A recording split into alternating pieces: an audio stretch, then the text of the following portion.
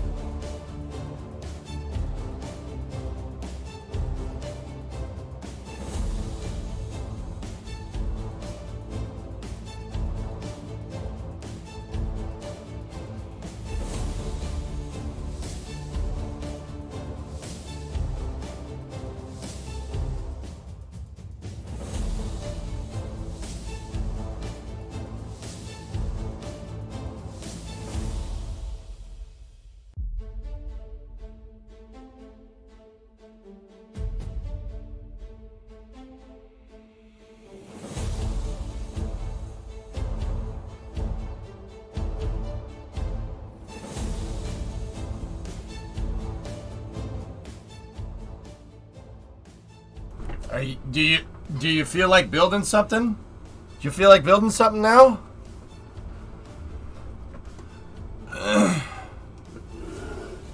You feel like building something? No? Oh. Oh. Okay.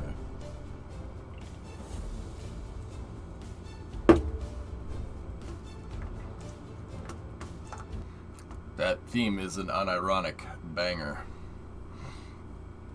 Nope, you took too long? Pretty much. Alright, so welcome to Saturday morning if you live on the West Coast. Minecraft, here, let's see. We're working on the survival city here. Let's see what we got up at bat here. Pretty much, it's Sunday now. Do you live on the West Coast, Bredonglenin? Bredongles? Bojanglenin?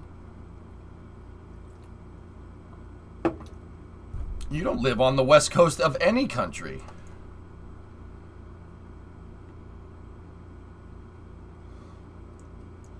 No, you live in the land of the ice and snow from the midnight sun where the hot springs blow. Hammer of the gods. I'm out. Alright, bye. It's not my fault. It's not my fault you don't know how to globe. Bridge Day, are you hype? Yep, it is in fact Bridge Day. We will bridge today. That's what we need to work on. We got to work on finishing this bridge. Yeah, let's see. What's changed here? Anything? Museum's looking good. Museum's looking good. We still got to finish some roads down here. Maybe we'll do that after the bridge.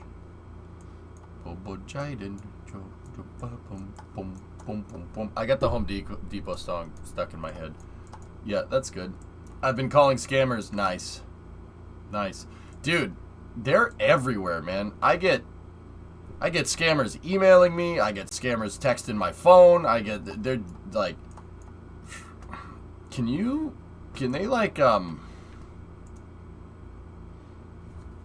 they what's it called? Off? Yeah. Can they do that? Yeah, it's kind of annoying. Home Depot! What is your gamer tag in Minecraft? Nice try, scammer. Ooh, we got a dock down here. That's a nice deck to the dock right there. It even looks like a deck. Predominantly, you see that? It looks like a deck.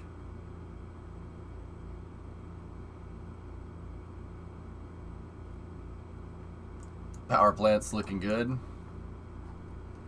Yep. Alright, how is stuff going over here? Okay, Drool's just doing his thing. Oh, Boring and World are doing some work over there. Damn, man. Oh, the taxiways and everything look brilliant, dudes.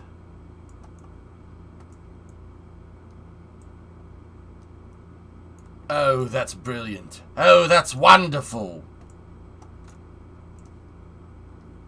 It's a very Dennis Pogchamp. That's an old stream reference.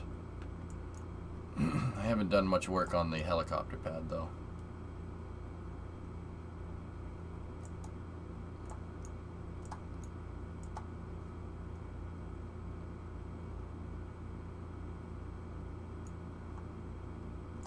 Oh, the airport terminal has finally been leveled. Yeah, I see it. See, we gotta, you know, when we're done here, we gotta start filling in this. Like, there's still spots that haven't been filled in. Like, I'll build buildings in here and stuff. And then the little historical area needs to be done too. And we got 2 good lots right there. We got a big one right there. I'm not sure what that's being used for. But I want to fill in all this aggregate space so it looks more like this. Where's the cricket pitch?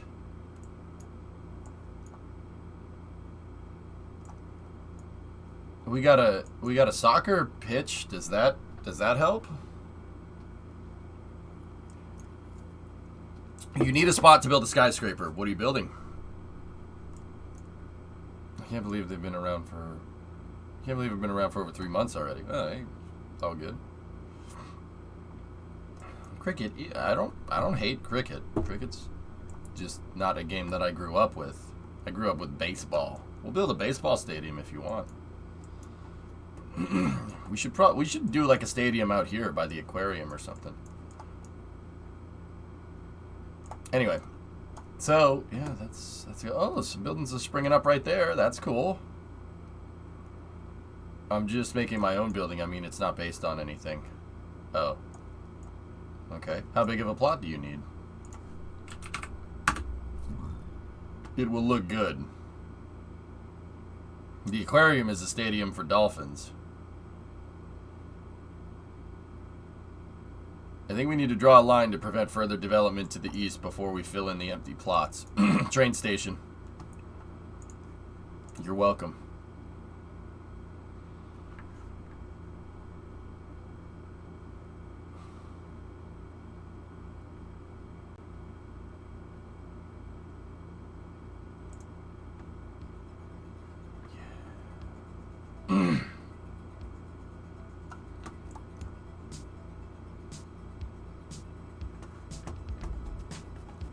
I don't think this is the Minecraft start music.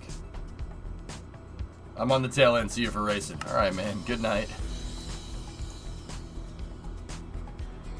I just woke up, dude.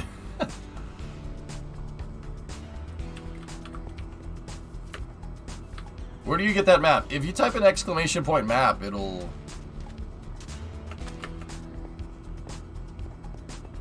Whoa. Exclamation point map will get you what you're looking for. You just woke up. I've been up since 5:30. That's like almost when I went to sleep. I'm on. I think what time zone am I on right now? If I just woke up, I'm on Hawaiian time right now. Yeah. No problem, T-Bim. All right. Let's get this Burge figured out.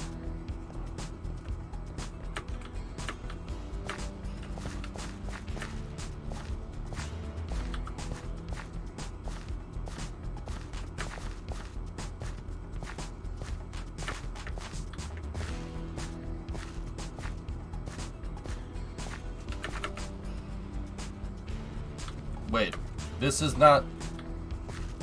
Panther! Where are you, you stupid bear? Get over here.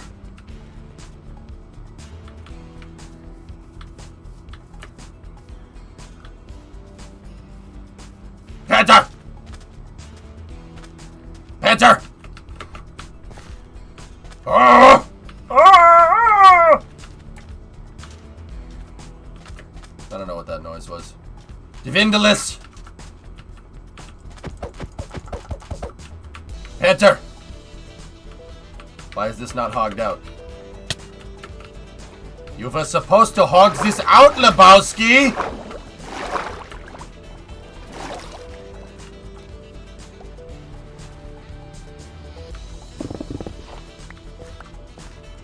Someone filled it back in? No! No! Get rid of it. The bridge is my project. This is my house. This is my house, and if you don't like it, you can get the frick out. I'm just kidding. No, we wanted this area not filled in. Have I heard about the Century and Consumer buildings in Chicago? I don't know. You fricking fricks! When will you learn?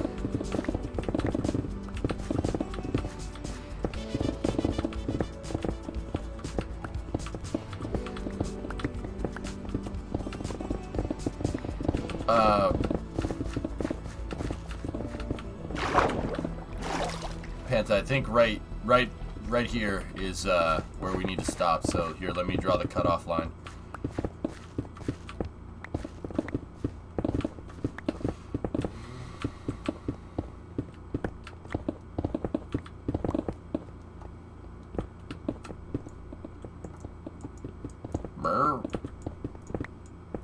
Alright, we gotta come up with the design of the bridge so we can build out the sections. Does it count as sleeping if I watch from the iPad in bed? Yes. Yes. Yeah. Oh, yeah.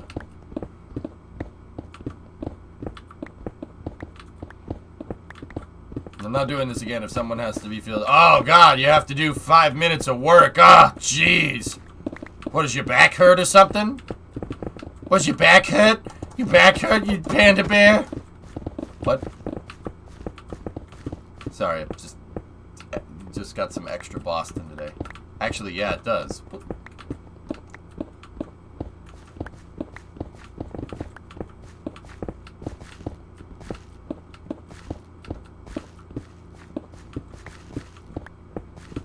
You need to find a bridge as tall as this one to make it look right. Make what look right?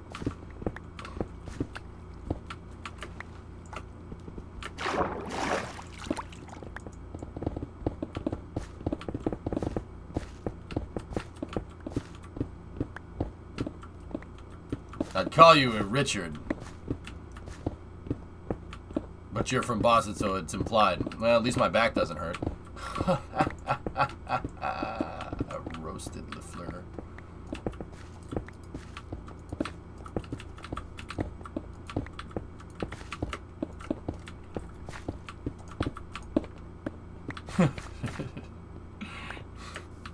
Alright. See? That didn't take long. Alright, I gotta figure out where this bridge is going to start.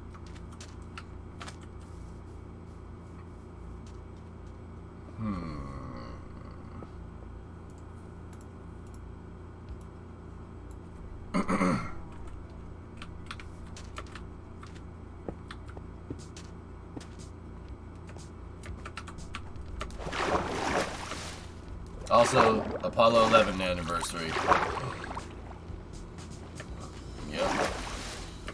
Yep. How many years are we out? 52? No, 53. 53 years. Yowzas.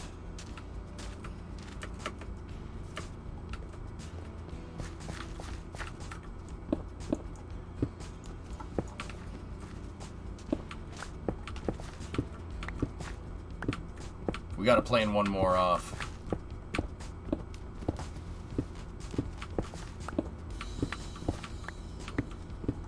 Panta, if your back hurts, you need to sleep.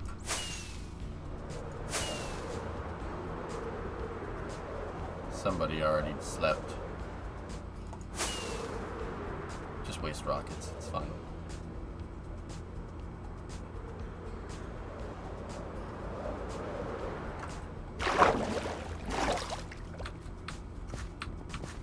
Panta, what do you mean the rebels blew up the Death Star? What? No, Panta, what the hell is an aluminum falcon?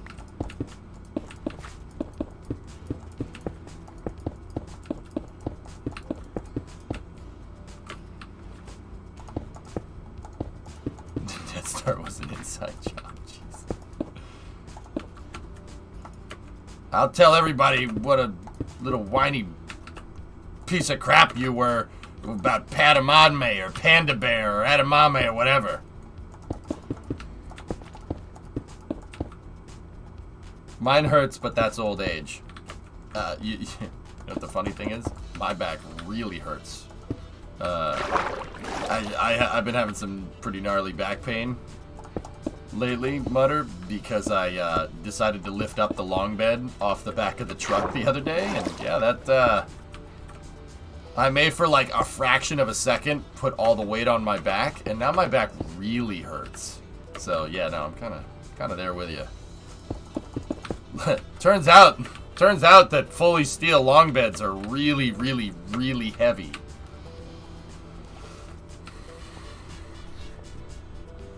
Check Discord Dems when you get a chance. Nah, I don't have a chance right now. There was an insurance scam. I mean, come on, the guy who blew it up was the dude's son. Like, I know they say they're strange, but they were clearly in on it together for the insurance money. There were delays during construction, and Vader knew it had design flaws. It was never going to make back its investment.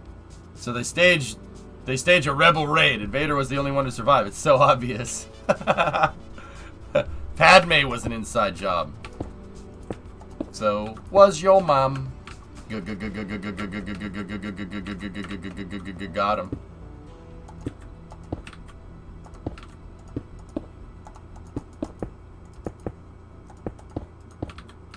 What? It's Minecraft. Minecraft is for kids. It's fine. We can make mom jokes. It's okay.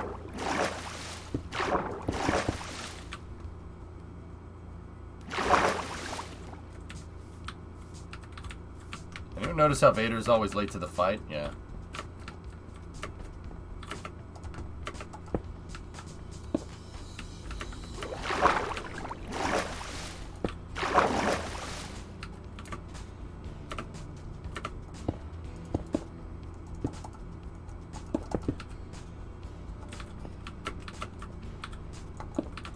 Would you say that Vader's behavior is a little sus?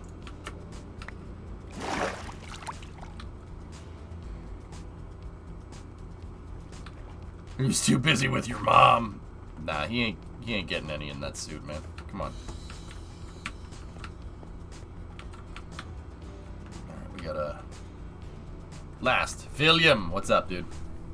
It's because Vader is a pansy. That's right. You know what kind of person would choke out people for disappointing them? You know what kind of person would do that? A child. More footage coming this month from... More footage coming out this morning that Yuzmash was destroyed. You know, Phil, that's a shame. Phil, you know what I'm gonna say? You know what I'm gonna say? Man, Omega doesn't seem like such a bad idea now, is it? I said that was a good investment decision at the time. Jeez, it's almost like your boy knows something about rockets or whatever. I said that was a good investment. Why would you keep doing that? Man, they got a... Northrop Grumman has a little bit of egg on their face, don't you think? Oh, no!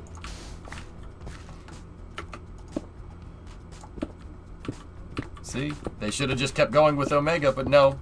No, that's too expensive. We can't have the Air Force pay for half of the development, and then we have to pay for the other half? No, we'll just keep using what we have. Short-sighted. Told you.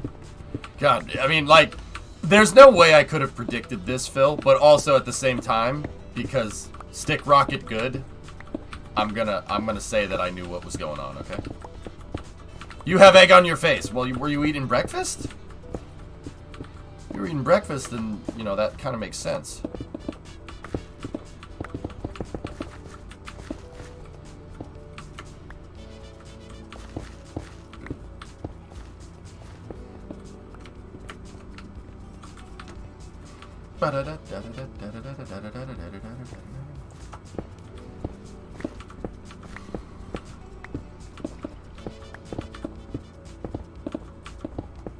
I got the Vice City on in the background here.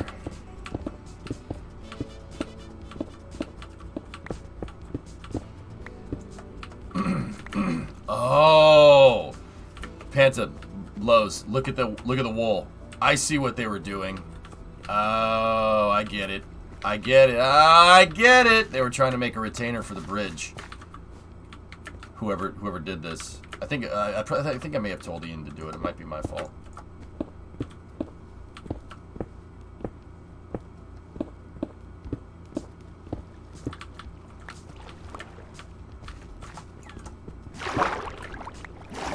Vice City, best. Tommy Vicetti. Huh.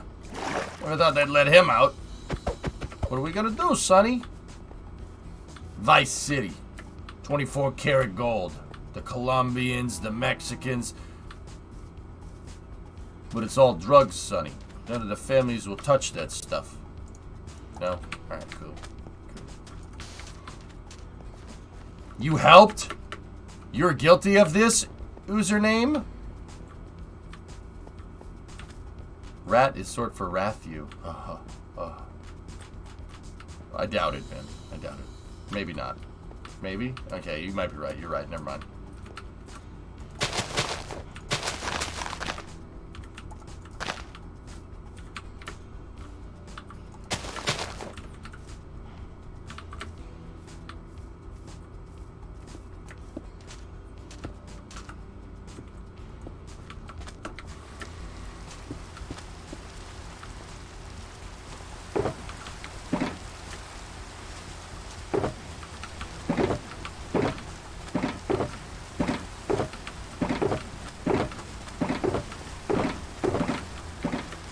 Stone.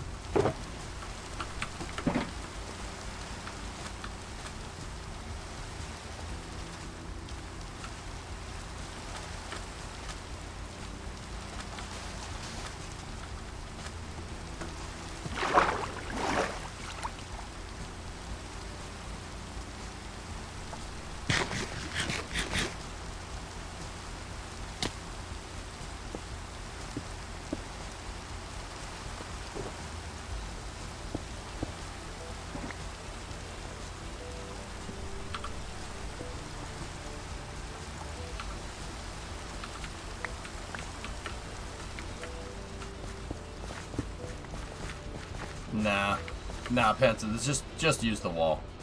It's not gonna look right.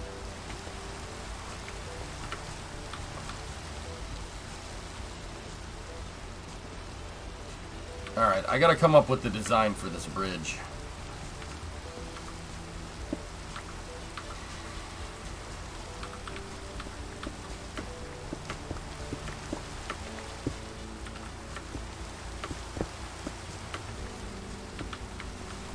Alright, so we need some space out the sides for the sidewalk. Right.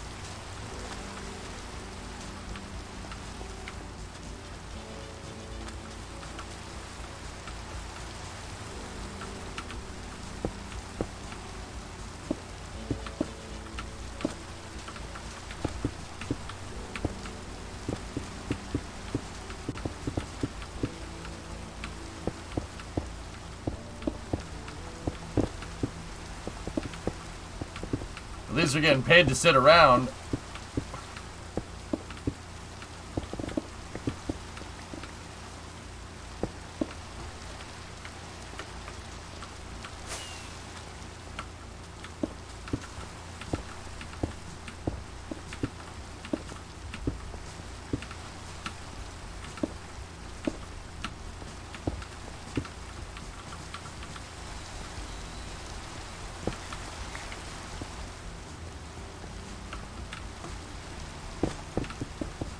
There we go. I heard you may have found a good solution to cut lines for the second tank. Yeah, I did. Here. Why do I have caps lock on?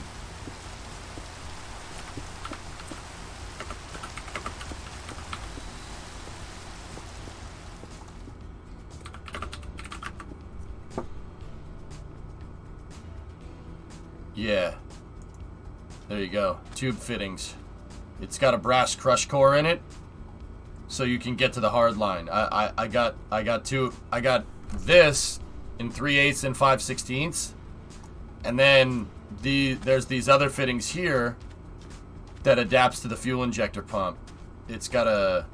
See the thread? Hellfish helped me find it, dude.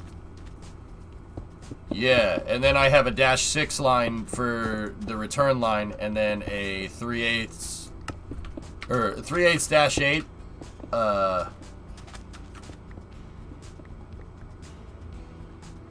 What was it? 3/8 -8 from the tank 2, and then a 5/16 -6 coming back from on the return line. Yeah, those AN fittings are expensive, but it's okay. I want it to work, and I don't feel like replacing the entire fuel system. Ernok, how they did it on those trucks, we'll get into building the bridge in a moment. How they made those trucks, the way the fuel system is set up, is that basically from the fuel filter, which is under the driver's seat, all the way to the rear tank, is one stainless steel piece with flex lines pressed onto it. Yeah, it's... Dude, yeah, no, this is gonna be way easier, and it should work. I'll find pictures, but we'll do it later.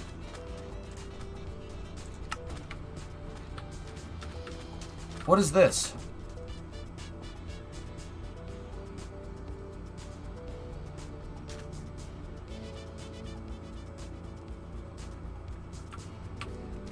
I'm confused.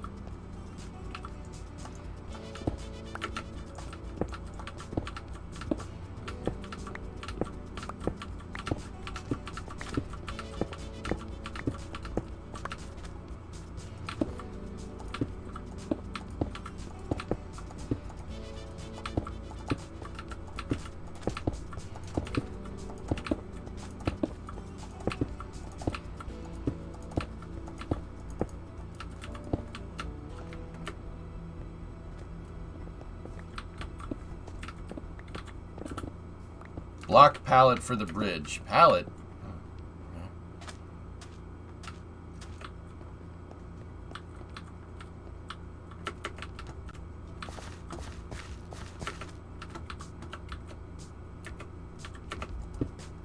So guys, the bridge needs like a underside layer of stone. And then we can do this. So 48, if you want to get on building the underside piece like that, do it.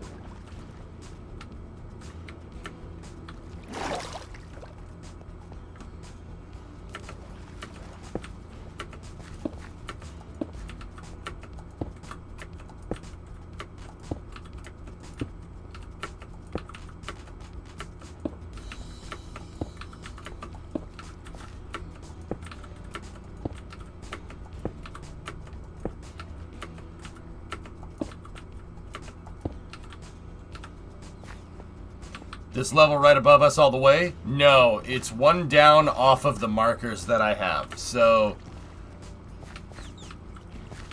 like, see that dirt? Put the stone underneath that dirt. Where I have dirt and stone marked, that's the road surface. Does that make sense?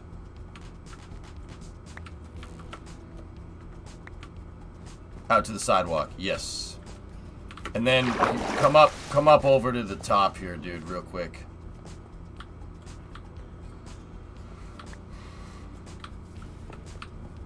See how I have this set up? We need 2 wide for the sidewalk, and then we need a wall on the end like that. So this whole thing will look like a big.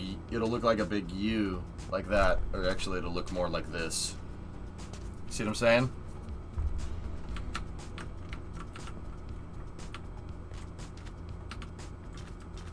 Then 4-star command. Thank you, sir.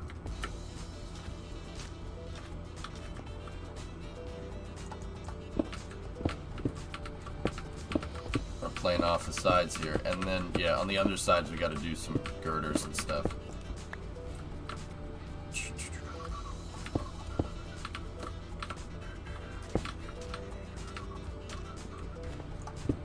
You're a girder. Your mom's a girder. Got them.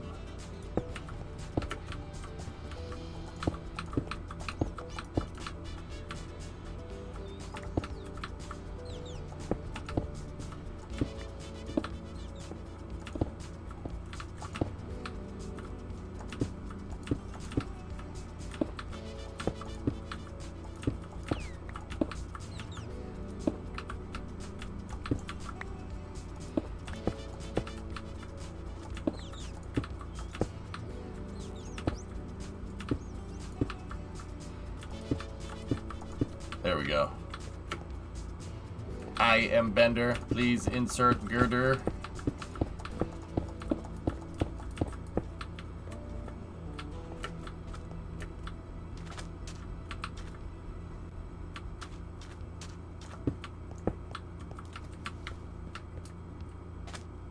You know, the bending unit, those bending units are pretty good, but I've always been more of a fan of the Robertos. You know the Robertos? How structurally sound is this unreinforced masonry?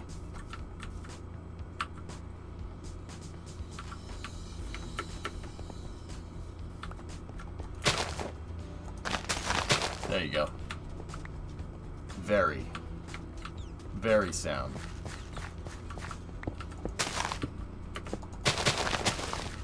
See? Just gotta slap the roof of it. That ain't going nowhere. See?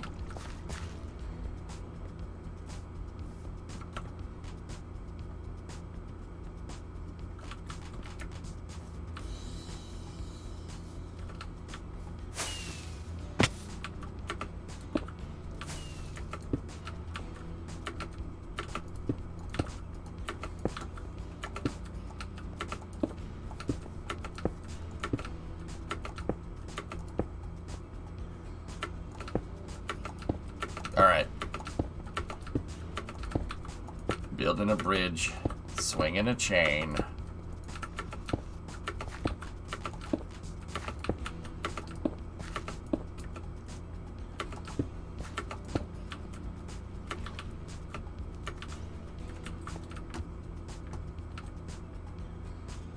Swinging the chain. There we go. Also, because of you, Habit Burger is now my burger joint of choice. Joint besides In-N-Out. I think it's because we were really hungry after all that work on the truck, and I remember it so well. Habit Burger?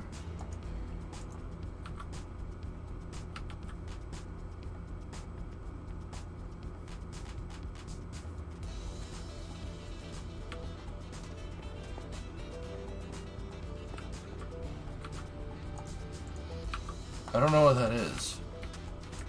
Am I dumb?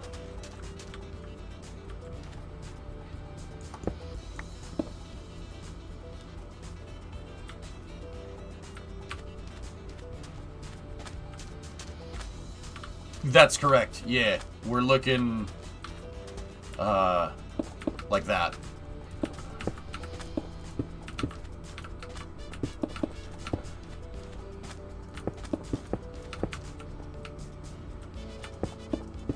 That's where we went after we got the bed on at Hoonigan. That late night meal. Yeah. I need to see it. I need to visualize it. Habit Burger? Why do I not recall this? Am I stupid?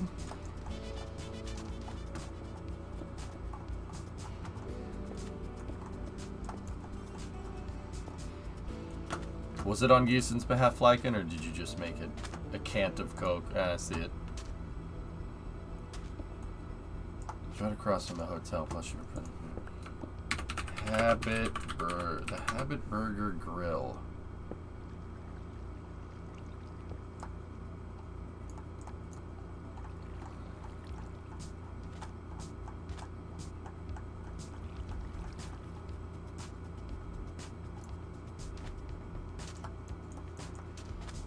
Oh, yeah, okay. Yeah, I got you. I got you. Yeah, there's the hotel. Okay. Alright, Nickid.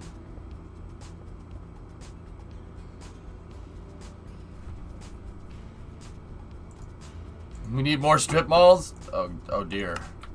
Oh no.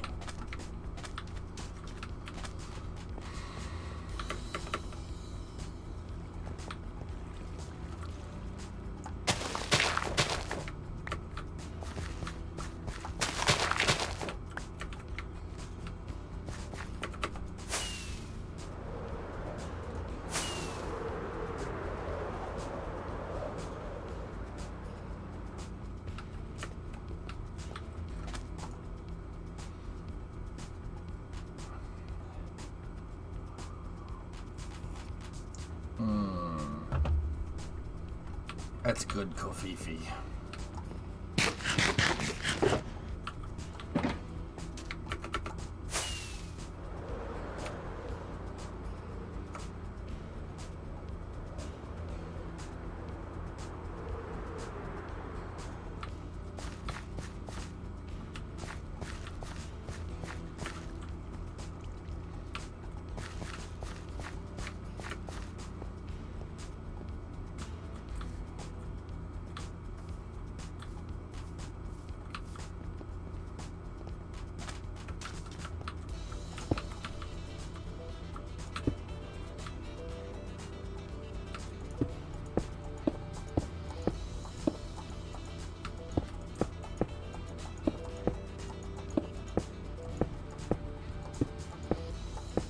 Dolphin.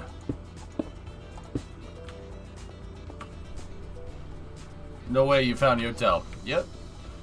Hey, about to go on. We finishing up this road? That's right.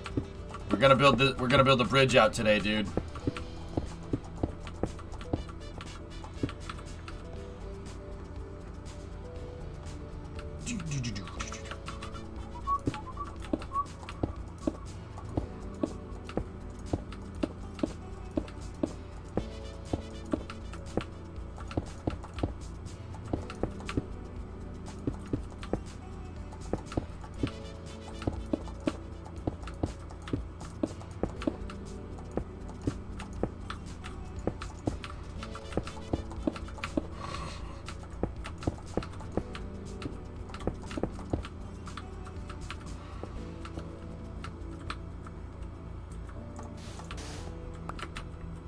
Tunage.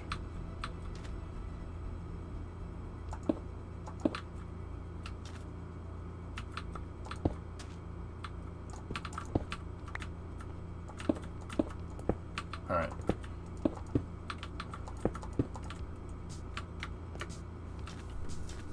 Do you want me to flesh out my idea more? Is that why you didn't say yes yet? I gotta see what you're making, dude. RJ, I had a problem with somebody one time that was like, can I build a building? And I was like, yeah. And then they built a 256 tall straight cobblestone tower. I have to personally okay any buildings unless I say otherwise. Yeah, so it was like, oh, I really want to build a building. And then the guy built a tower 256 tall cobblestone. That's it. It was just, it looked like a big dong sitting in the middle of the freaking map. And I was like, that's what you made? That's not a building. That's just a stack of cobblestone. Oh, well, I wasn't really feeling too creative, so I just made this. I'm like,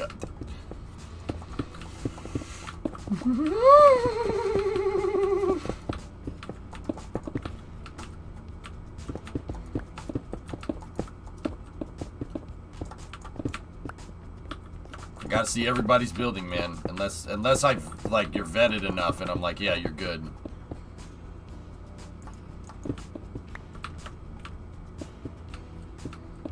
It looked like a big old dongle.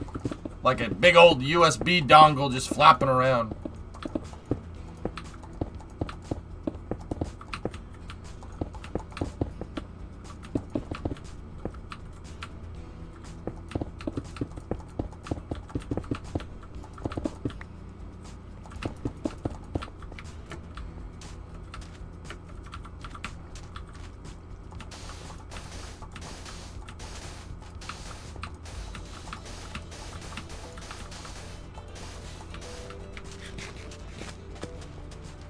Yep, you guys got it.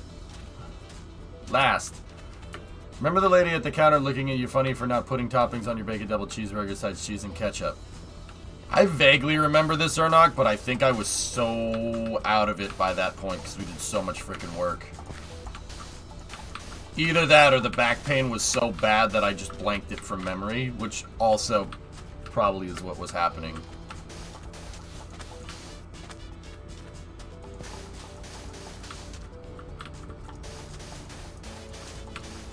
Okay, this might seem like a dumb thing to remember, but did they put the burgers in like a pouch or something, right?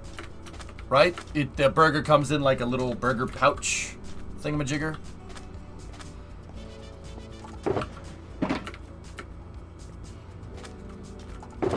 Lincoln in chat, so he sees it. Yes. It's like a wrap pouch paper thing. Okay, yeah, I remember. Yeah. Yeah, I got you. Dude, that was weird because I do not remember that until you reminded me.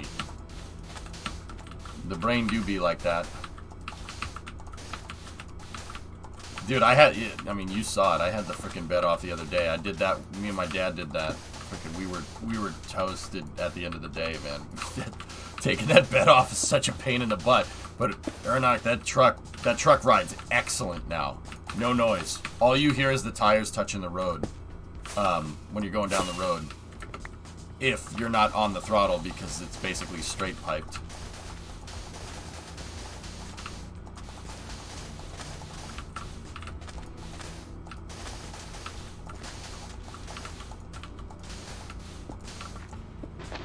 You have the shape.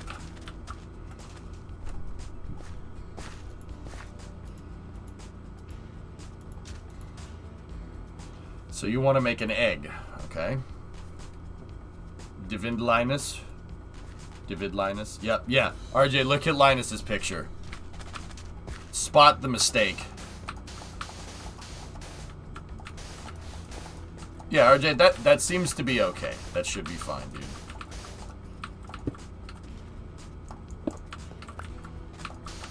Username. Can you go over to our kind of storage supply site for when we made the marina and grab some yellow concrete for the center of the road?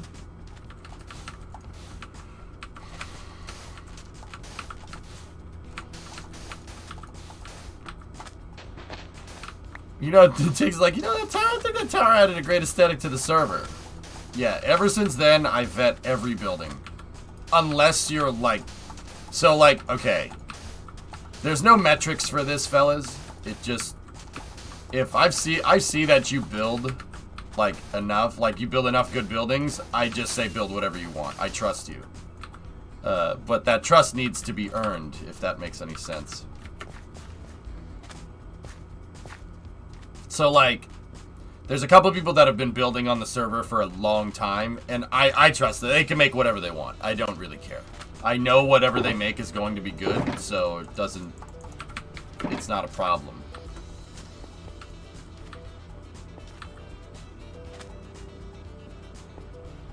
Drummer, it's gotten to the point where I don't even... some folks can just build. Just build. It's fine. But yeah, for the most part, please ask me. Even the guys that I have vetted... The guys and gals that I have vetted for building, I would still prefer if they asked, but they don't need to. But they still ask anyway, and I appreciate that. I feel like making a cobble deep slate tower. Yeah, but see, K3, if you did it, you'd put in this... What's the word? What's the word for it? Oh, effort. Yeah, you'd put in some effort and it wouldn't look like dookie.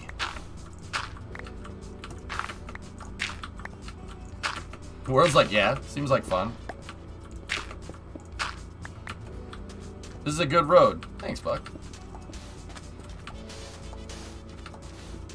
Yeah, we're building out a bridge right now.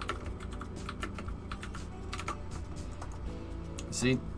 We need a bridge to cross this. We need to build this non-functioning bridge so we can have non-functioning cars go across this non-functioning road for better non-functioning traffic flow in our non-functional city.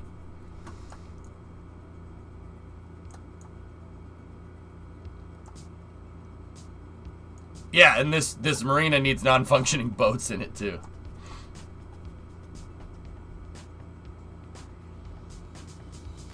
Okay, Kick. Makes non-functioning sense. Yeah.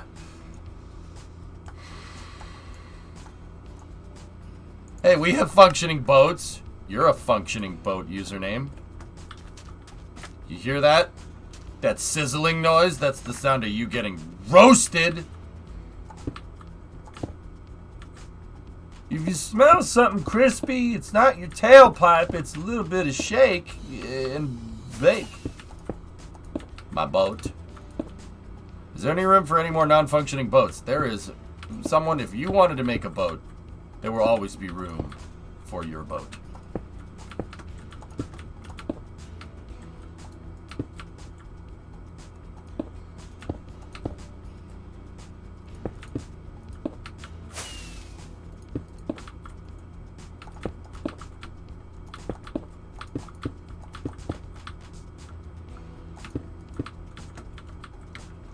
Is the server still on 18? Yeah, we're on 18.2.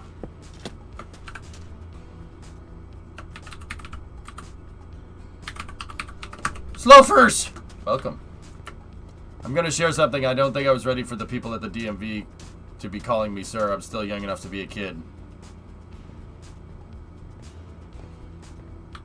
Huh. Nah. Flykin', you're an adult at 18, remember.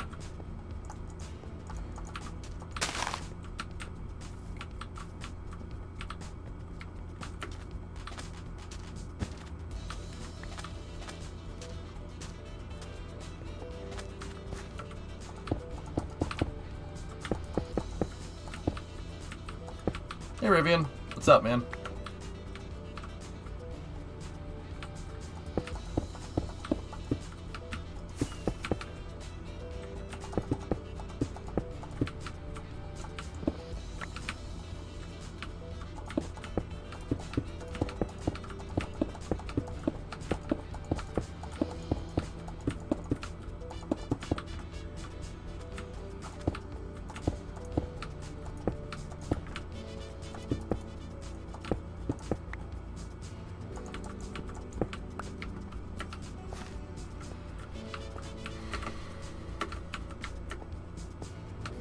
Yeah, Flakin, I don't know. When I go to the DMV or go somewhere, people call me sir. That's pretty cool. I think that's pretty neat. I mean, I'm very much an adult. I mean, at least externally. Your mom's an adult externally. God, see what I mean? Hey, Dak, what's going on? Yeah, but I don't know about you, Flakin. I use sir and ma'am whenever I'm talking with somebody that I don't know. I always use sir and ma'am. Ma'am, how are you? Sir? Thank you, sir. I appreciate it. Thank you, ma'am. Always. You always be respectful. That's what I do. I do that to everybody else, and yeah, I don't know. Always be respectful. Don't be a child. Remember, even if you think you are, don't do that. Not too much. Just turned on Formula E from New York. About to turn it off. About to turn it off.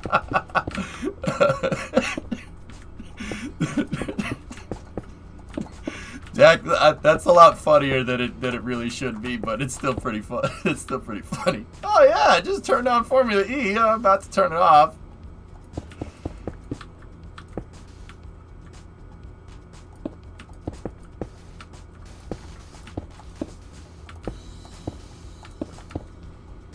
Yeah, fucking not to sound like boomer tier, right? But always be respectful. Say please and thank you. Don't interrupt people. Those are my rules. I learned that from working a lot of customer service. What's Formula E? It's electric car racing. Sir, ma'am. Just like grabbing food from the desk. Here's your food, sir. Sir! Sir! Sir!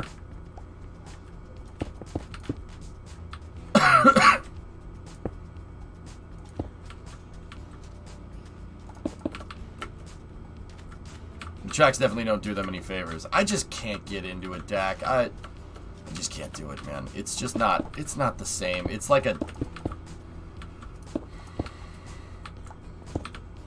I had an analogy ready, but it's probably not appropriate. It's just not the real thing. You know what I'm saying?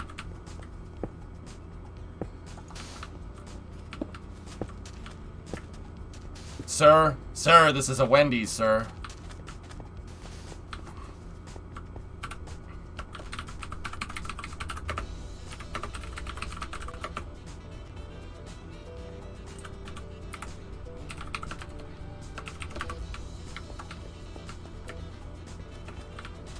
We're gonna need some smooth stone for the slabs. Got it.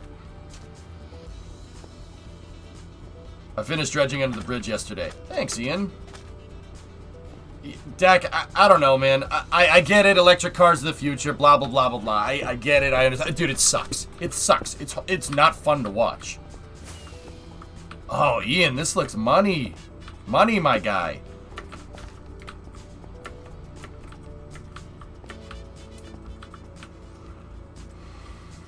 I'm gonna go down there and take a look. Whee!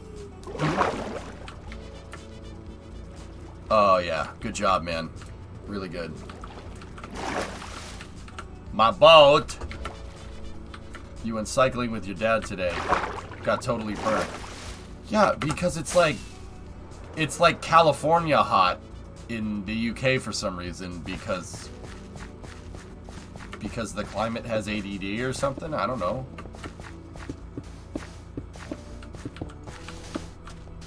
Drummer, you want to hear something messed up? The sun was so bright and so obnoxious. Like, not obnoxious, but it was so ridiculously, like, sunny that when I was putting on suntan lotion, I'm used to putting on suntan lotion like this. I had to put suntan lotion on the bottom of my arm because the sun reflects off the dirt or off the sand, and it can sunburn the bottom of your arms. Your armpits can get sunburned in the desert. Yeah. Yeah. Great. Isn't that ridiculous?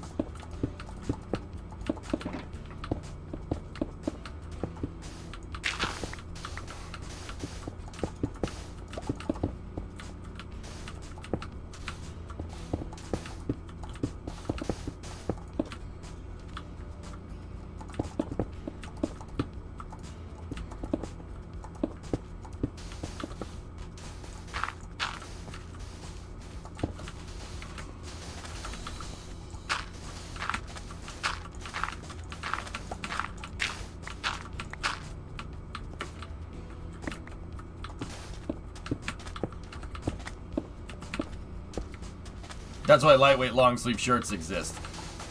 Das told me to wear one, and I brought some with me, and then it was just too hot, so I didn't. But I caked myself in suntan lotion. It looked like I took a bath in oil.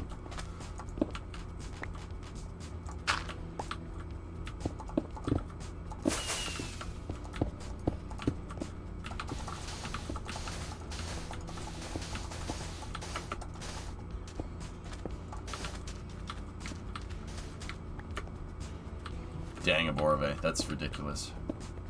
It's supposed to be 113 in Texas. Yowza.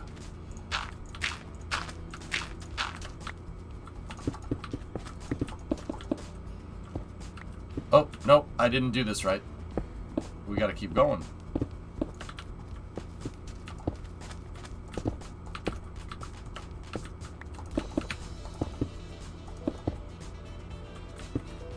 Sidewalk doesn't go up there, username. This is the center of the bridge. Stays at the same height, buddy.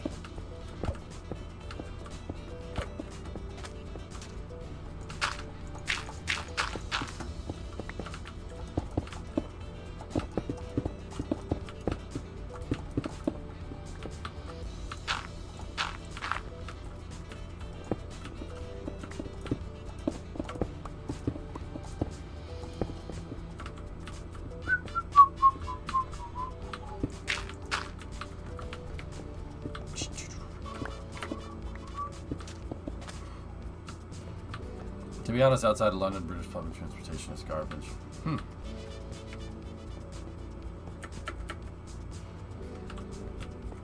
Oh, yeah. Oh, there's a little bit of a mess up right there.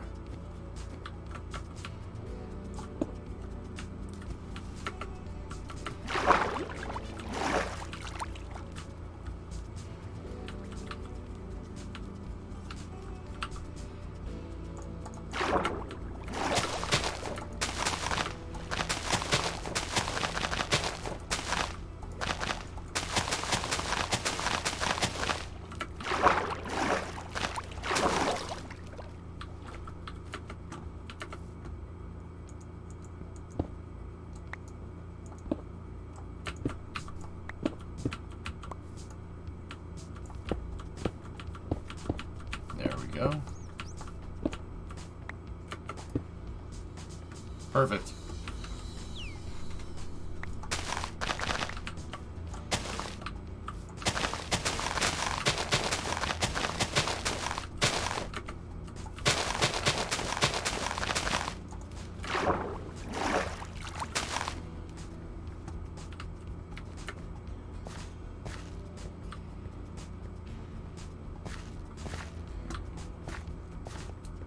No, don't use stone. Use some nicer material. I'm only using stone for the road deck, dude. I'm gonna put better railings and stuff, and we're gonna use better ingredients.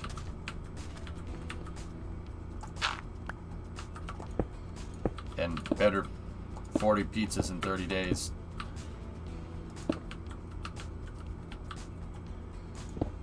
Papa John's.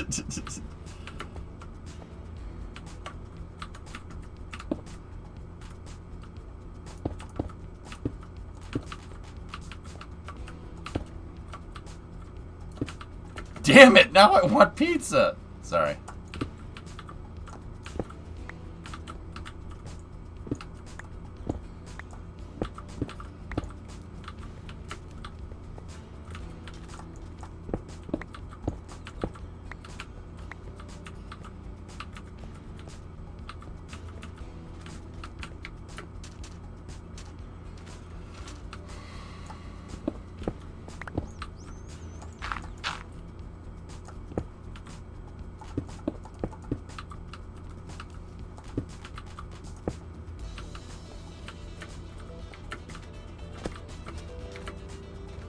I don't know what we're gonna do for the bridge, for the ends of the bridge right there.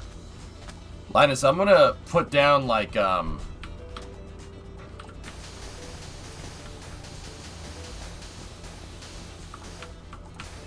gonna put down. There's gonna be girders underneath the bridge, the load-bearing girders and stuff. I gotta build it. There's gonna be a little bit of a truss structure underneath the bridge, because this type of bridge is it's a concrete deck.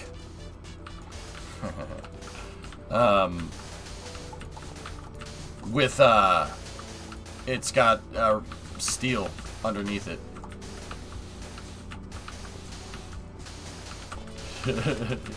You have a concrete deck? Does that mean it's hard all the time? God damn it. See, I told you, I look like an adult. Dang it. It's small? Oh. Is it reinforced? You gotta reinforce that thing with steel, you know. Y'all children. Y'all children. This bridge will have a very hard day. Yes, it's reinforced.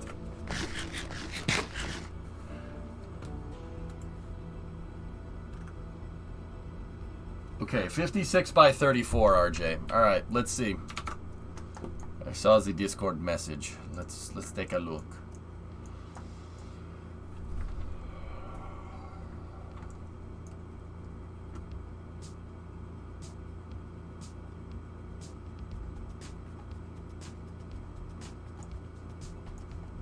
What street level here? It starts to go down there.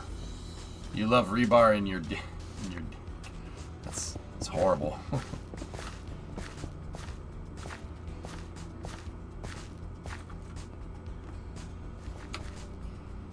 Is RJ even here? Where is he? He's gone. Dang it. Dang it. Oh god.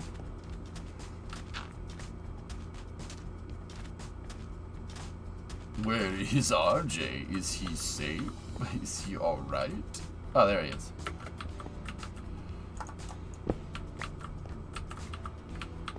No!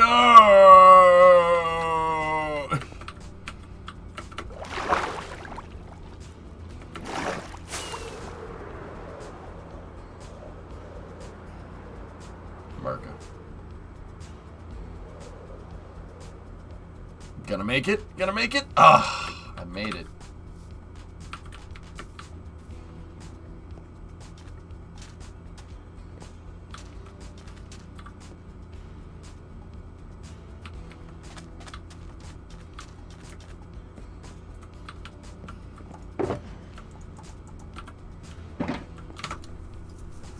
Your Elytra is about to break. Oh, I gotta slow down then. Oh, break like break. Yeah, B-R-E-A-K. Okay, Linus. Yeah, I got you.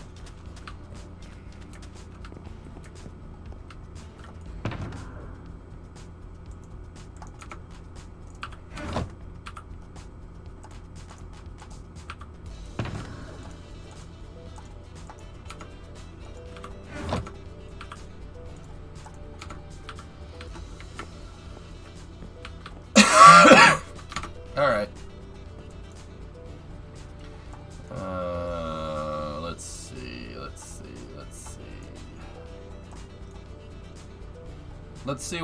see what's on this plot, if anything. I'm gonna head over there real quick.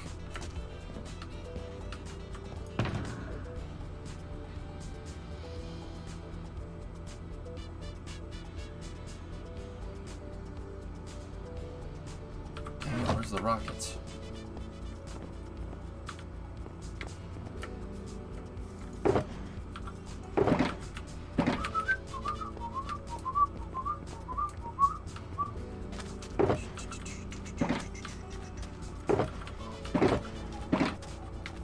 I don't know where I put all my dang rockets.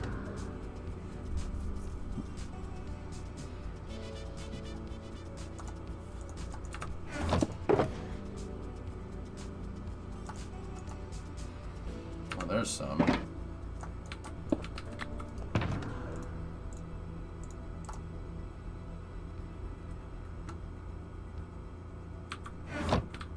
Could I plan out a car dealership in my own world and then find a suitable plot for it? Yes.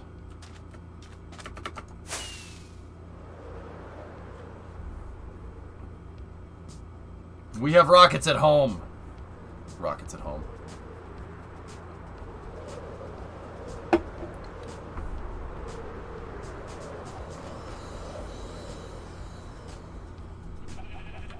Alright. Should we build a stone brick retaining wall for the fruit where I'm standing?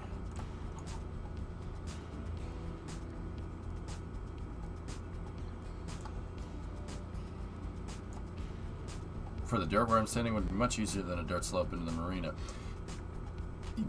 That's going to... So, Ian, I just left this 2x1x2, like, and then it just should go straight down. Someone will probably build a wall in there. Build a retaining wall in here. I don't know what world, and I think... Actually, I think Tiggs was assigned to this project, if I'm remembering right. I'm not sure exactly what's going on there, so just leave it. Just leave it for now.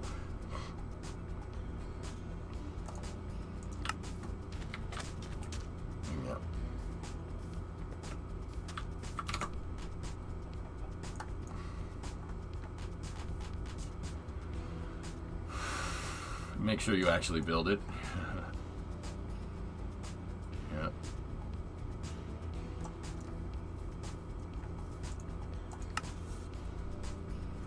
I don't see anybody on this plot right here, but this is a weird plot because it has the river going through it.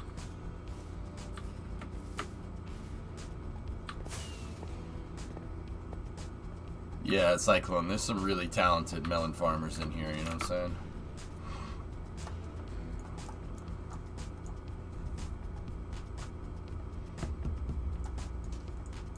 So this was a swamp biome, so what we did was we just left where the rivers are because I thought it would look cool. You can make it work. If you want to put your building off to one side, I think you have enough room. So yeah, this plot is clear. You can use this one. Put down a sign that says what you're building and who owns the plot, and you should be good.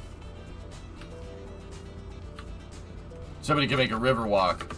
Isn't the river walk in San Antonio? But yes, I agree with you, B.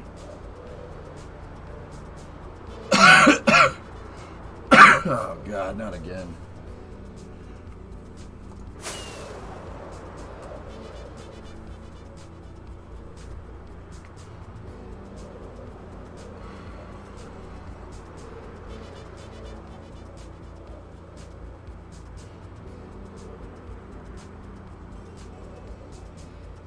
I live in Texas, I should know this. You having the Yankee tell you about your state? Alright.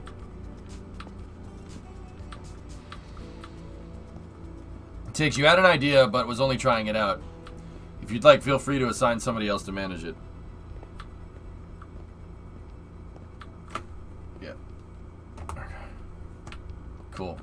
Yeah, I mean...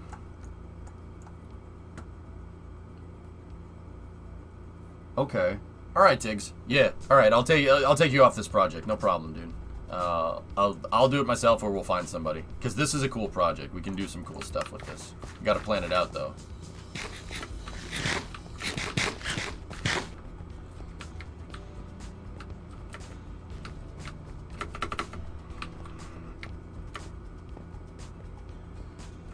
Oh, jeez.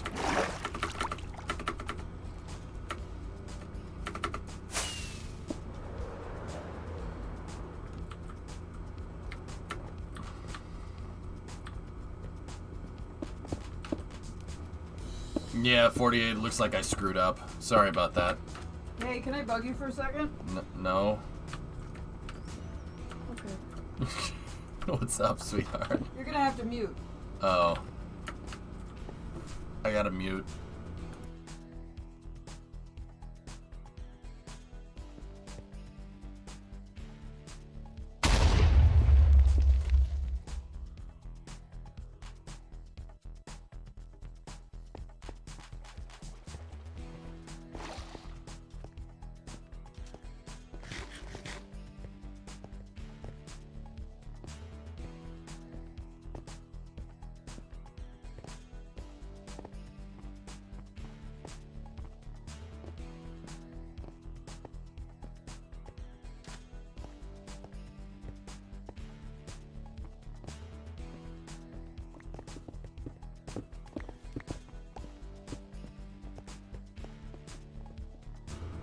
And I'm back.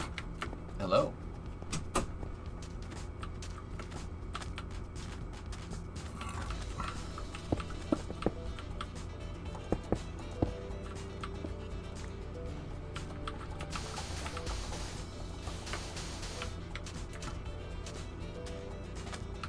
It looks like I didn't get some of the thickness right here.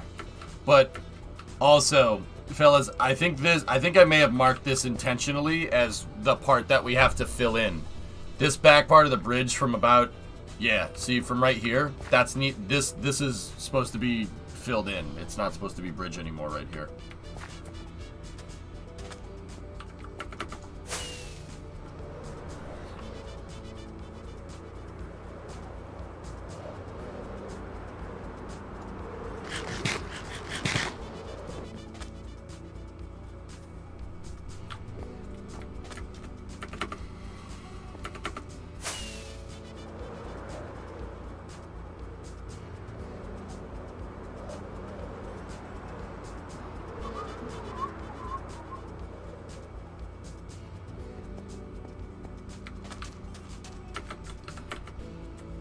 Yeah, so we gotta do some infill down here.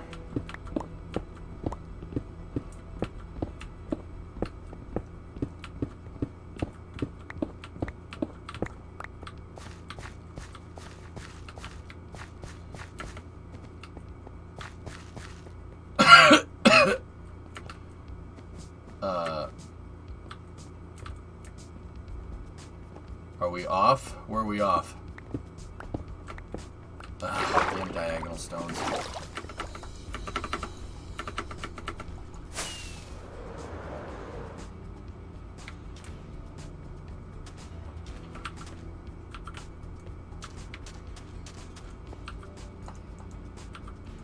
Oh, I don't have any smooth stone. Or stone.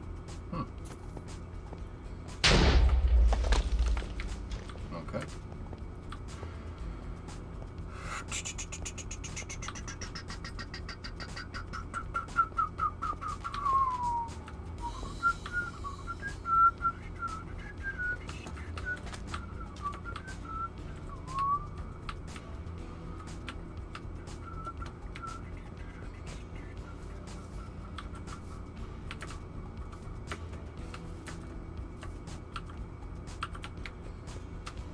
Alright.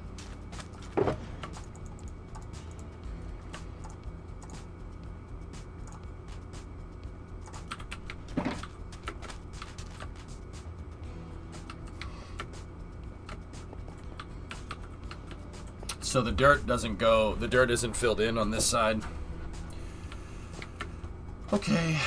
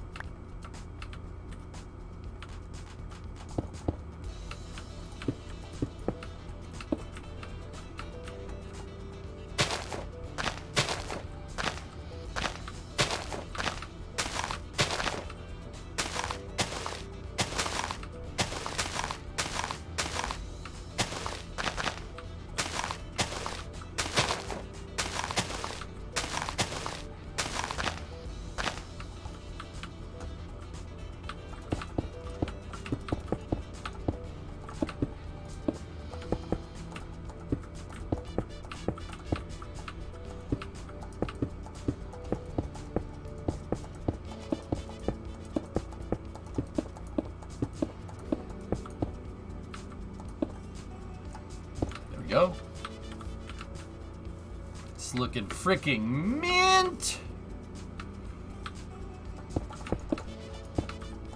What the frick happened here? We're missing parts of bridge. Spill glass. Get OSHA in here.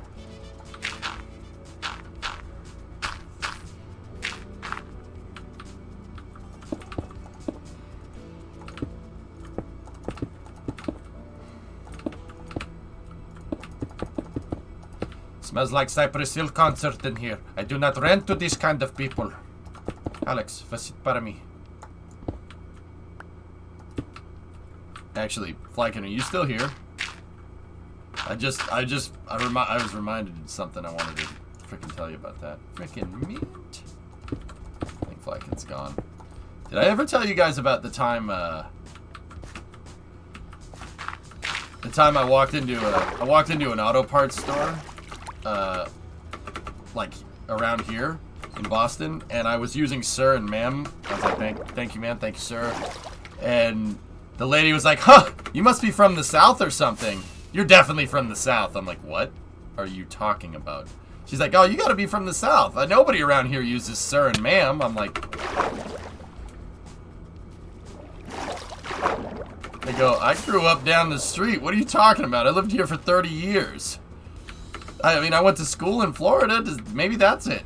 And they're like, oh, wow. You're really from around here? I'm like, yes. I was like, I went to this high school. I graduated this year. Not this year. I graduated in 06. And they're like, it must have been when you went to school in Florida. I'm like, you don't know me. You don't know me. You do know me. I'm like, what? I don't, alright, okay, whatever. I'm from the South and I don't use sir and ma'am all that often. Oh, bless your heart.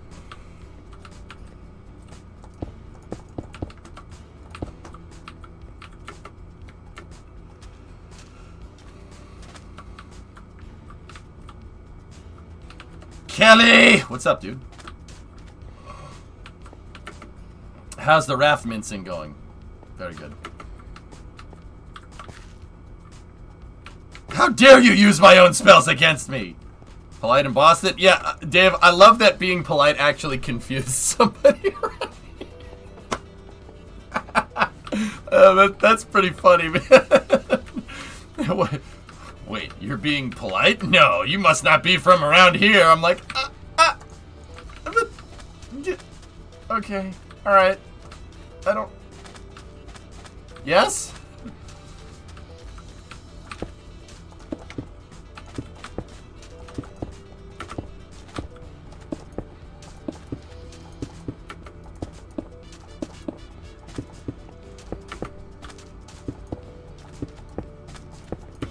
Am I trimming the edges to stick out of the bridge? Yeah, do this on the supports.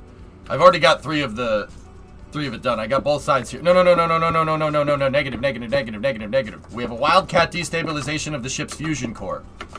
No, there's, all right, hold on, 48. I gotta show you the bridge. To Goggle Earth. Don't you dare use my spells against me.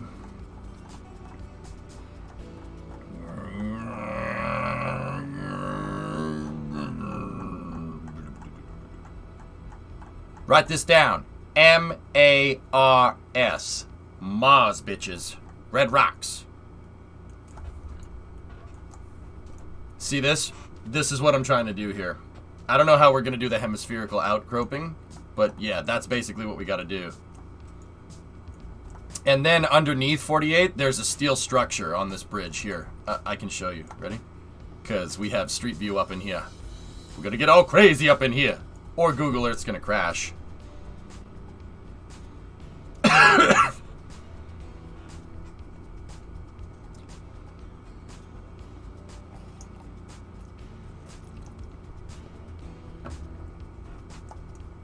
Yep.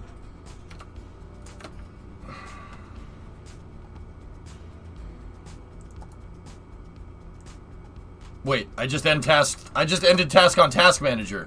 No. Bullets, my only weakness. How did you know? I just end task on. Did universe didn't blow up or something, did it? But 48, you see what's going on here? This is the type of bridge that we're trying to Minecraft out. All right, let's see if it takes a dump this time. And no dumpy Google Earth. Yeah. So this thing has got steel beams under it. And then actually, yeah, we got to trim down the footings, dude, cuz yeah, see what I'm saying? There's 2 concrete footings right here. Oh dear, I think he just shut down NASA. I noticed Street View has been really buggy lately, kind of annoying since I used it at work. But yeah, see what we're trying to do under here? So up there, that's the road deck, and then we gotta put these big old steel beams in here.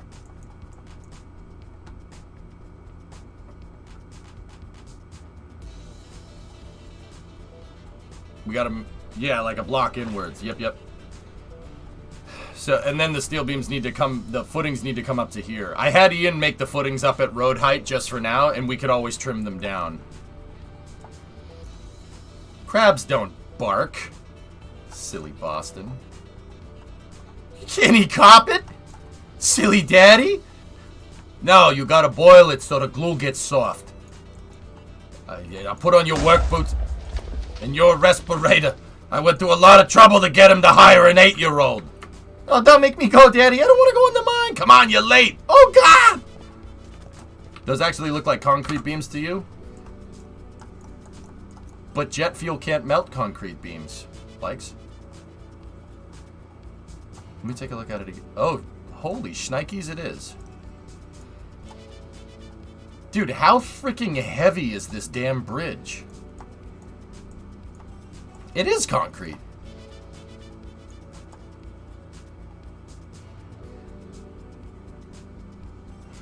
Actually, you know what, Likes? I'm really happy that you pointed that out. You know why? Because that just makes me respect even more the fact that this bridge is... Turbo.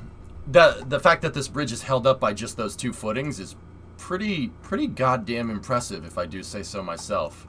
The fact that that's all concrete. Likes, do you think they cast that in place or prefabricated segments? If it's prefabricated segment, how the heck did they move those into position? How does that even happen? Oh, man, now I want to look this up. Barged in. Yeah, Drummer, it had to have been. Usually concrete beams are prefabricated Amulite. Yes, okay. Yeah. I mean, you know what? This probably isn't too incredibly special. Like, I'll bet you this is probably construction techniques that have been known for a good while, but it's still cool, you know? I got it. I figured this out.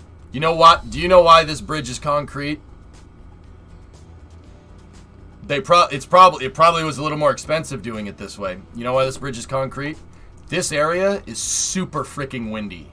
It's super freaking windy, and there's not a lot of space to build stuff. There's not a lot of space to start construction or anything. It's super windy, and it's by the ocean. Look at how rusty that damn bridge is. Making this out of concrete makes it so you don't have to maintain it as much. Smart. That's smart. Really smart idea. Because can you imagine trying to do maintenance on this freaking thing? Where are you gonna put stuff? There's no place to stage anything. You'd have to use barges. Yeah, see, that's cool. Dude, I love it. That's really well thought out stuff. That's why this bridge out of concrete. I'm sitting here, I'm like, why would you make this out of concrete? Because its predecessor, this bridge replaced that bridge. Look at it. It's a rusty pile of junk. It's like a tetanus trap. Look at this thing. Actually, the fact that it's still standing is pretty damn impressive. That was the original way to get to the seaport.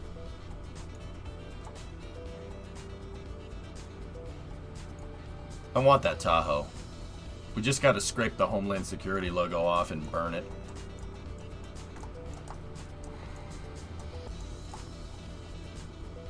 Yeah, that's the courthouse. Check out the floating bridges. Yeah, O-Force, I know about those floaters. I've driven across one. Right, actually, after I met you. It sucks that that restaurant folded, dude. I'm really... I think you told me. When you told me, I was really bumming. Yeah, but see, in Seattle, fellas, you want to hear some crazy civil engineering? In Seattle, Lake Washington right there is too deep. It's too deep to make any supports. So what the engineers did is make the freaking bridge float. It's a floating concrete bridge. It's too deep. You can't, like, what are you going to do? Make a footing that's as tall as the Empire State Building? No way. It's really cool, actually. I mean, likes, I have a question. Is Lake Washington susceptible to tides? If so, how? How do you make this, how do they make the bridge from doing this?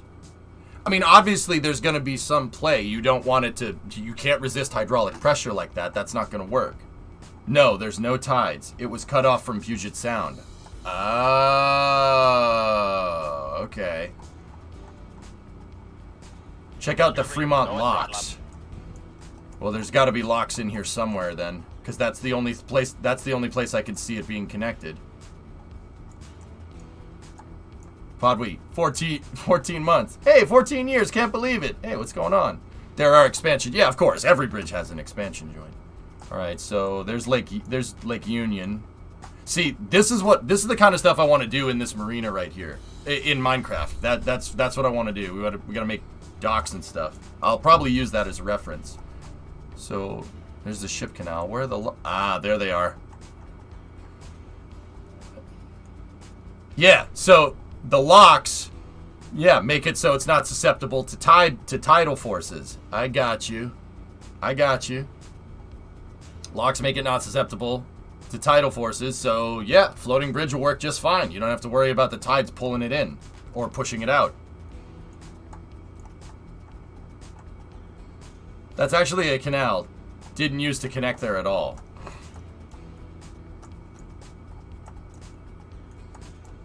That right there, man.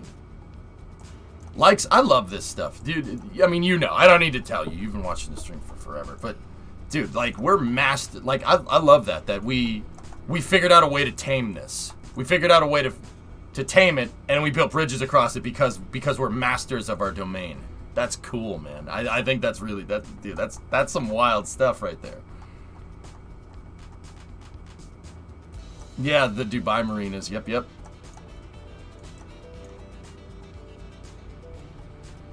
Ah, see, private watercraft lock right there, and then they have a big boy lock it over there.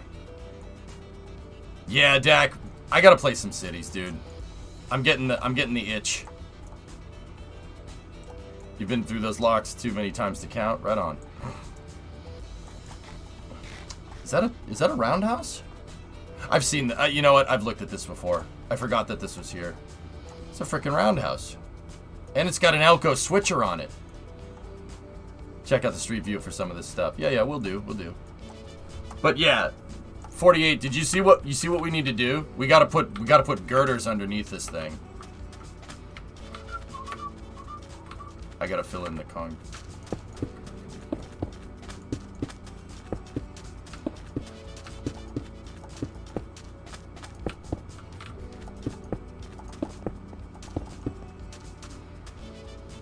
Pretty sure that area was a trains map for the 2007 edition. Cool. Stop hitting me! Stop hitting me! Stop!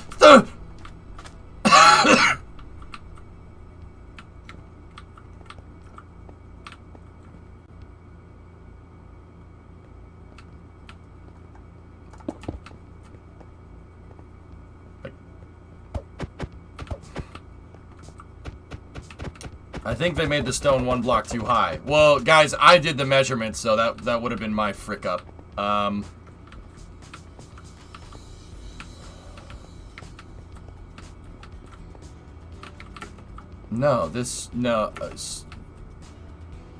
Huh. Okay. All right. Give me 1 second. Let me finish what I was doing. Let me fill in the white concrete, and then I'll go back and take a look.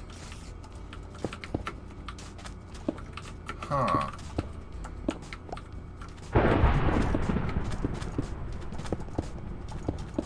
What is this? Planet of the Apes?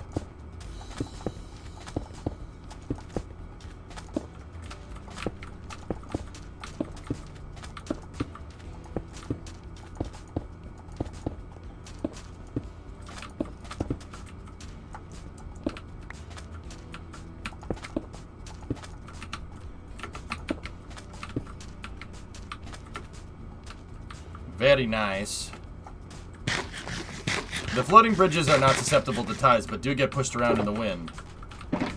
Now imagine laying rail on that. Yeah, that's... Dude, it's impressive. It is impressive. It's an impressive feat of engineering.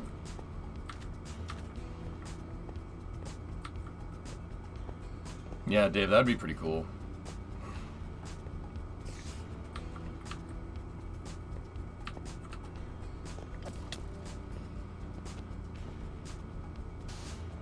What's the bridge again? I want to see yourself. The bridge is in Boston. It's the bridge that connects to the Seaport District, dude. And you probably don't know Boston very well, so what I just said probably means nothing. Sweet. It's right there. If you look up the Suffolk County Courthouse, that's the Suffolk County Courthouse. That's why the Homeland Security and the news van was there. It's this bridge right here. This is Seaport Boulevard. Probably should have said that to begin with. That's Seaport Boulevard. Actually, just real quick while we're here, want to see something crazy? So, you have the Seaport District, which was all ex-Navy Yard, and you can tell that this is all new construction, right? If you just go like less than a mile away, the city looks like this. It looks like 1850s London, right? So you got Beacon Hill right here. And it looks like London, which is crazy. It's like if you just take the cars out, it looks like that, right? And then all you got to do is go like a mile away. 1.6 kilometers for anyone else. You go over here and it looks like you're in Dubai. This part of the city is all brand new, so it's all glass. Hey, there's Yotel. Isn't that that's weird, man. Very strange to me.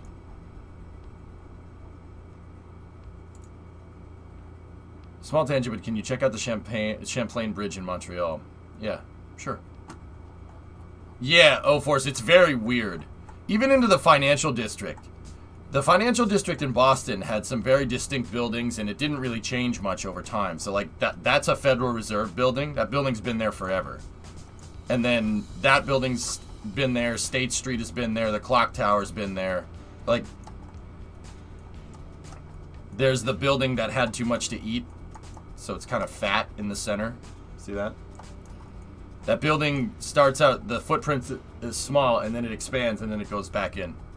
Very weird. Those buildings have been here forever. You get in here, there's just buildings that have been here for a long time, and then you go over here. And you know what the crazy part is? That street view image is old. They're building, like, see where all this is? They're building all this stuff. They're building it all out. It's nuts. It's crazy. Like, if you compare this to this area in, like, 2005, it's kind of crazy. Like, let's go, like, right there. Turn off 3D buildings. It's just all parking lots. Because it was all ex-Navy Yard, right?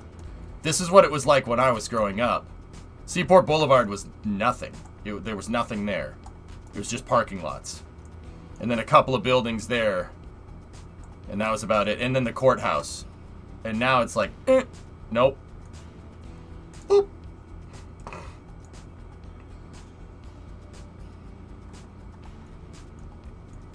We have one exactly like that, except upside down. Oh, really? Nice.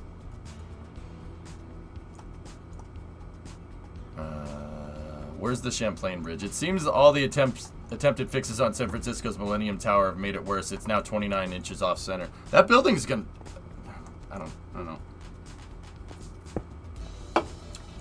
Which one is the Champlain Bridge? Tars? Hang on. Tars, give me 1 second. We gotta figure this out. Yeah, fellas, I think the road deck... I may have done a mismeasurement or something. The road deck is one too high. So just put in another layer road deck underneath and go from there. This shouldn't, that's no big deal. Have you visited St. Helens Island?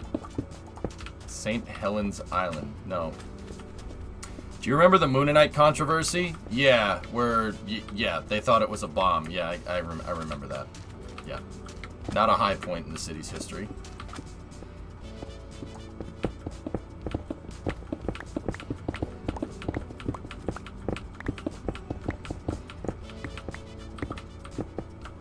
But I will say, when those two punks did that thing at the marathon, man, dude, it was crazy. The whole city shut down, and the freaking police force was like, we're gonna find the people responsible, and we're gonna kill them.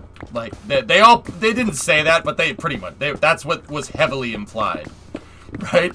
And they're like, don't go outside. We're gonna find these guys, and we're gonna blow their freaking brains out. Nobody attacks somebody during our freaking marathon. Like, okay, so the whole place shut down, and like everybody was like, go get him, and they went freaking, dude, that's what happened. They went and killed those motherfuckers. Well, not one of them, but you get the idea. It was crazy.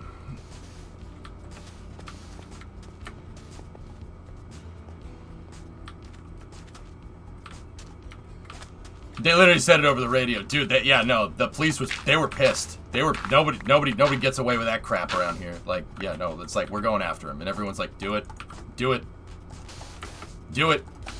and they did. Everybody's like, oh, they shut it down. Police stayed stuff. No, I'm like, no, that's not what happened here. The whole city shut down because everyone was like, yeah, kill those motherfuckers, kill them. And dude, the police shot the kid up in a boat somewhere. He was hiding in a boat in someone's backyard. I remember watching it live.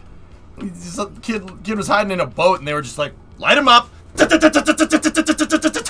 just lit the boat up because frick that guy. It was ridiculous. I'm like, oh my god. I remember watching it. I'm like, light the boat up. Kill those motherfuckers. like, it's messed up because, jury, etc., etc. Like, you got to go through the court. I understand, but also, frick you. Don't screw with us, man. We're not gonna take that crap. My favorite part was when they interviewed the kid's uncle. The news showed up at the kid's uncle's house, and the uncle was like, "Why are you giving these people time? They are losers. That's why they do this, because they're a bunch of losers." I'm like, you're cool. Some people call them demons. I call them bitches. Watch how Uncle Barbin works. They say you can hear singing pipes. I'm like, this guy, though. Yeah, I agree, Cerebral. Sometimes, yeah, dude, sometimes you just gotta let the beast out like that. That's how it rolls. Alright, Champlain Bridge. Is it this big guy right here? Yeah, it's definitely that big. Yeah, whoa, look at this thing. Oh, that's nice.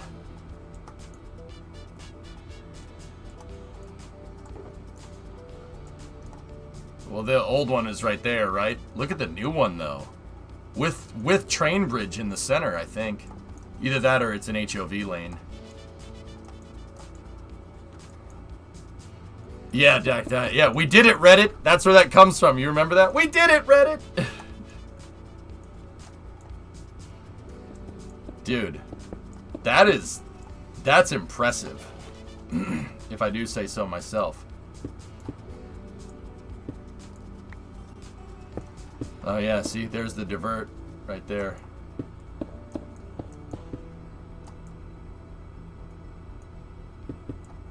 It kind of does, yeah. Oh man, dude, look, they had to divert all these dang on-ramps and stuff.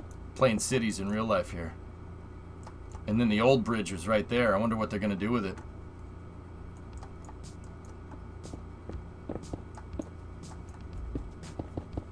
The old bridge it's trestle style. They have to make the bridges high in Montreal because of the St. Lawrence Seaway. You have to, like, this is a major shipping lane right here. I actually met with one of the project managers for the building of the new bridge. Apparently it was a logistics hell and they paid a ton of fines. Yeah, I can already tell you that this is complicated. Look at all the ramps that they had to divert. There's so much stuff that they had to do to get that done right.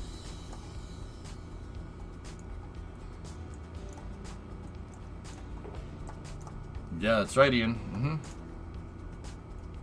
I kind of want to see what this looked like before. Hold on.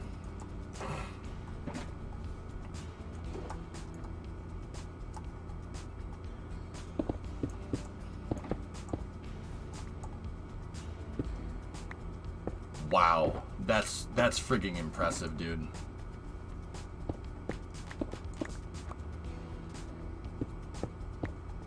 Damn.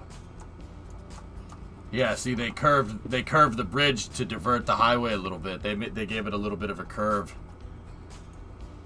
Mike Sheets is at the Formula E race. This just happened. Let me see.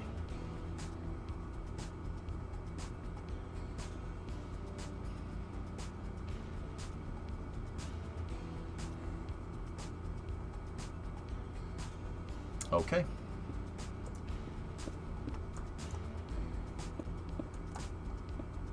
Yeah, that's pretty cool. I want to wait. Is this bridge right here?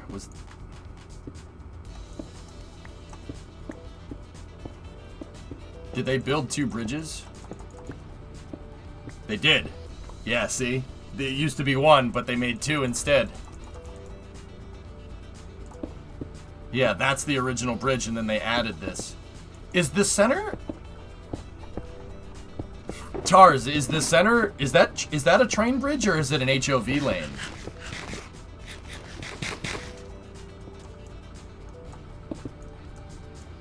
If so, where would the train go? I don't see any place for the train to go. It might be an HOV lane. I'm not sure. The other end doesn't look like it goes anywhere. Yeah, Mutter, that's what I noticed.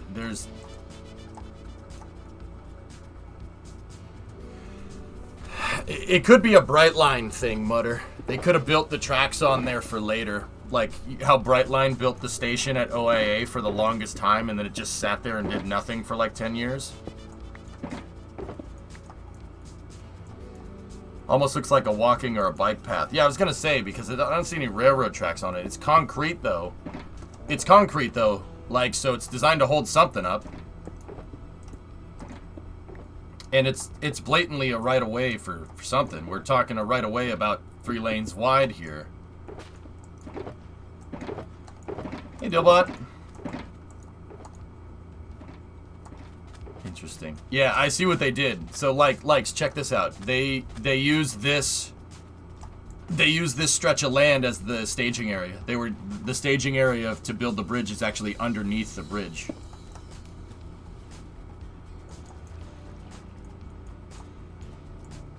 Whoa.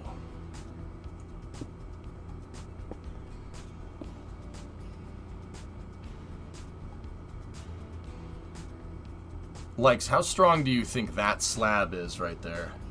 This slab. That one. It's probably a bus lane. That one slab is holding up the center concrete, and then it's holding up a 3 lanes on either side. Yes. Look at that, dude. That's impressive. How does that carry the load and not snap? I'm confused. How does that even work? Like, what? How is that I need a street view. We gotta look under this bridge. Hold on, real quick. We'll get back to Minecraft in a moment. I'm invested.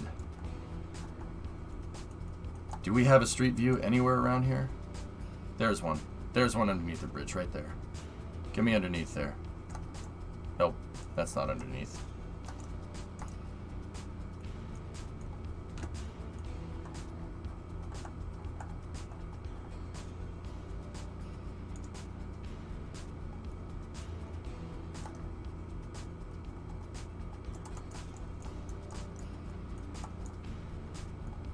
Maybe we'll go to the other side. Hold on. Any street view up in here? Nope, it's just one for the road. Here we go. Right here. Let's go on the on-ramp right there.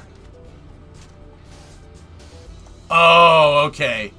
Okay. Yeah. Alright, I see what's going on here. The photogrammetry didn't get it right. I was wondering, I'm like, you're telling me it tees off of that center road? What are you, nuts? Yep. Okay.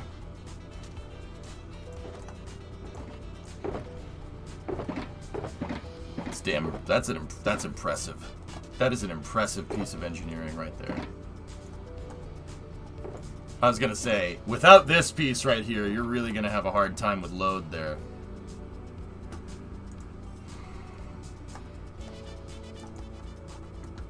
That's a hell of a project, dude, if I do say so myself. Yeah, and they already, yeah, the bus lanes are already there. What the heck is that center for?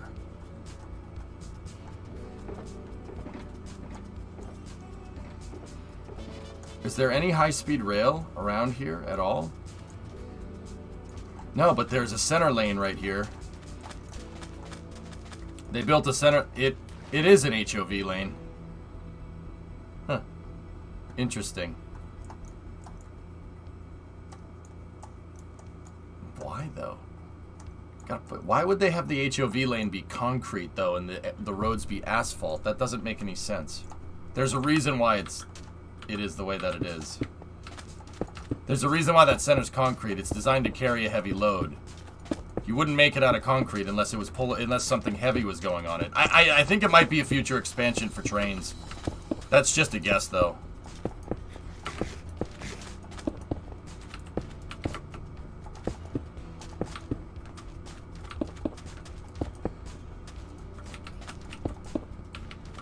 More maintainable. Engine Uber, I'm thinking trains. Alright. So, good job, fellas. Did we fill in underneath where we needed to? Let me take a look. Oh, no. Yeah, not even close. Alright, we gotta do some work down here.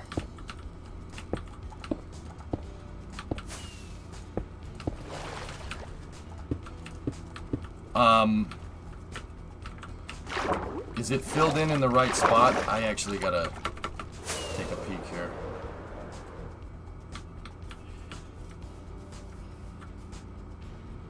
That looks good. Yeah. Very nice. It's for pedestrian and cyclists. It's set on the bridge website. Okay, Pascal. Thank you. Interesting that they would make it out of concrete. That's just, yeah, no. Alright. Maybe it's made out of concrete because it's holding everything together.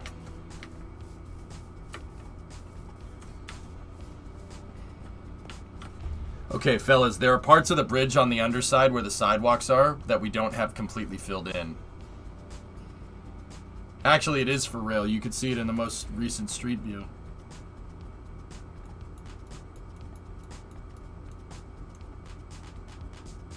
Yeah, they put trains on it. Huh. Cool. Maybe it's cheaper. You don't cheap out on a bridge like that, Ando. Like, there's times to penny pinch, and building a bridge like that is not one of those times, dude. I would not skimp on that. That's a central artery. It's vital to your city. The city will not function correctly without that bridge. I would not skimp on that thing. But, who knows?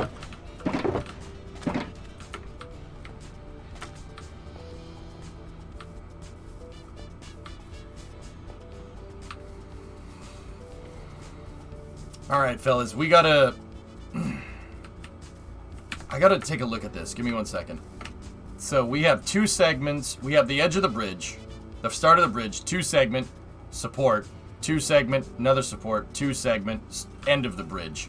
So, guys, what we got to do, the next project, we got to fill in from there all the way to there. We got to fill that all in. And then what we could do is make the shoreline run over here and connect it in this way. Let me see if we can draw an outline of what I'm thinking.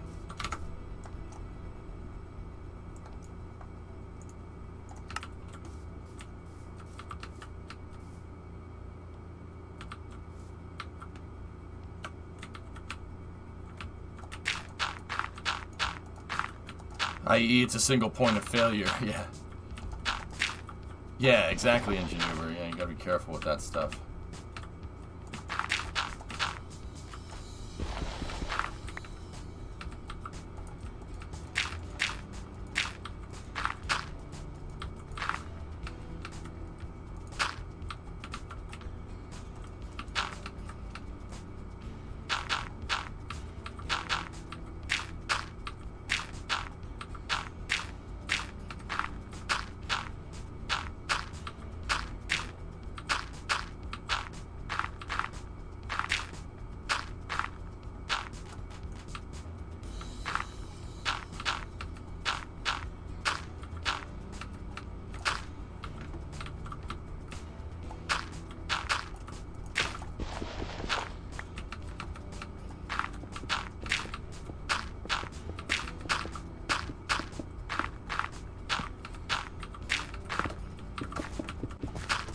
Perfect.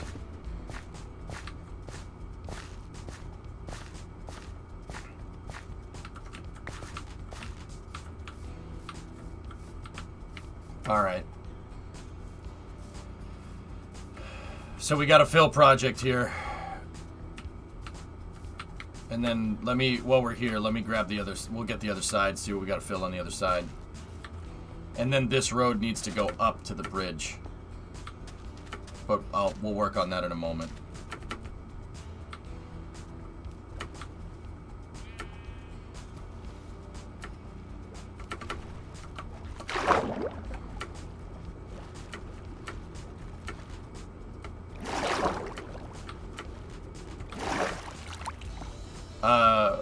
Oh, okay, I see what you guys are doing. You're filling it out. L-1 Starlink shows 50% probability of violation. Oh, okay.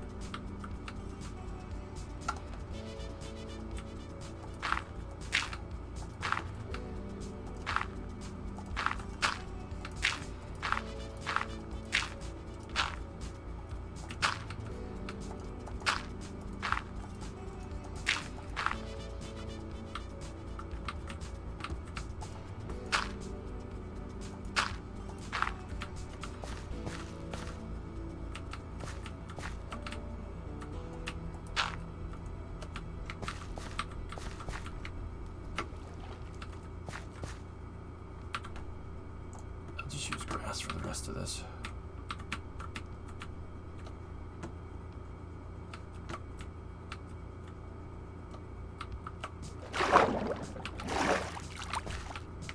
I'm out, Rivian, this is the shoreline, so anything that's this way over the bridge, we gotta fill it.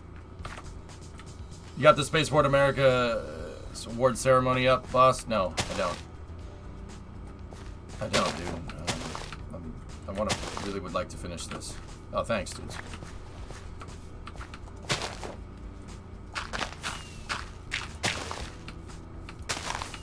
We gotta fill underneath too. Username.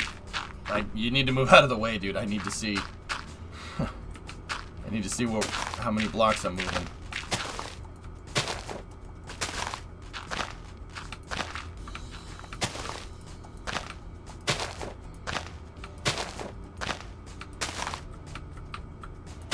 What do I think of the light blue?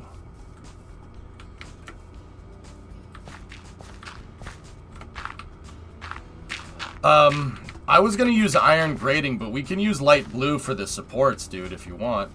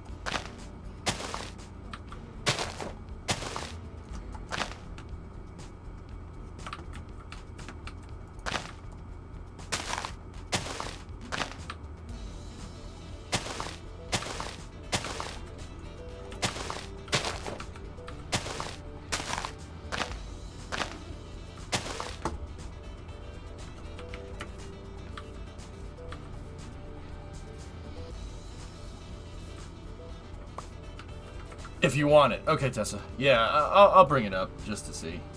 I think the Swiss team won, to be honest with you. There's a Starlink launch on the schedule for next Sunday as well. What the heck's up with that, dude?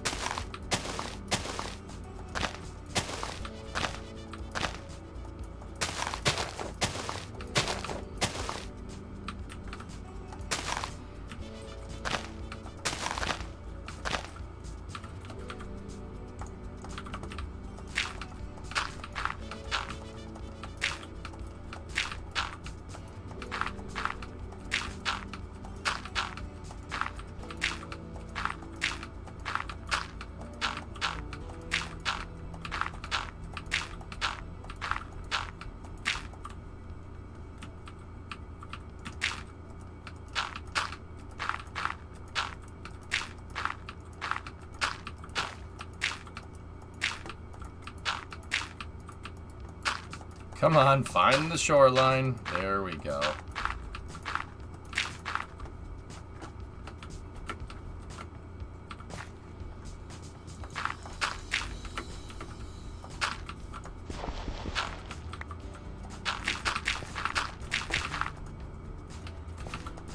Perfect, just the right amount. With the moving, are you gonna just have launch streams plus space news? That's correct, Bauxy. Yeah, I can't manage 10-hour streams and move at the same time, dude. It's I'm gonna try. Like, don't get me wrong. We'll try, but it's probably not. I don't want to do that. I need to focus on moving.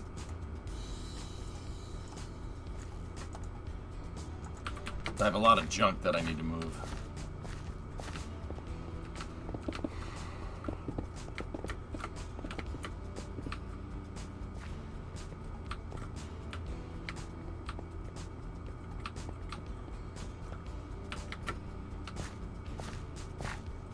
Alright.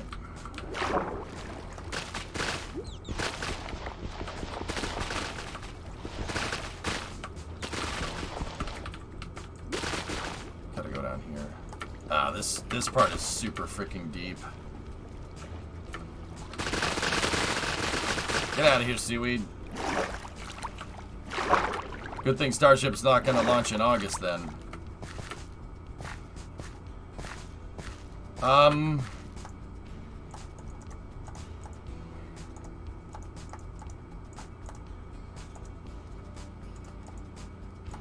I guess.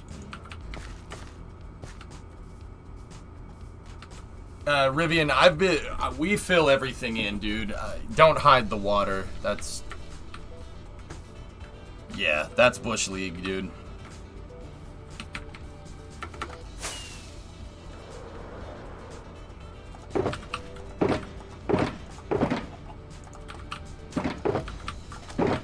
Gotta find stuff to fill in.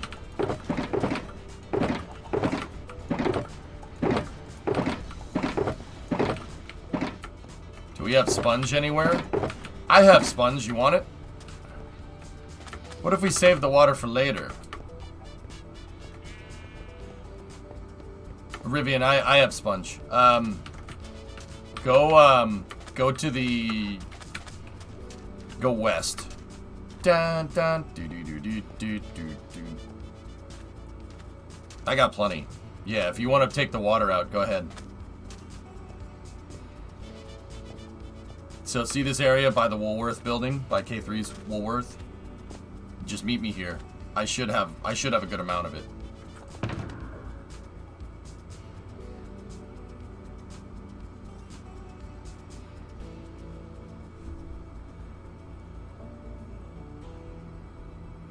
I should have a good amount. Oh, there's the rockets. Well, that's good.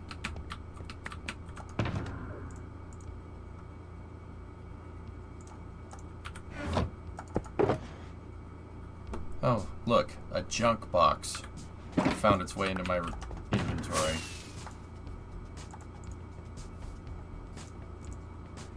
There it is. There's sponge in there. Here. Oh, I threw some out, but here.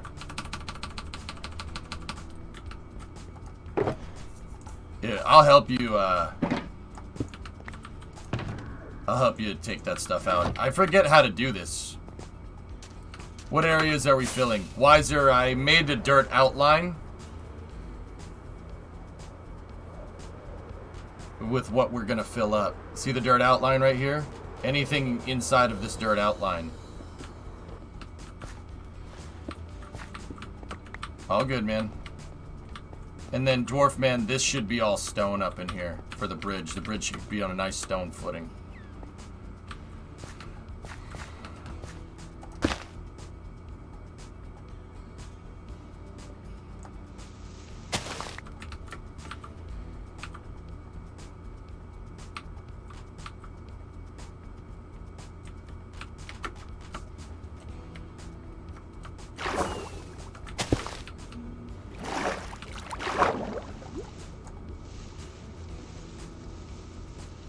You'll finish the dam in true Dutch fashion, my guy.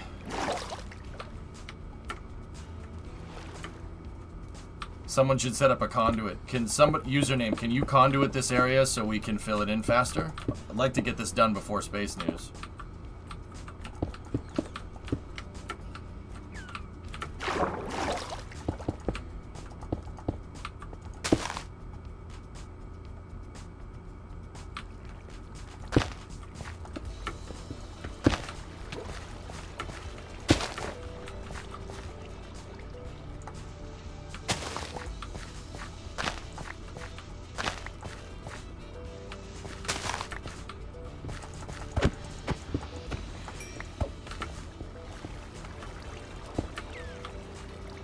Sure, mind doing the last. Can I get opinion on the light blue? Yeah, I gave it to you already. The light blue looks good for supports if you want, dude, but we're gonna put iron in because that's what this bridge has. That poor squid, how could you? We needed the dye.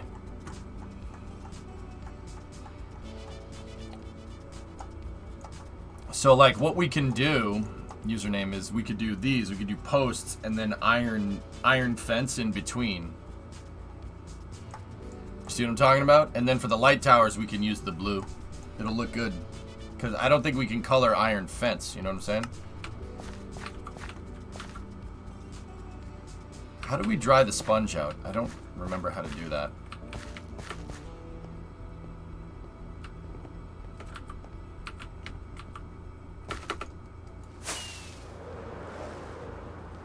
The furnace.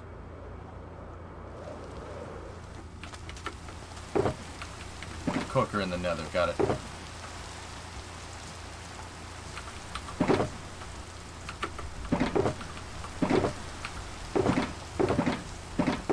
Oh, hey. Dustin's on the Spaceport America stream. That's the guy we ran the stream with. Hold on. What's Dustin up to? Getting into the fine minutia to figure out who deserved the big win. But today we have 4 of the awards to announce. One of them will be announced later on in October after GoPro releases the footage. But in the meantime, you know, videos of thousands, Chat. not millions of pictures, and pictures worth 1,000 Notice words. what, So I don't really have to say much, so I'm just going to cut to congrats to Team 83 for having the best 360 footage. notice what shirt Dustin has on.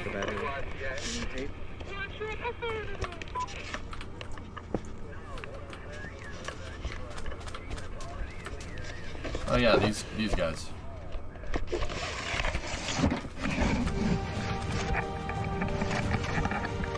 Hang on, let's check it real quick.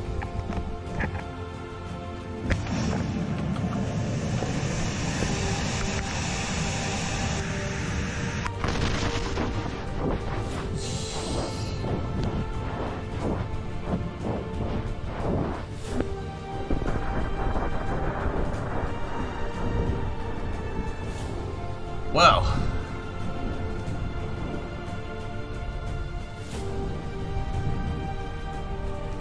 Dude.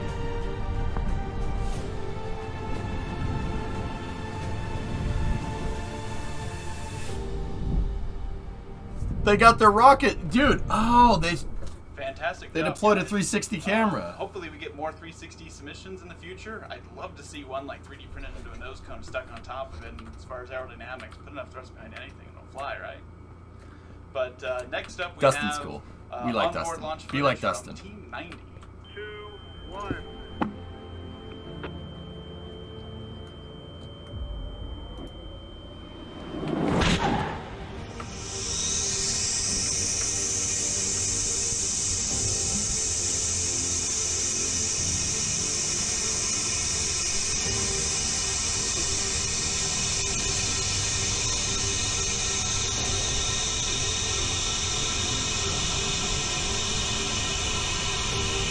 You getting dizzy yet? Dude.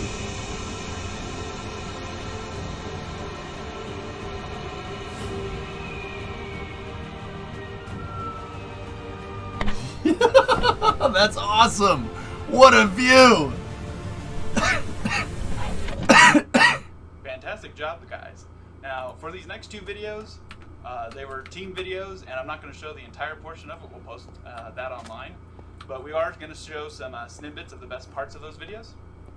And without further ado, let's go to our Norwegian friends for Team 60.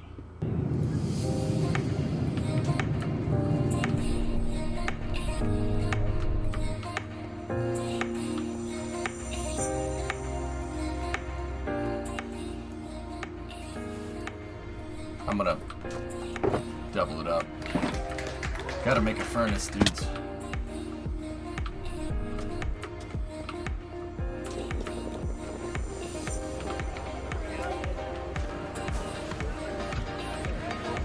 Bunch of nerds, indeed.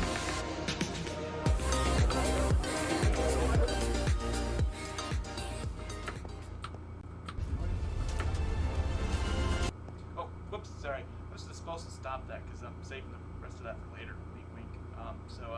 Without further ado, let's go to team, well, you can announce it for me.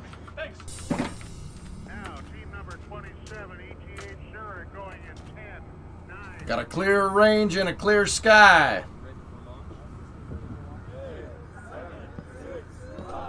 4, 3, 2, 1. Send it.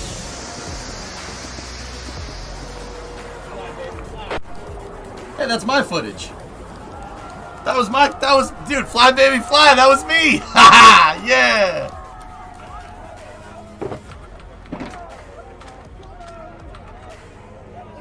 And that's Das's footage right there. That was the Swiss teams, dude.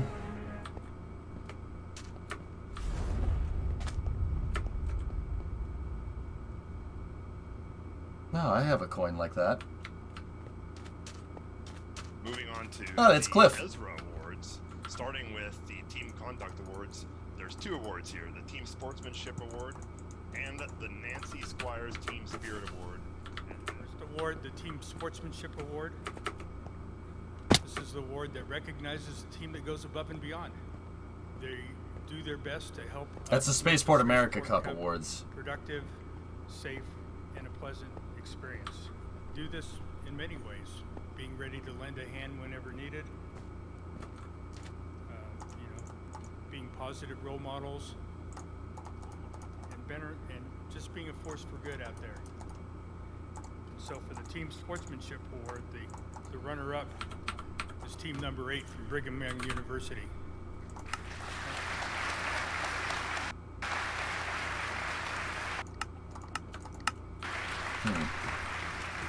Hey, Okie, what's going on? Guess And we the need winner Cobble of the Team then. Sportsmanship Award is Team 81 from Worcester Polytechnic University. Did I say that right? All right. Come on up and get your award. WPI won? Their rocket exploded.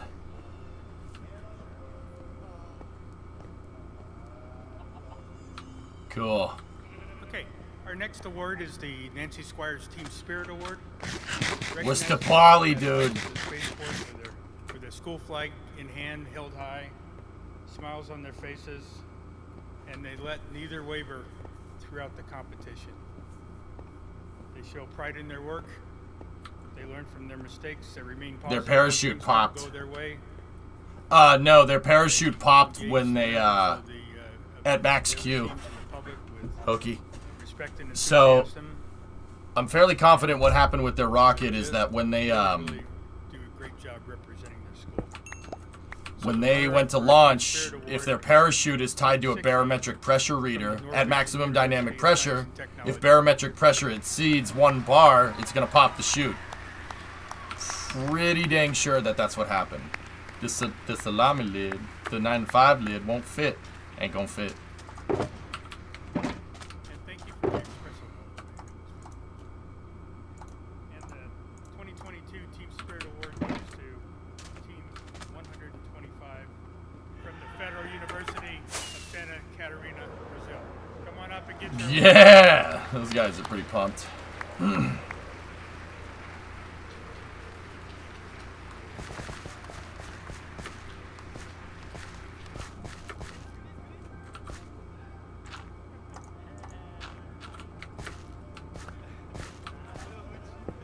Rivian, I'm getting a Now we're furnace going to up turn so to we our can dry the Technical sponges. Achievement Awards. And these are pretty special because only the few teams that were selected for podium sessions by the judges were eligible to get these awards. So just being selected for the podium session is an honor, and these teams that I'm going to call their names have really been a cut above from the rest. So our first technical award is the Charles Holt Award for Modeling and Simulation. This award recognizes the team Yeah. demonstrating excellence in mathematical modeling and computational analysis. And as an old modeling and simulation guy, it's especially close to my heart.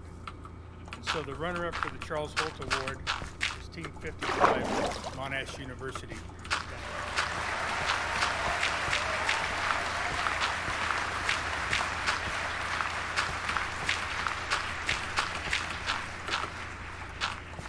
And the winner of the Charles Holt Award goes to Team 26, the University of Melbourne.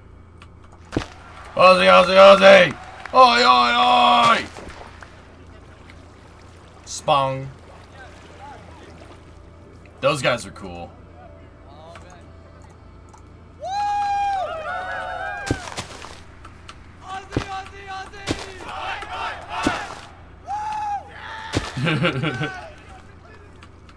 Okay, our next award is the Dr. Gil Moore Award for Innovation.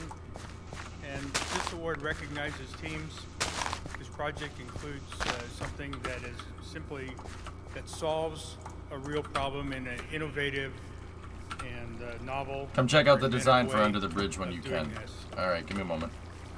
And this one is kind of unusual. It's a tough decision for the judges, and so we've decided to name 3 runner-ups because we had 3 teams who basically Spong. worked on the same kinds of problem, and both, all 3 did a solid job of doing so.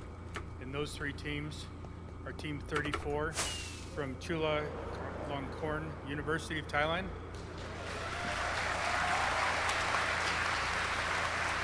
That's good, man. Yeah, that's fine. Maybe we should. I don't know. Team Should we 18 make? from Cornell University. Should we make it not stone? I don't know.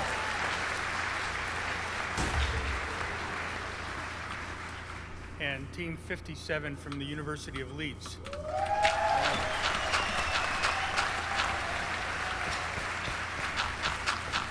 All three of these teams came in with very, very innovative designs for a piston to Terracotta might be a eject good idea, propulsion dude. from the rocket. So that was all very, very good. But the winner of the Gilmore Award goes to Team 119, the University of Michigan at Dearborn. Hey! All right.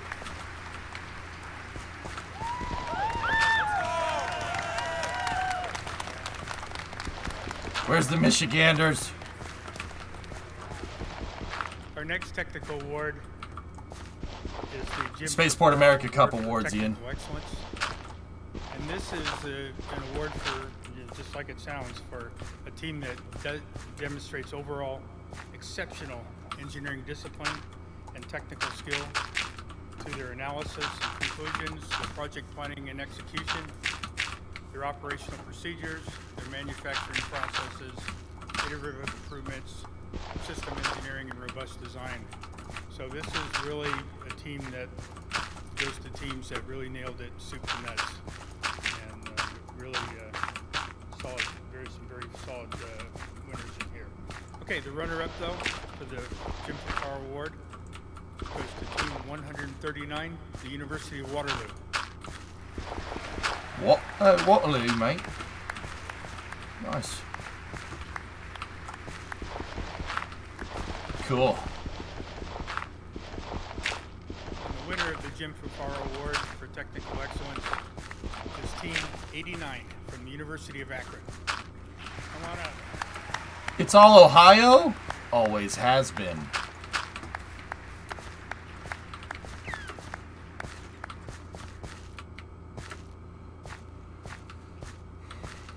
Accepting on behalf of the University of Akron is their flower of record. So, Mentor. fellas, they couldn't stream the awards ceremony, and the reason why they didn't stream the awards ceremony is because the teams would be introduced with copywritten music, so they couldn't. That's why the award ceremony is like now. We're really looking forward to this. It's going to be a great awards announcement, and I know some of you have been waiting for this, so I'm just going to do a little transformation and get into the proper attire as we preview the trophies. Let's hit it.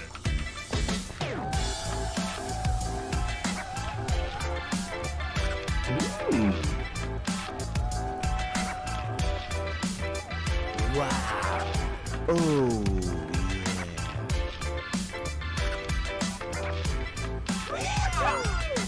That's the guy that runs Ezra. That's yeah, that's Cliff. Yep. Cliff's a character.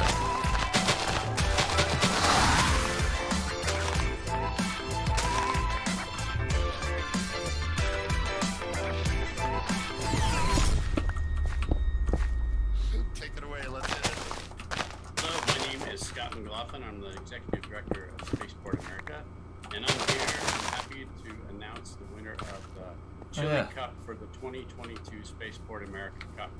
The Chili Cup was started in 2019 when we had a competition finally between University of New Mexico and New Mexico State.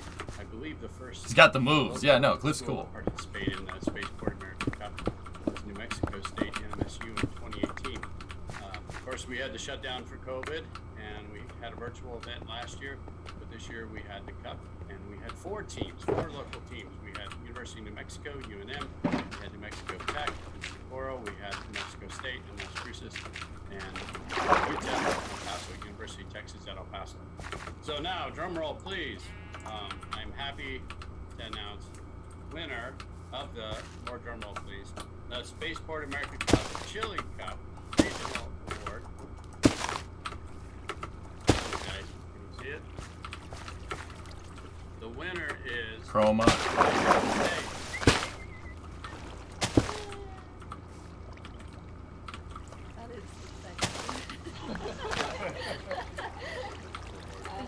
is fantastic news.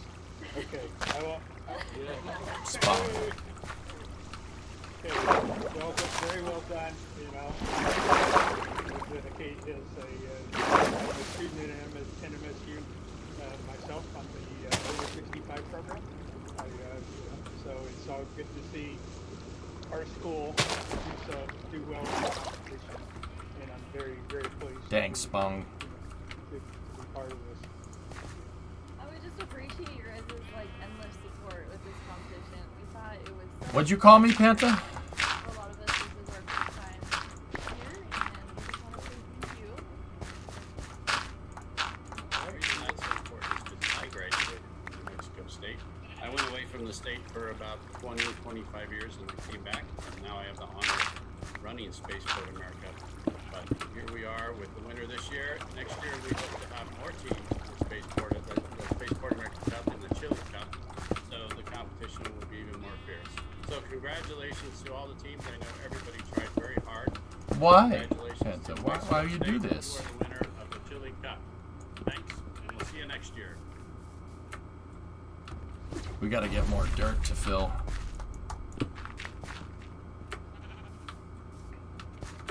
I'll second what's already been said about the challenges we faced in finalizing the scoring and in selecting our winners. While I know that the delay has been disappointing to just about everybody, we wanted to spend the time making sure we got it right. To illustrate, had we gone with just the data available on the Saturday night of the Cup, that would have unjustly kept some teams off the podium. And we have my promise. We're going to do our level best to make sure that we don't have this kind of delay next year. All right. And finally, while there is no way that I can match Cliff Olmsted's sartorial splendor, I am the head of state in this ceremony. Gotta be careful with my shovel. I'm gonna equalize the sound out a little bit, guys, so we can hear that a little better. Outstanding analysis of their rocket's trajectory, and is awarded to the team with the lowest percentage error between their prediction prior to launch and their actual apogee. You'll fix the shovel? Oh, thanks, man. This year, the competition was extremely close, actually extraordinarily close. 6 teams came within 1/2 and 1% of their launch prediction. Wow. Our top 2 teams That's a hell of a data analysis. 0.5% margin of error is unheard of. That's really, really, really, really, really freaking impressive. University, Provo, Utah. With their Provo! rocket effort, they had a difference between projected and actual apogee of only 0.1%, which is an 18-foot difference. Wow. And the winner of the James Barrow Space Shuttle Award for Flight Dynamics is Team 7 from Boston University. BU! With their rocket Astra, with a difference between predicted and actual apogee of only 0.14%. Yeah! BU, baby! Now let's go. That's to our sick! Award winners. Dude, they 0.01%? That's unheard. That's freaking damn impressive, dude. That's really good. Percent deviation from data analysis, Hokie, to the actual flight test. Our first and largest category. Thanks, Fanta. Is the 10,000-foot commercial off-the-shelf, or as we'll talk That means they said it's going to get to 20,000 feet, and it got to like 19,998 feet. That's absurd. That data analysis is unheard. Like, dude, aerospace doesn't really always go that smoothly. You know what I'm saying? It's unbelievable. Freaking BU, baby. And the winner of the 10K COPS category is Team 14 from Case Western Reserve University of Cleveland, Ohio. Hey, it's all Ohio. Always has been.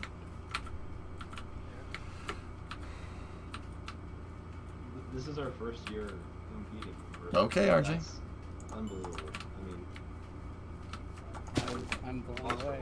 I don't even know what to say. I mean, I was hoping for a little more yelling and I think my heart's beating too fast to do anything. We're honestly more in shock than anything. I think. Glad it turned out to be a great, pleasant surprise for everybody. You know, this is, you know, and you know, I just want to, BU's Party Central. Yeah, you ain't wrong, brother. You ain't wrong. Sometimes when you're in these kind of projects, you can't stand each other by the time you get done, you know, because you've been under pressure. Yeah, Ohio ain't that bad, caveman. Come on. And I'm saying that I'm dating a I'm marrying a Michigander, so that's saying something. It's not that bad, dude. It's just a place to live. That's all. Woo! Let's go. Yeah, baby.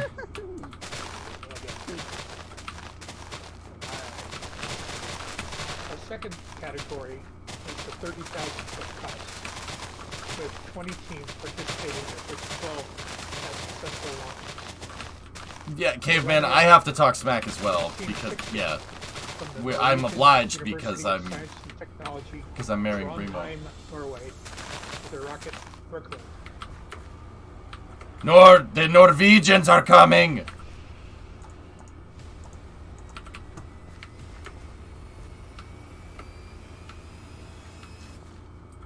And the winner of the 30K COTS category. Well, Cedar Point is definitely not boring. University of Sydney, Australia, with their rocket Blue Red. This is cool, man. So, guys, if you're wondering how do they do the analysis? Like, how do you tell who wins? I talked to the judges. I was at Spaceport America Cup for the people that don't know. I talked to the judges. You're actually graded on your systems engineering. That's how you judge who launches the best rocket. So what happens is you're graded on your data analysis and the correlation of data analysis to the actual flight test. So, say I'm going to launch a commercial off-the-shelf rocket, and that commercial off-the-shelf rocket, I want to go to 10,000 feet, and I wanted to deploy a drogue at apogee, at the highest point, at 10,000 feet, and I wanted to come down, and I wanted to deploy a main at 1,000 feet. All right? That's your criteria. You make the criteria for what you're judged upon, which I actually think is rad. That's really cool. That's a really cool way to do things. So each team has their own individual judging criteria. So if like I said, if I'm on a team and I want my rocket to go to 10,000 feet and it's using a commercial off-the-shelf rocket engine, right? I make my grading criteria. You make your grading rubric, and how close you are to what what you actually do is how you win. So when they say that BU, like Boston University, got within 0.001, that is phenomenal data analysis. They said, we're going to make a rocket and we want it to do this. That's it. And then the rocket did exactly what they wanted to. That shows insanely good systems engineering, insanely good data analysis, and insanely good execution. That's how you win. I can't believe that. 0.001 margin. That is dude, that's ridiculous. That does not happen in real life. Like not in real life. That doesn't happen in like rocket science. Not even Centaur is that accurate with its orbital insertion, which is just, like I said, that's just frankly absurd.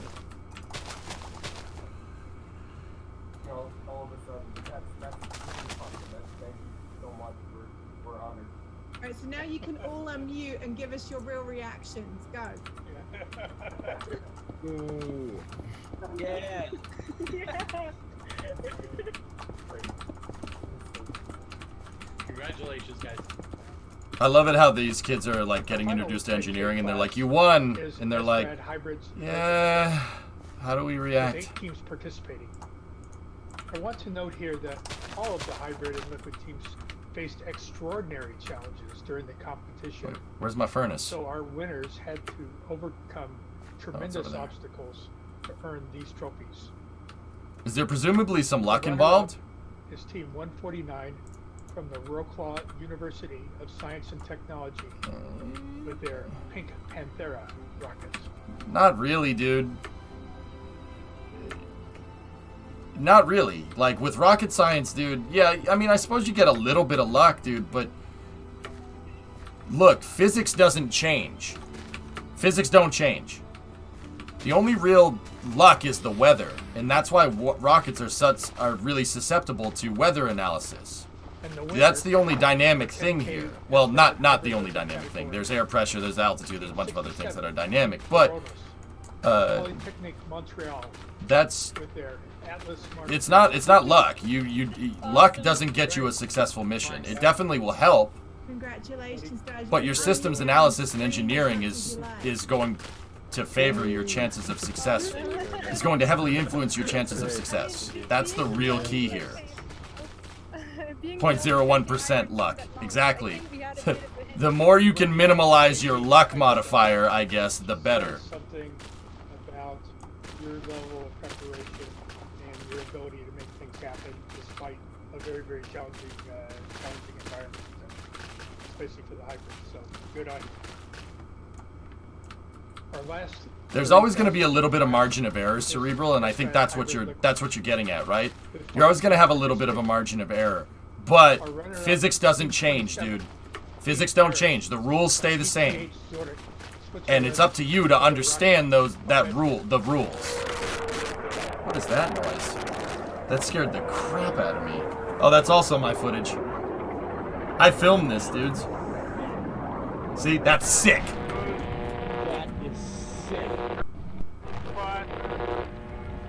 I got it all the way up, dudes. Still here.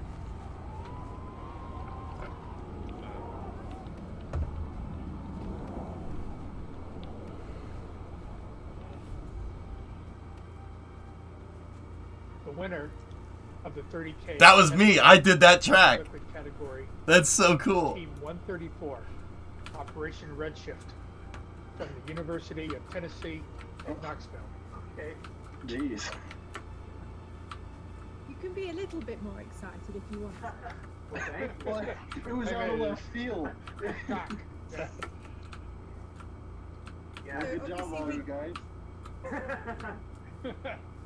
All right, congratulations. Way to go. Yeah, that's right, Mank. There's always a lot. Now, for the moment, There's always stuff. There's always you could have a bad casing. For that, I'll turn the program back over to our Cliff Olmstead and the Executive Director of Spaceport America, Scott McLaughlin. All right, Scotty, what do you got for us? Okay, well, I'm back. Thank you, Bill, for... That's Scott and Cliff. Those guys are cool. I talked to both. Das and I talked to both of those guys. They're good dudes. Congratulations to all the teams. I know you are eager to find out who wins the overall award for the Spaceport America Cup.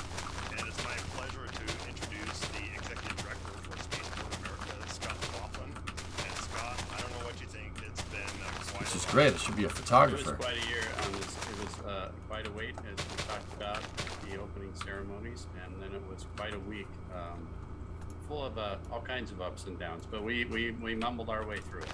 Yeah, that's absolutely right. I know all the teams had their own challenges too, and there's all kinds of things that we can learn and be prepared for next year. Are we filling the bridge above the water line? Yes, much Weiser. of idle banter, Yep. why don't we hand it off to you and let's roll through and Bree. find out who won the grand prize. All What? right, first, congratulations to everybody who applied, and even more congratulations to everybody who made it to Spaceport America, and even more congratulations for all those who It's were a able to bacon, fly. mac and cheese It with was a hard week, grits so on top of it. here we go. I didn't Firstly, say the eat the whole runner-up thing, I said try it, team but there's 14. on Case break. Western Reserve University. Also on break, we got a big heavy package downstairs, according to my mother, that we need to pick up. Maddie Barto? I am a Spaceport America. Go says hi.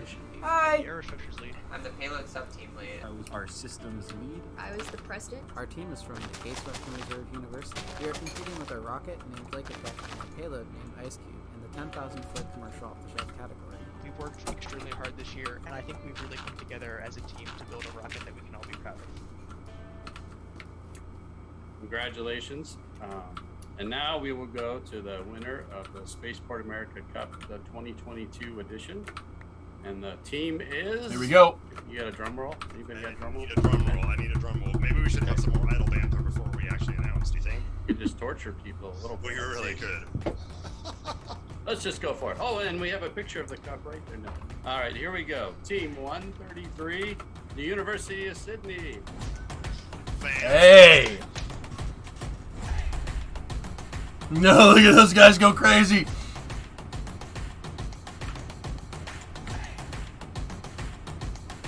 Dude, they're standing on the tables.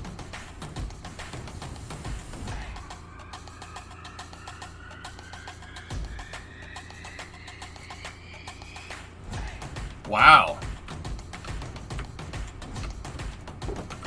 See, I'll say it once, I'll say it again. We need more Australians in space.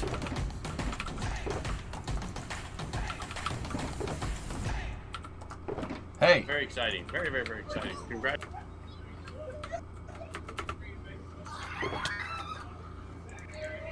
Good for those guys. That's awesome. Hey, Funny, how are you? I'm not sure. Okay. Congratulations Astronaut. Nice. the teams, everybody who participated. Go! Yeah, exactly, Max. Congratulations. Wow. Yeah. A huge shout out to University of Sydney. Major congratulations, and my congratulations to all the teams. It was really hard work. I know everybody put blood, sweat, and tears in making this happen. So, blood. Hats off to all of you. Hats off to University of Sydney. Scott, any last words? Just they, especially University of Sydney, the Australian teams came a long way, maybe the longest way, or pretty long. And a lot of the teams that traveled internationally had their own challenges, customs. And, thanks, man. And traveling, so I think it's a especially where'd it go? Especially earned award for them. So congratulations. Oh. Thanks, dude. All right, congratulations, everybody, and I hope that you are looking forward to the 2023 competition. I know we are. We're already gearing up, so we'll see you then. And until next time, thanks again. Thank you, guys. That competition was sick. So, for the people that don't know, this is where I was a couple weeks ago, and yeah, I was doing camera work. I was doing rocket tracks. Das and I were called up there to help with production and stuff.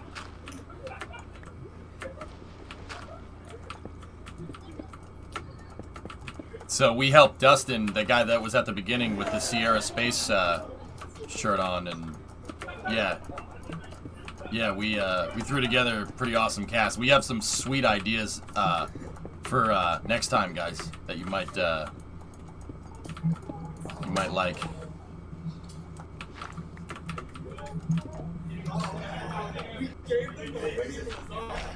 Frickin' Stryan's taking the cup, mate.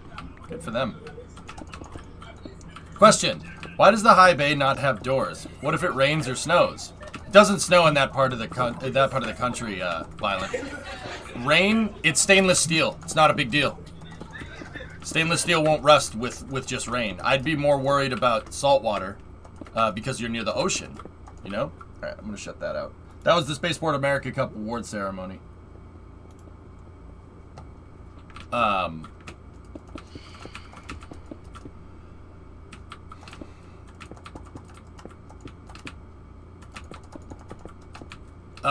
So Violent, see, here's the thing. Everybody is like, oh my gosh, they make Starship outside. They make Starship outside. They put it together outside. It's ridiculous. But Violent, you know what the funny thing is? The VAB is outside technically. The VAB is just a covered structure. It's not inside. There's no inside of the VAB. It's not climate controlled. The rockets are manufactured in a climate controlled building, and SpaceX is moving to doing that right now. Right? They're going to make everything inside because they're building a permanent structure out at Starbase. But, dude, for the most part, like, the Saturn V's were all built outside, technically. There's no climate control inside of the VAB. You can't control the climate inside of a building that big. It would cost millions of dollars to heat and cool that building. So, when they went to engineer it back in the day, they just said, nah. That's why the doors in the VAB are usually just open. You're usually open to ambient temperature. So think about it. Like every single Saturn V, every single space shuttle, they were all basically assembled outside. It's just a covered structure. Like you don't want too much rain to get on the thermal protection systems and stuff, right? You don't want too much rain to get on your spacecraft. Starliner is a good example as to why. But yeah, for the most part, it's all done outside. Like, rockets are usually built outside. Yeah, exactly. We watched that yesterday, Ian, after they figured out that the VAB was big enough to basically be a gigantic greenhouse. And they, it's basically big enough to be a gigantic greenhouse, and they have to keep the doors open from time to time. But yeah, Violent, at the end of the day, dude, water, like, don't get me wrong, you don't want your spacecraft to get drenched in water because thermal protection systems and stuff. It's not a boat, right? But it's not as bad as one might think. You just got to be careful. That's all. It never snows in Phoenix, and it rarely rains. I mean, I don't think that the VAB is in Phoenix, TJ, but yeah.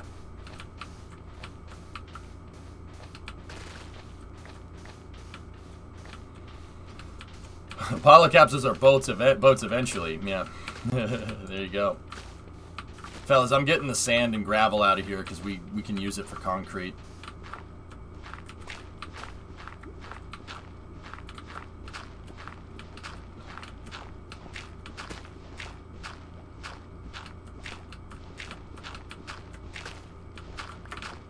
Your fish drowned? Well, why didn't you give it a scuba tank then? What the hell's the matter with you?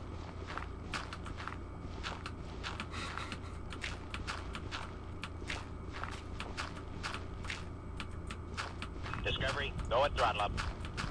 I mean, Ian, yeah, the HVAC system for the VAB is just opening the damn doors. EJ, I had salami lid in my head for a week because of your stream. I hate you. Okay. You can blame 95 for that. Oh, by the way, Pythos. If you have Prime Video, watch Terminal List. Watch Terminal List. It's shooter good. Trust me. Watch Terminal List. It's fantastic, man. Can't afford that stuff. Well, that's a shame because Terminal List is amazing.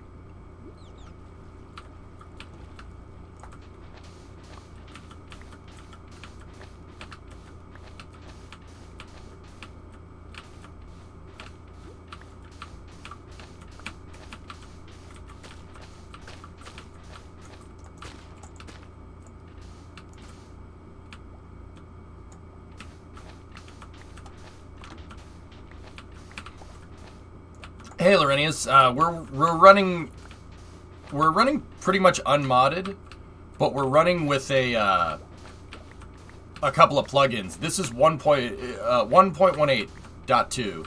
We're not we don't want to upgrade to 119 because 119 is not useless. It's just no, we're not doing that.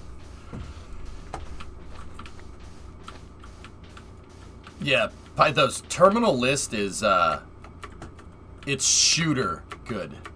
It's like shooter. It reminds me of shooter. Like, guy figures out some stuff went down, and then, yeah. I am a United States Senator. Exactly.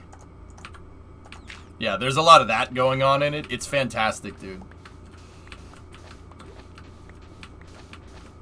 Oh, yeah, no, Element, it gets better, dude. It gets better. Like, don't get me wrong, I don't like just shilling for Amazon like that, but Terminal List is dope. It's really good.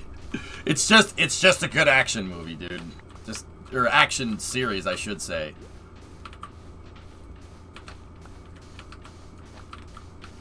It sucks because 1.19 has some useful blocks. EJ speaks the truth. Yep.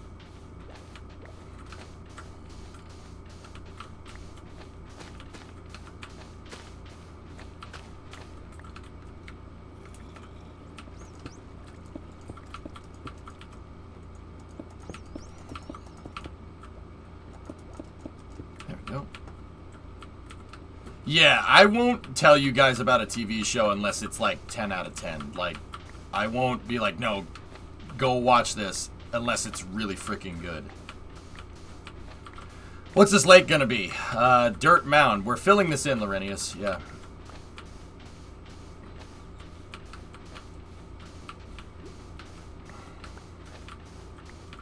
How do you feel about The Room? Oh, 10 out of 10. Best movie. It's the best movie ever made. Alright. I got most of the sand and gravel out of this area, so...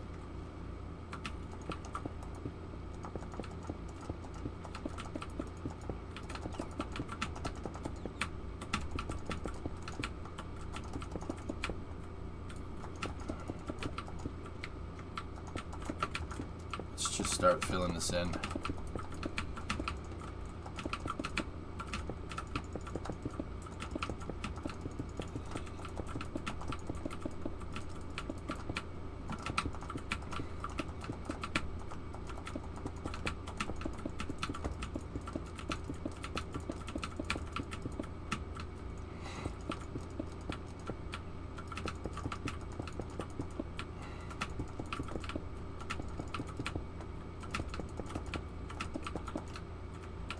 Apollo 11, 11 out of 10. Yep. Yeah, Apollo 11 goes hard. That's a great, I mean, is that a movie? I don't know. You guys be the judge of that. I don't know if I'd call it a movie, but documentary series thing.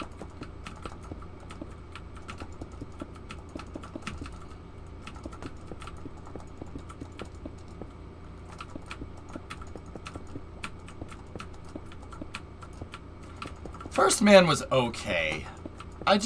With First Man, I don't really like how they, I don't really like how they portray Neil Armstrong in it, but it's cool.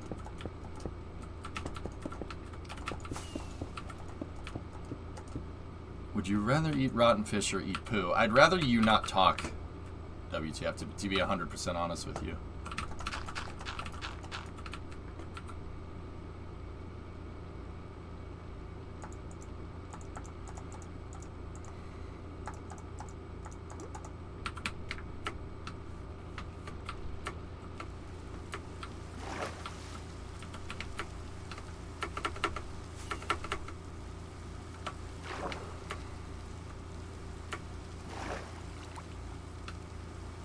Let's see.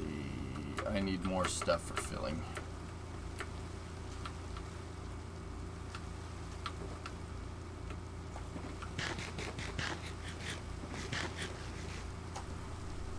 Yeah, buy those. Yeah, I got you. Yeah, I know, Yarg. That's why I said what I said. I know, buddy.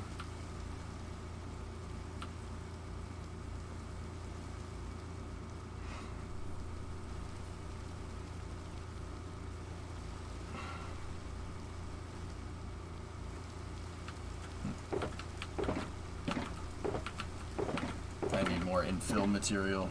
So we pretty much got the bridge done. 48 is working on the yeah, see, that's looking really nice.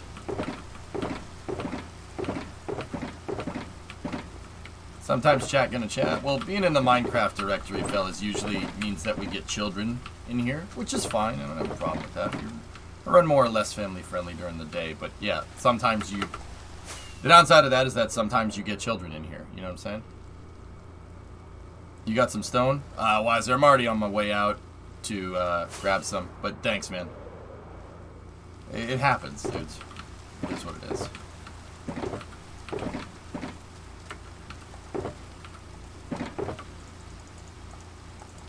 I know I could just click and get all of this in here all at once.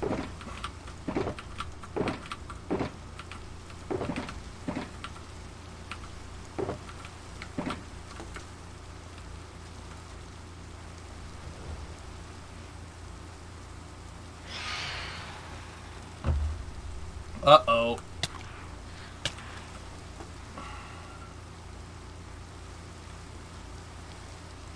Catch a ride with the scooter, man. Sleep. Thank you. Thank you. Going out to the shop tonight to work on the racer. Nice, Jacobs. Cool.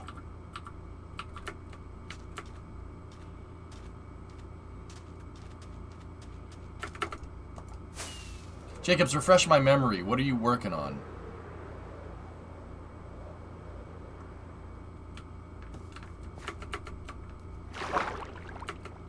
Conduit me, baby.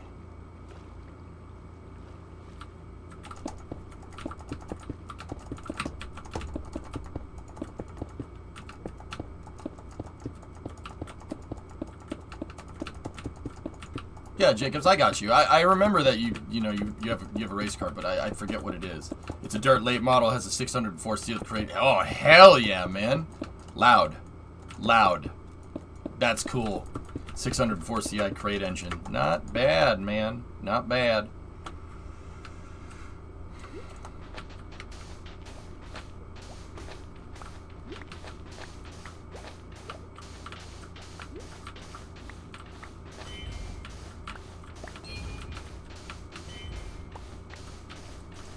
Vice Grip Garage stole your Route 66 idea, but seriously, he's taking Bentley gonna sell the truck. Yeah, I watched the episode last night. Dude, he absolutely did. A 3/4 ton truck on Route 66. What the hell is that about? What the hell is that about, man? That's straight up Route 154. What is this? You know? Oh, that's funny. I saw it, I'm like, huh. I wonder if he's gonna go to some of the same places that I did.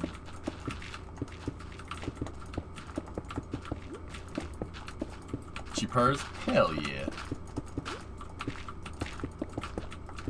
See, Jacobs, you know, like, the thing is, dude, like, up until, like, now, up until next month, haven't really done much, like, modifications to my cars. It's more just maintenance and, you know, fixing things because they're old cars and they need to be fixed. We haven't really dived into doing performance stuff too much. You know what I mean?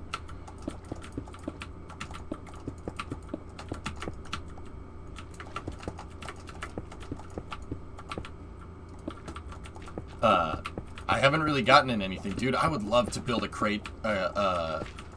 kit car with a crate engine or something. That would be really freaking cool. I would really, really like to do that on stream. Like, get a Factory 5 kit and make a race car. And then, like, stream autocrossing the race car and stuff. That would be really, really cool. So right now we're just filling in around the bridge. I'm just trying to get all the terrain out here figured out and like kind of tailored clean here so we can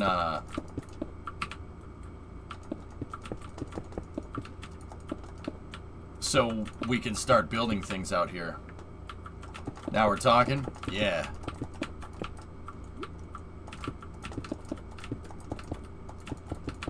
Dude, I have gnarly ideas for builds. Jacobs, I want to get to the point where with some of the builds that we do, we go like Kerbal on it. We do like just crazy stuff. And I'm about to have the avenue to be able to do it. The last thing I need in this equation is cash to get this stuff done, to buy it. But actually, you know what I was thinking about? I was thinking about doing hang on one second, fellas. It is nervous, yes. Yeah, oh, dude, I saw you. Yeah, that was you. Okay, I saw your message. Yeah, yes, yeah. We're still good.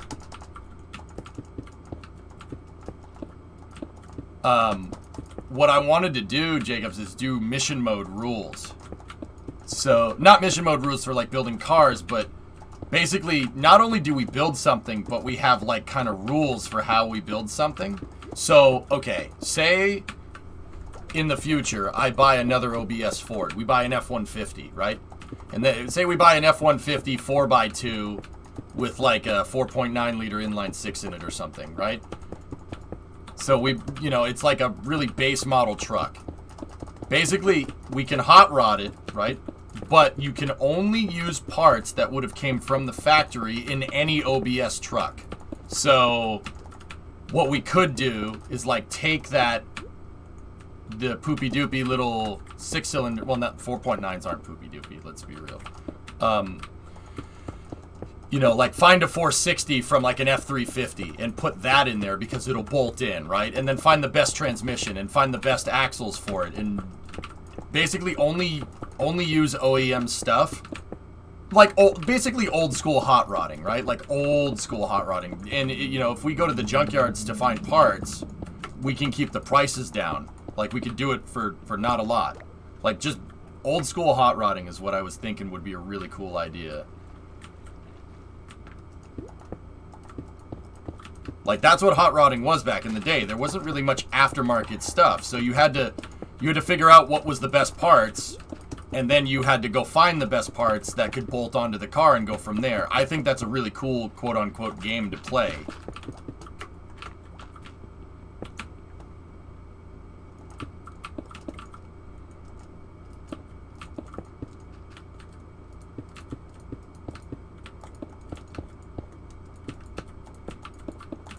Oh, nice, Barrel. There you go.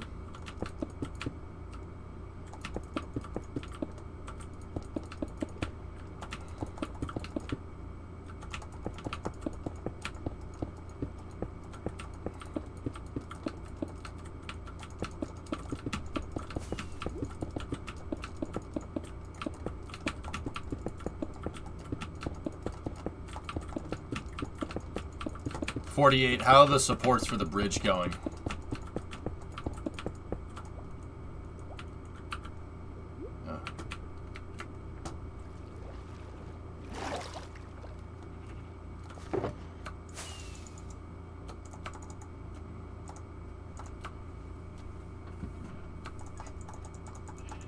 We can use that stuff to make concrete and whatnot.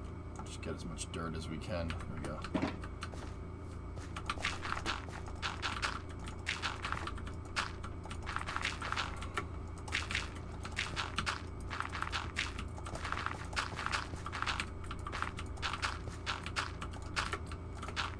Going to grab some lunch? All right, Weiser.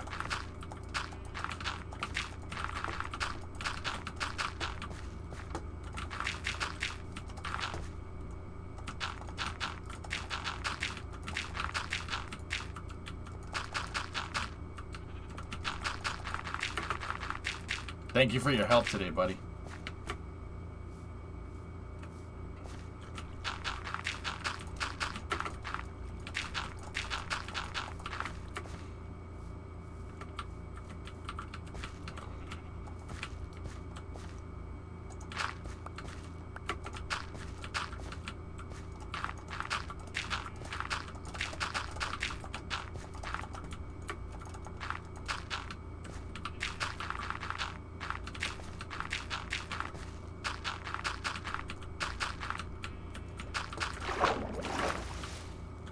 Hi, Mivans.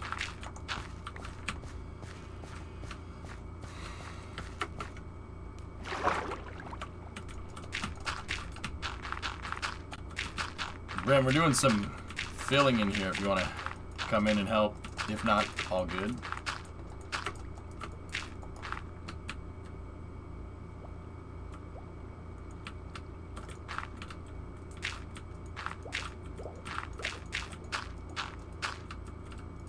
Yeah, Element, yeah. Subaru. Subi's got some... Yeah. And I'm not trying to generalize, but Subi owners definitely have some boy racer stuff going on.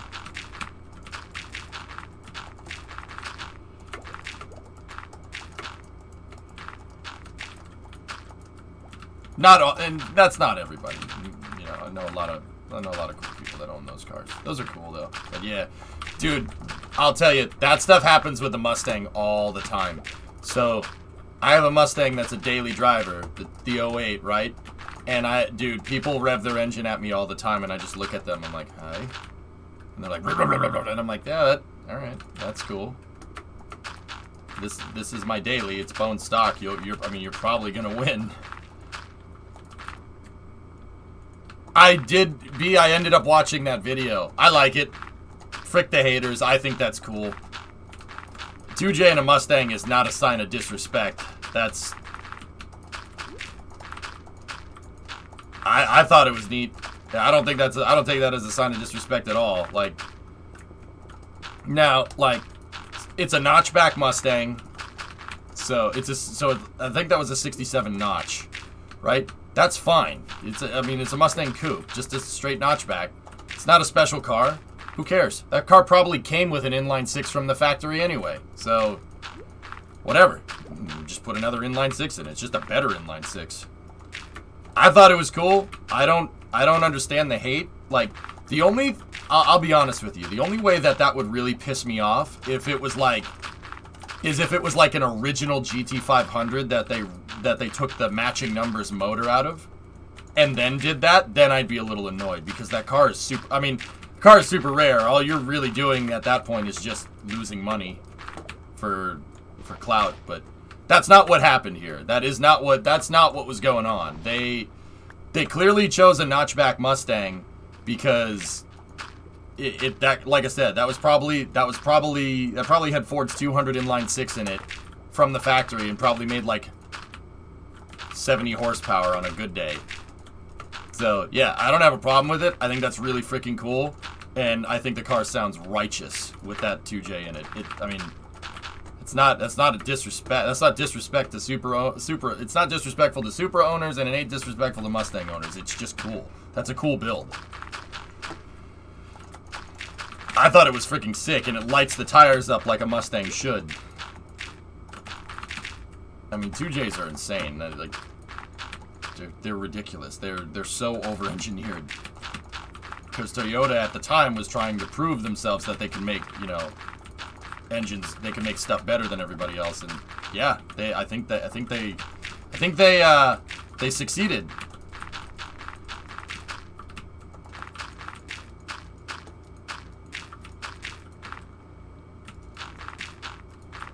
I miss over-engineered things. I'm with you, man. And you know, here comes the, oh, back in my day, stuff was, well, dude, like, there's no, like, this is not even like me being old man yells at cloud. It's just true. Stuff made back in the day that was made here is much better quality. It is more expensive, though. That's the thing. The more expensive part is kind of absurd to me, but hey, whatever. Things were designed not to break. Bingo. Mank, I always said, like, if I'm gonna get into, like, if I ever, like, parry the stream, you know, and when I mean parry the stream, I mean, like, use the money that I make off of it to get into business manufacturing something. If I was ever gonna do that, I fully understand purposeful obsolescence. Like, and why, like, stuff is built to break so you can keep customers and stuff. I firmly believe in this day and age, people are so fed up with that nonsense that if you make something that is built to freaking last and you advertise it correctly, people will buy it. I'd rather make something that's high quality, that is going to get the job done for years to come, truck, tractor, whatever. I'd rather do that, build something that's not going to break, to know that, you know, that I have the capability of making something that's not a piece of trash, right? And then go out of business, knowing that I made something right, then make something cheap and stay in business. I'm dead serious about that. I get it. That's really easy to say when I don't have like $1 million invested into something. Like, I understand, but also at the same time, it's not about staying in business. It's about sending a freaking message.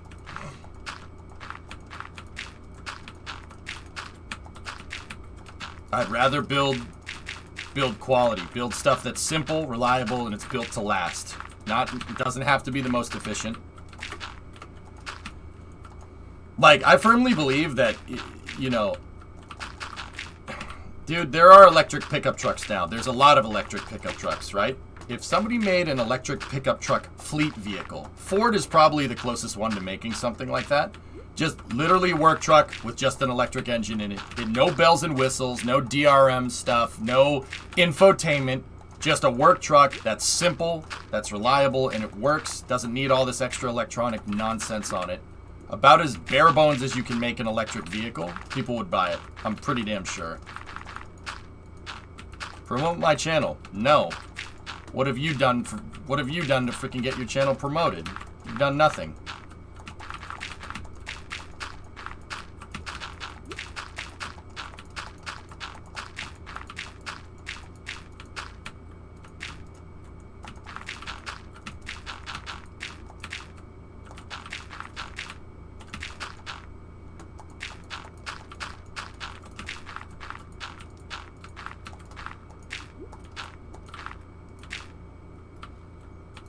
Yeah, there you go, Kyron. See you last. What's up, Ian? I'm trying to get views. You get views by being a good streamer, not asking for viewers. You can't expect anything in this industry, Skimbo. Trust me, I've been doing this for 10 years. Can't expect nothing. You earn viewers. You don't ask for them. Asking for them gets you less viewers. True story. Lino, I have a 3-month follower threshold. You got to be following the stream for 3 months to join the server. The old frigid oven in my kitchen from the 80s and 90s and worked almost perfectly until we got rid of them last year. When we got the brand new Whirlpool stuff, we've had problems with. Yeah, it's because Ian, this is gonna sound ridiculous coming from somebody that comes from the CAD world, right? Like that's my degree. I know how CAD systems work. CAD systems, when you're designing something in CAD or you're doing something in 3D, it forces a design mentality that kind of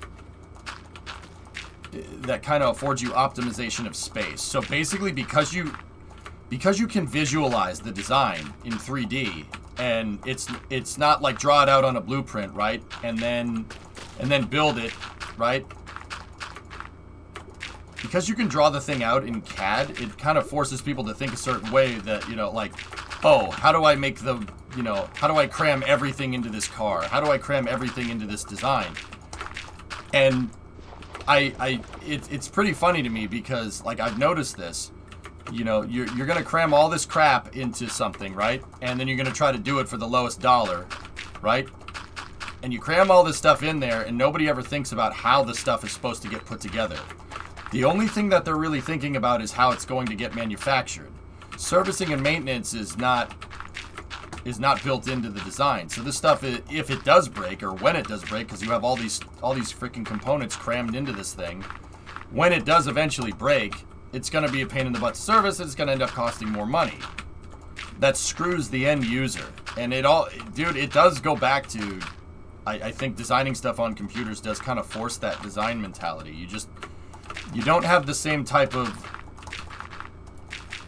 it's very weird. You don't have the same type of, how would I say this? Like, designing stuff on blueprints forces you to design stuff in a certain way. Like, if you draw it out, like if you're doing 3D drafting, it forces you to design stuff in a certain way. Like if you're doing things all mechanical, or not mechanical, all analog, I should say. And then a computer forces a certain kind of design mentality as well. Anybody that knows manufacturing would be able to tell you this.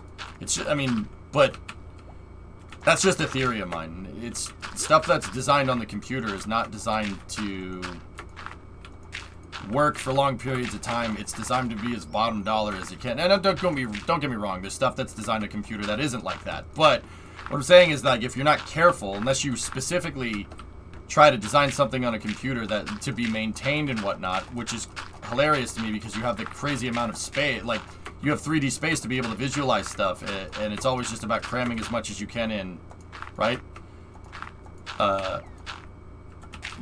Unless it's like specifically implemented, you'll just default to a design mentality on the computer with CAD of trying to shoehorn as much stuff in as humanly possible.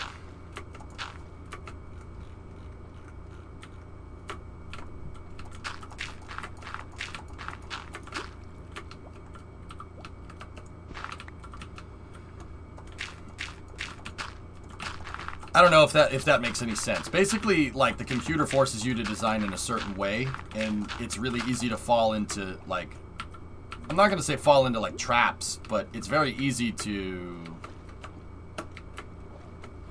like, you can tell what's been designed on a computer, and you can tell what was not designed on a computer. It's very obvious, if that makes any sense. And especially somebody that does, you know, like, went to school for doing CAD and animations and stuff. It's very, very, very obvious to me. I can very much see, like, if a product's been designed on a computer, or if it's, I mean, it's pretty much everything nowadays, or if it wasn't designed on a computer, you know, it's very easy to spot.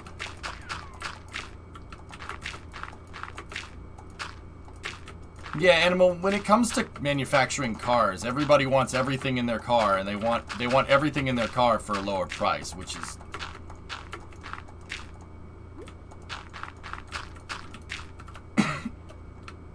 yeah, I don't know, man. It feeds into another theory about this.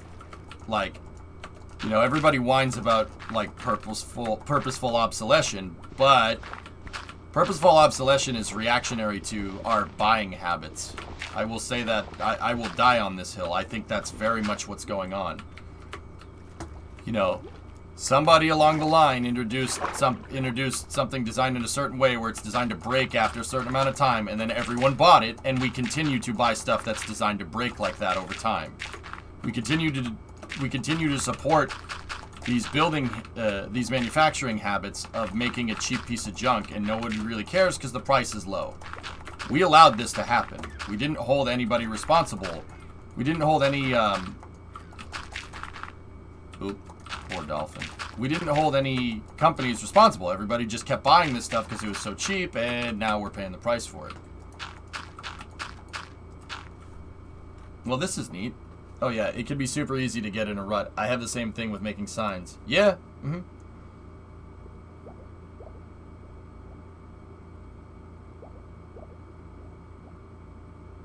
Oh, that's cool, Thomas. My theory is that people are idiots. Yeah, fellas, look, you know what I've been finding? That just writing everybody off as an idiot is not a smart way to think about things. Especially I've learned this especially in my line of work, dude. It's very easy to get yourself into like a God complex mentality. If you just write off everyone as a moron. Like, that's very easy to get into. It's not very much of a stretch to go from, oh, everyone's an idiot to I'm better than everyone. That's a very easy jump to make. You gotta be careful about doing that kind of stuff.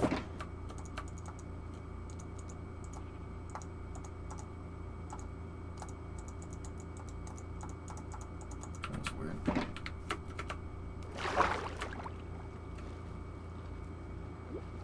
Something like that, Entropy. A person can be smart, a group is even harder. I don't understand what that means. People are dumb, panicky animals. Yeah, I understand that. We all like quoting Men in Black. I get it. But I mean, think about the people that are in a restaurant and I want to see your manager. They implicitly assume that everyone is an idiot. And nobody's as smart as they are. That's a it's very easy to get stuck in that kind of mentality. I don't think that's right. Like, I'm not trying to be like, oh, this person's an idiot, everyone's an idiot, or nobody's an idiot. There are people that certainly do stupid things, obviously. But just, that's a really, you don't want to write people off like that. First of all, people don't like it when you write them off like that. Second of all, once again, you might be the idiot because you're assuming things.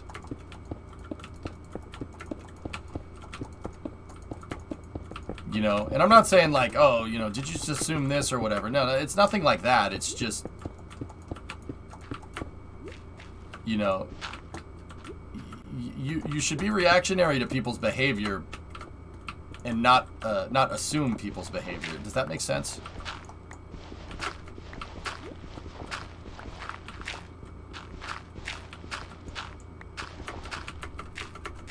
Like, I try not to get, like, something that I have to constantly remind myself is when I'm talking to you guys, I'm talking to a person on the other end of this.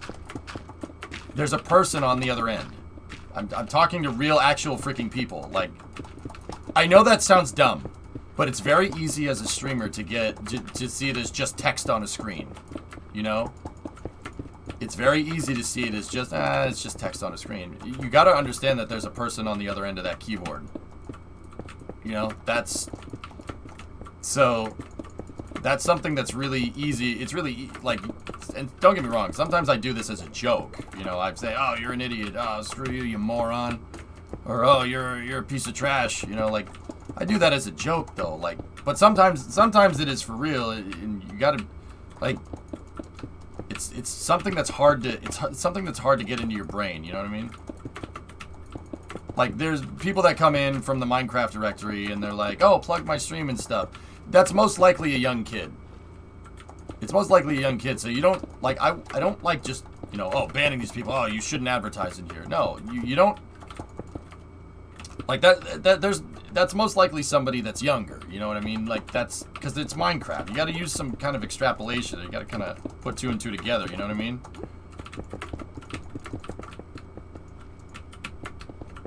Exclamation point map with no space, Isaiah. Minecraft chat when you can. I can't keep track of 2 chats. 48. So, one or the other, dude. Pick one. How does this look for railings around the pillars? Alright, I'm coming over there. Hey, Ozzy, what's going on?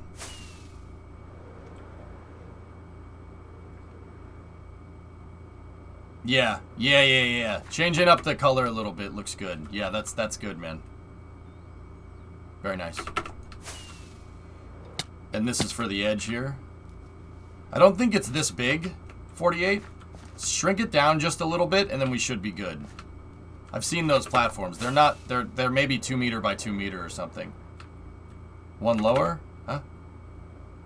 Oh, these are the guards. I'm an idiot. This is the guards that go around it. I'm stupid. I thought this was something different. Yeah, go one lower. Go one lower. That's perfect. Yeah, man, we're good.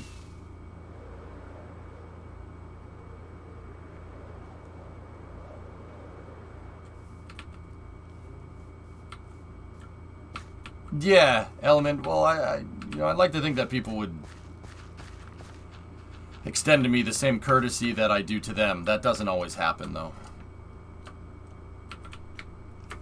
It is what it is, dude. On the other side. Other side of what? Oh.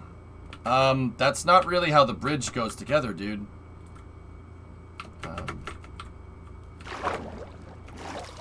You gotta... username, go look at the bridge. The supports go up to here, and then there's like a balcony up there where the walkway is, dude.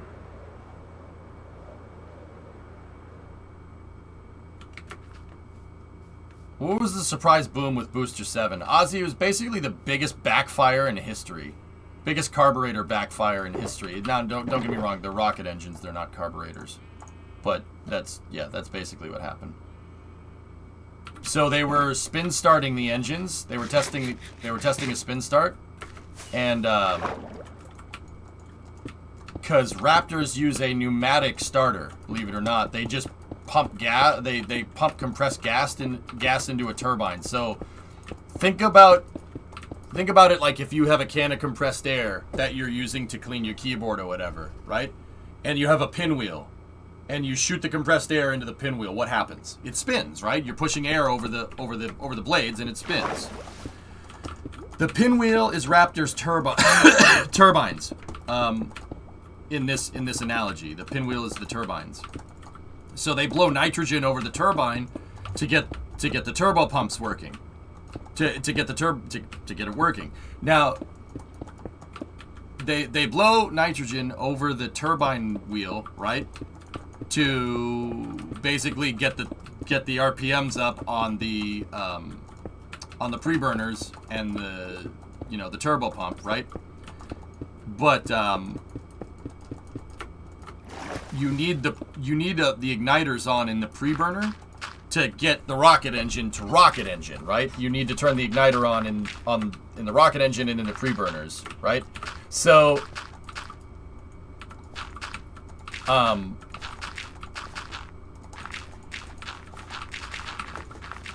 they were doing a spin start test, pumping nitrogen into the rocket engine through the pre-burners, right? But the pre-burner combustors weren't on. So what does that mean in plain English? Basically, no spark plug. There's no source of ignition inside of the rocket engine. The end result of that is that they sprayed unburnt fuel out the bottom of the rocket engine. That's that big puff of white smoke that looks like white smoke coming out of the rocket engines right before it popped, Ozzy. That's not white smoke. It's not steam, it's not smoke. What that is atomized methane and oxygen. So basically fuel oxidizer mixed but not combusted. And when they shot all that unburnt propellant out of the rocket engine, so it found a source of ignition somewhere on the pad, and you get hence the large backfire. It was only for a second because they only pumped the fuel for a second because they were only testing the starters. The compressed nitrogen that goes into the starters only spins the turbo pumps for maybe a couple seconds. Does that make sense?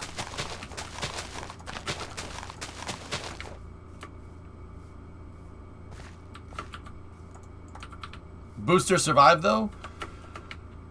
Yeah, 7 seems to be relatively intact. And I say relatively. Whatever it... I said at the time, like right after the thing popped, that whatever did that... Okay, so important things to understand here. Alright, here's the takeaway. Here's the big one. The booster looks intact. The pad looks fine. It's just the paint is scorched on it, right? I mean, theoretically, you know, a little pop like that should be nothing compared to 33 Raptors actually igniting for a change and causing a gigantic overpressure event underneath the pad.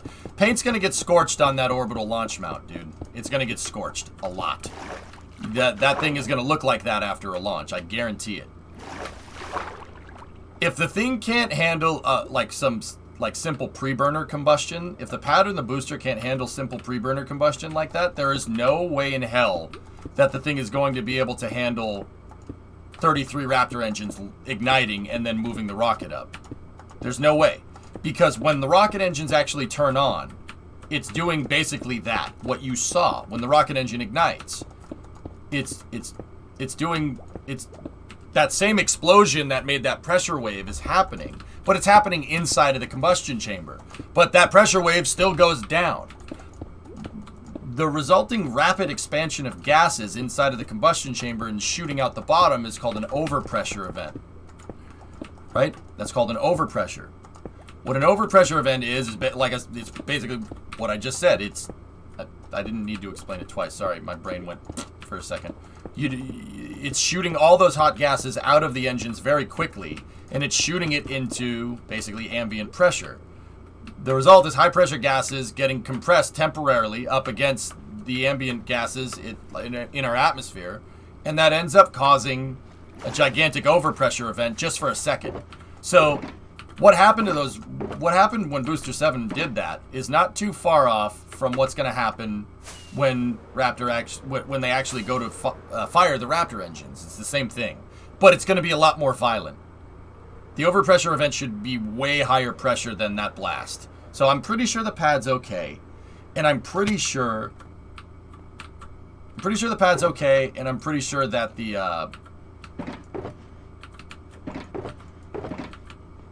that the booster is okay. However,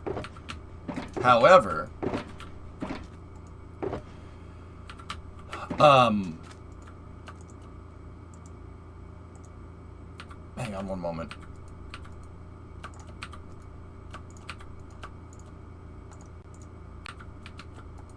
Give me 1 sec. Let me just finish. Let me just move this stuff around.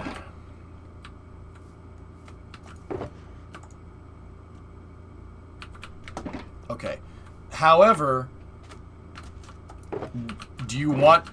was SpaceX expecting Booster 7 to do that? No, that was a surprise. They definitely didn't intend for that to happen, right? It's pretty obvious. So, because that is a normalization of deviance, the rocket did something that you didn't anticipate.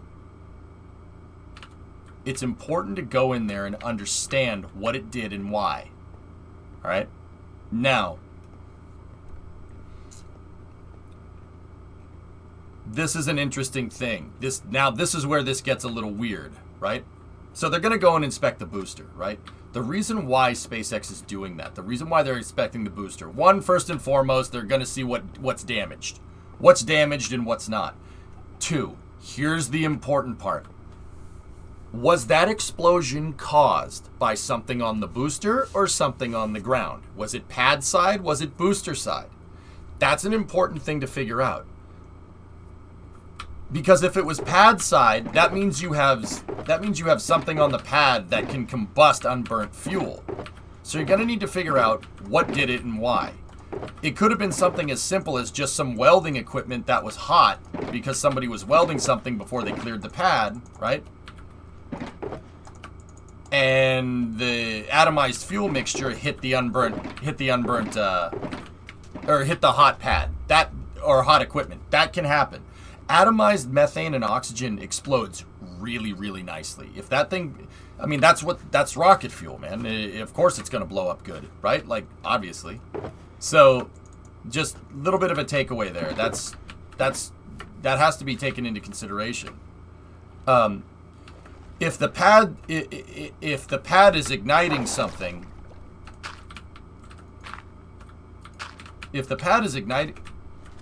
oh, it's up there. If that source of ignition came from the pad, you got to figure out what ignited it. That behavior probably should be understood. That's probably something that you should really take into account. Because once again, the booster did something you didn't want it to do. Now, obviously, stuff was damaged and you need to fix the damaged equipment. But the important part is figuring out why it did what it did. That's really, really, really, that's a really important thing. So that behavior is understood and so it doesn't do it again.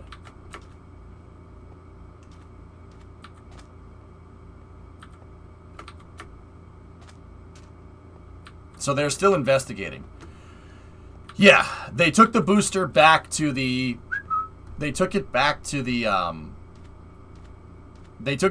build site for inspection. Now, with that being said,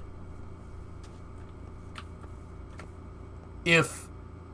Let me think about this for a second. I'm going to make sure that I say this right.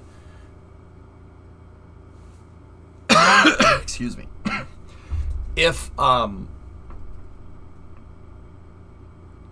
it was caused by, like, some just equipment that wouldn't normally be there during a launch, like some construction equipment, SpaceX doesn't need to go into detail on what the construction equipment did to ignite it. It's just the construction equipment. You don't need to go rocket scientist analysis on a welder, you know what I mean?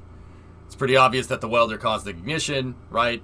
If that's the case or something, and, you know, like, that's it.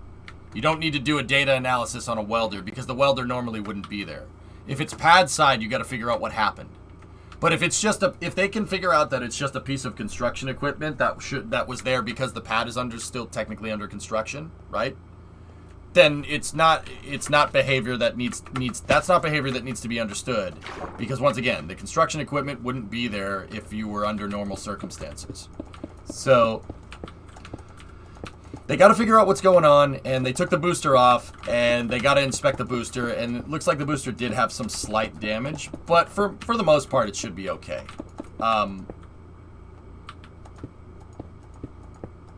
Yeah, exactly. It could have been a forklift engine that was still warm, because that atomized methane and liquid oxygen, it doesn't even need a spark. It just needs something hot, and it will auto-combust. Like, I don't know, the sun, some metal that's baking in the sun all day out in Texas gets hot. It could theoretically get enough to auto-combust it, which is basically what I think happened. It's something, I don't think that this was pad side. You wouldn't have open sources of ignition like that. So, with that being said, Elon did say this. With that being said, methane, I have always said, Ozzy, that hydrogen is very, very difficult to deal with. Methane is a little bit less harder to deal with, but methane is mostly hydrogen. It's CH4, 1 carbon, 4 hydrogen, right? So there's still hydrogen there, so you're still going to get some problems with hydrogen. So, Elon did say this, they're going to have sparkers, like the space shuttle, and like Delta 4. They're going to do that. And that's a wise decision. You should put some type of ROFI in there, radial outward firing igniter, to purge out all of that flame, to make sure it combusts. If you do tests like this again, you want to make sure it combusts in the area that you intend for it to combust, and don't let it just flood the pad and find something to combust. They have to make reusable sparklers, though, Hokie. Because ROFIs are like basically a firecracker. It's one-time use. SpaceX don't want to do that every single time. The other way that you could do that is gas purge the pad, which is what parts of the space shuttle did. They always gas purged parts of the pad with like nitrogen or helium or something that's non-reactive, to get rid of all the ignition sources, which does work.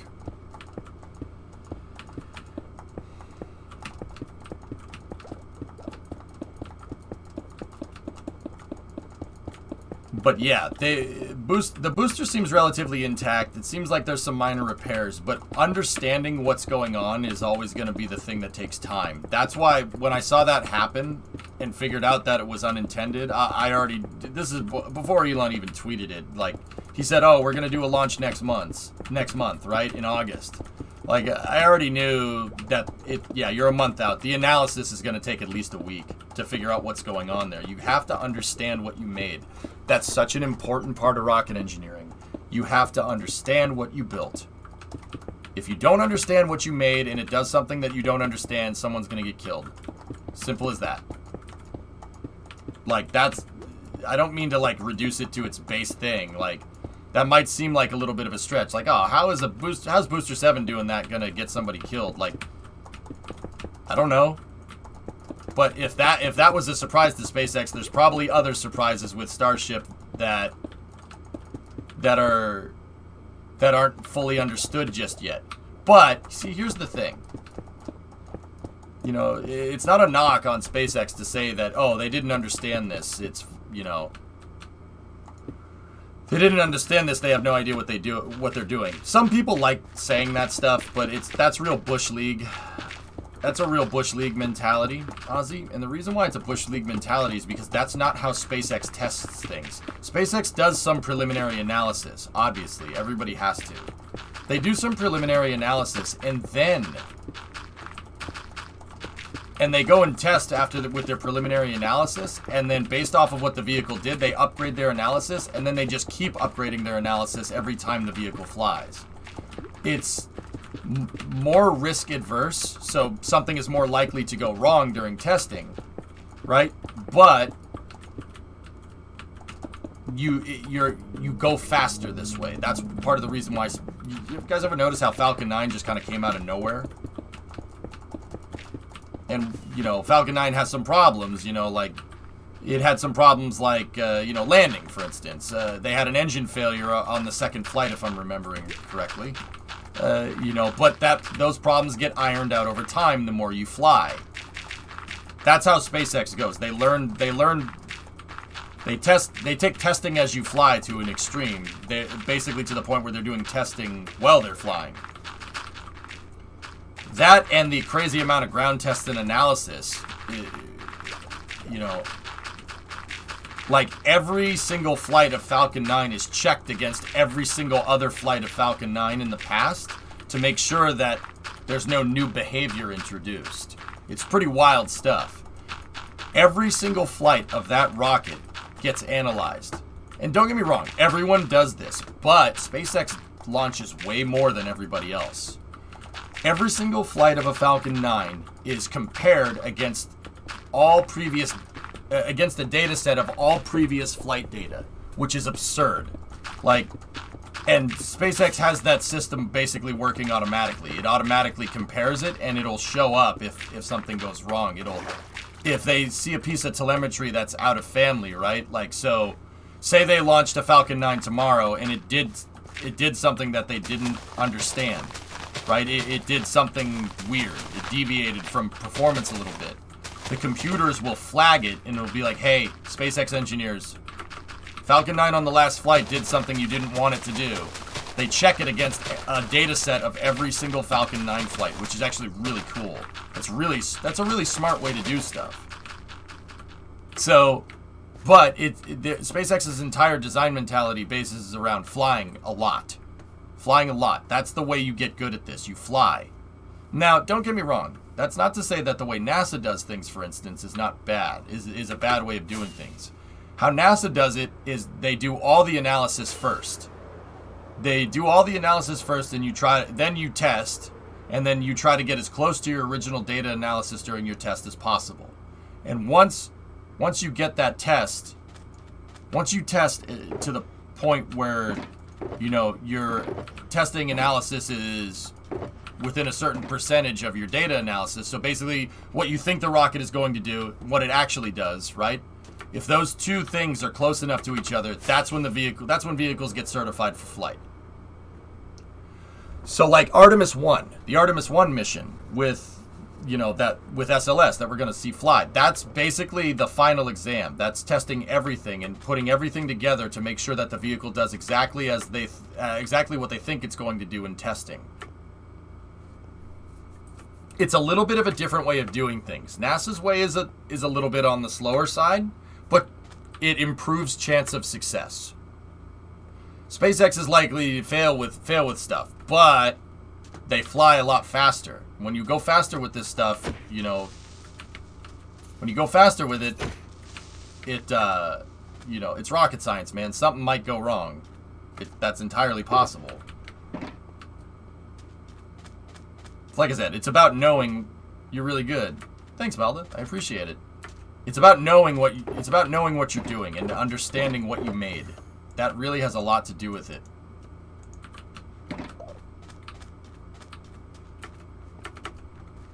Creeper.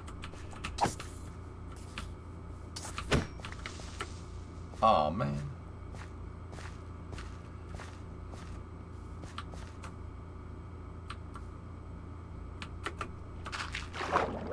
It's not about what you know, it's what you can prove, Jake.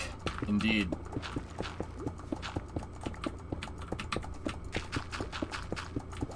God, that's such a good movie.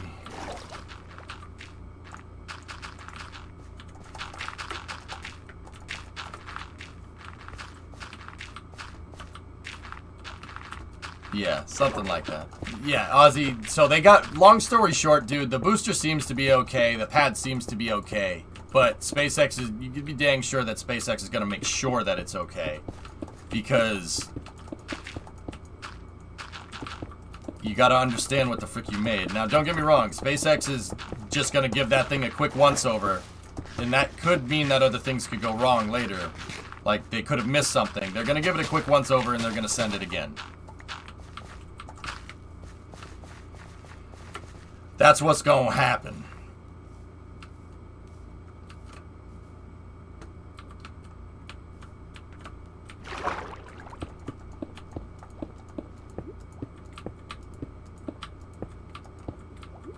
Did you see the Primark vid? What's up? No, I'm not familiar with that, Balda.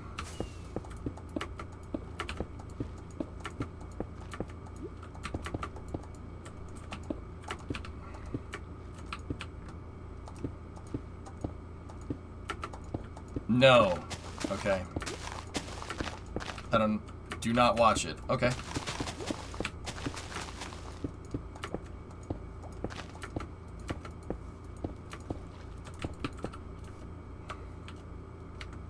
It's really sad. Yeah. There's enough sad things out there, Balda. I don't need more sad things in my life. People are trying to get me to pay attention to sad things all the time. And I find that if you pay attention to sad things, like i.e. read the news every day, you're gonna go insane. So yeah, I don't need more sad things in my life. There's enough out there. there's enough sad things out there, my guy. We're good.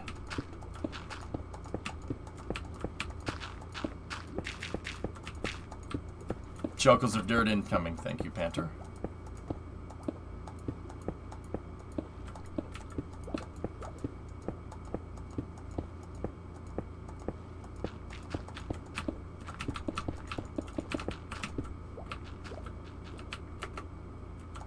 Yeah, Dak, that's why I really try to limit how much sadness I have in my life as much as I can, because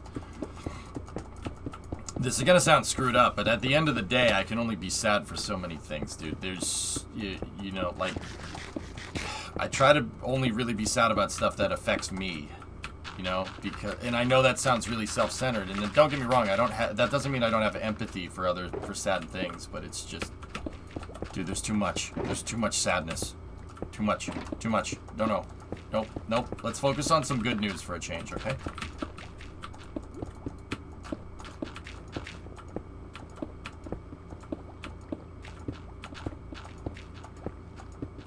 Yeah, that is pretty messed up, Kyron. That's pretty sad. I told you I didn't want more sad things in my life, man. What the hell?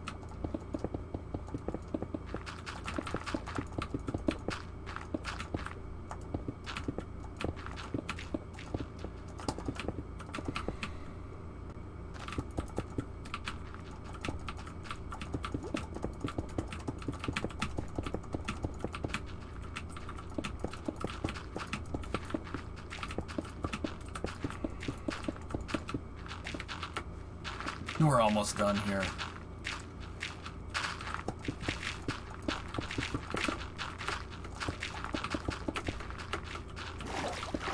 Let's get this done before space news, dudes.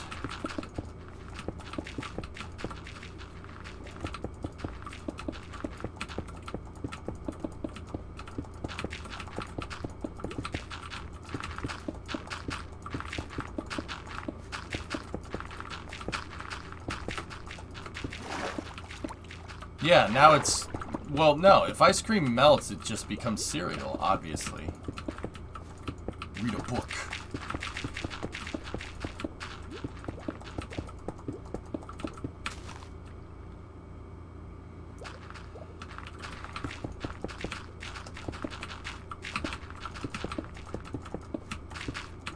Hey, ice cream soup is delicious. Yeah, they call it a milkshake.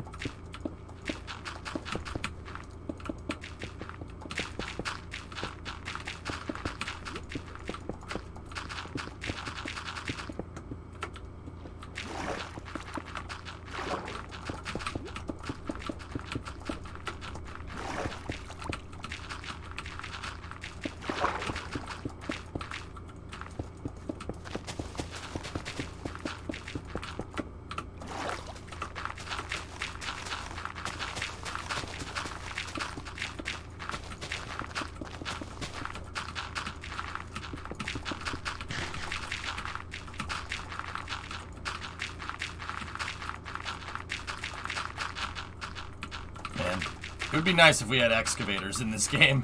So it would be a lot easier to do with a freaking bulldozer.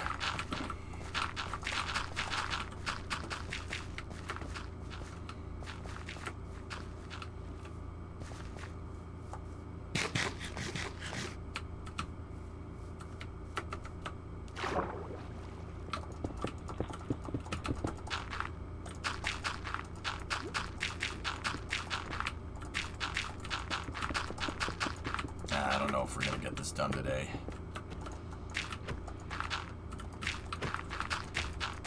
We gotta do the other side of the bridge next. Well, get on it, man. Stuff doesn't take too long, it's just tedious, that's all. I personally find this very zen. This is... Minecraft is very chill.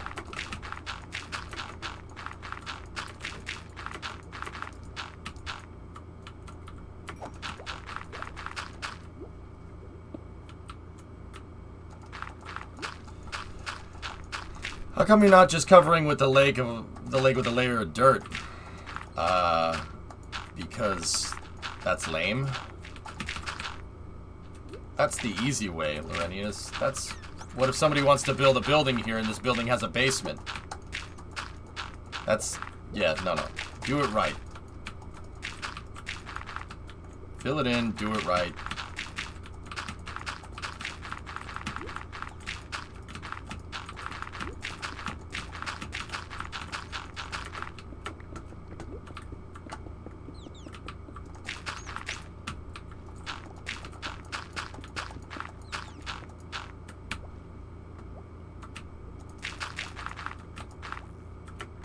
Yeah, but are you allowing the water to drain in another area?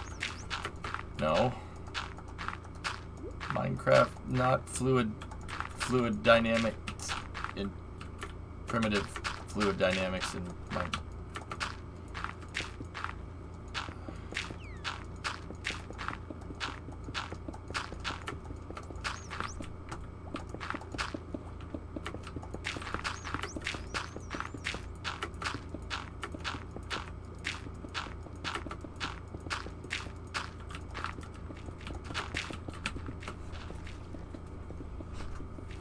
Filling this in too quick will cause a tsunami. Yeah, that's right. That's correct. How are you able to stay underwater for so long? Balda, there's a conduit. We built a conduit near here. See that icon in the top right? Conduit makes it so you can stay underwater basically indefinitely.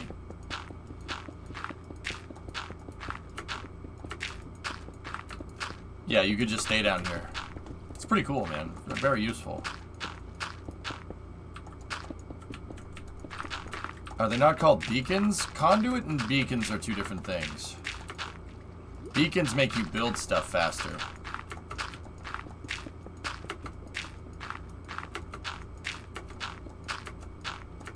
Yes, Panther, I knew that.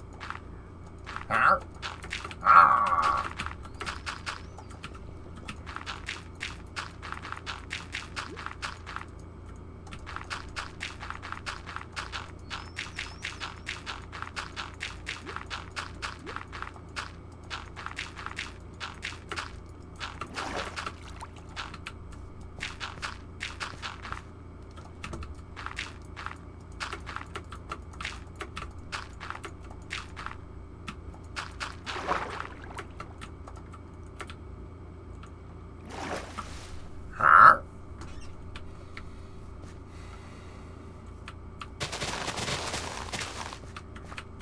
Uh-huh. Yeah, Laurentius is good. He's been following the stream for a pretty good while. You have a bunch of dirt shulkers. Fantastic.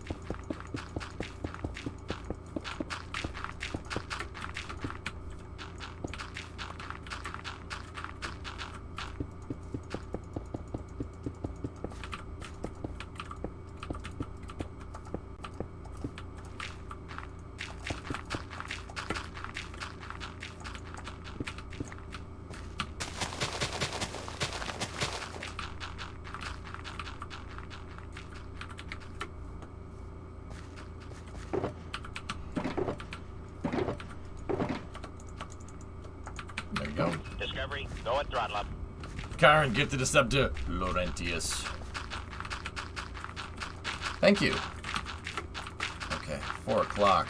Let's get this. We're gonna finish this up, guys, and then we'll get some space news going.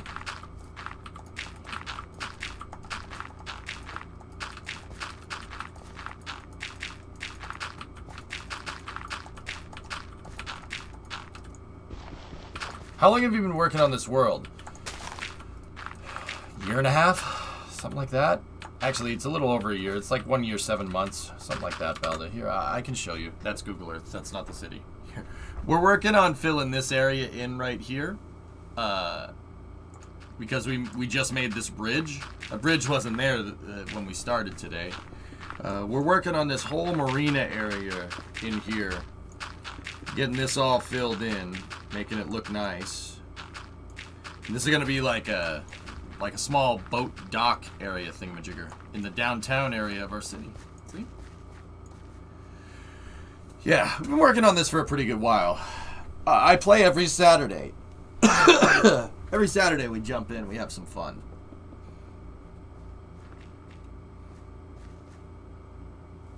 This was all done in survival, dudes. All of this. Yeah, we got like an airport over there. Yeah, all of it was done in survival. The airport that Tiggs, World Killer, and Boring are working on, they leveled all this. They did all the runways, the whole airport area, all the ships, container depots, roads, highways, all survival. We mined out all the resources. I thought that would be a cool thing to do. You know, like not just be able to poop out minerals and ores and whatever you need whenever you need it. If you want to do it, you got to go mine. And what we do is we find like mountain biomes that have a lot of resources in them, like gravel, sand, stuff for making concrete, and stone and dirt for filling in things like what we're doing now, and we just remove them. They take that mountain and remove it through your anus. Can we see the airport? Yeah, sure.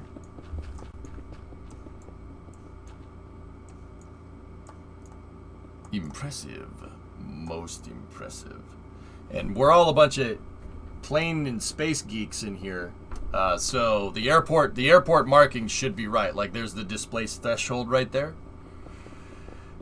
There's an emails pad with a displaced threshold, and the runway markers are correct for the runway width, and the hash marks are correct lengths, etc., etc. The heading is right.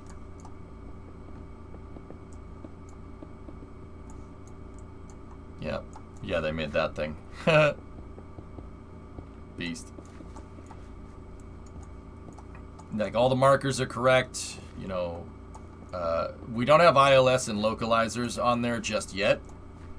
And I don't think we have a VOR for the airport yet either. What'd you guys name the carrier? I don't know. There's no hull number on the one that Drool Bucket made, but the other one is CVN-73. I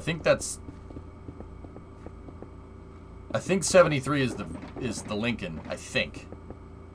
Yeah, there's two of them. Washington. I always get the Nimitz names confused. Yeah, there's two Nimitz on here. And then we have a LPD over here as well. Or not an LPD, LHA. There's LHD-1, so that's the Wasp.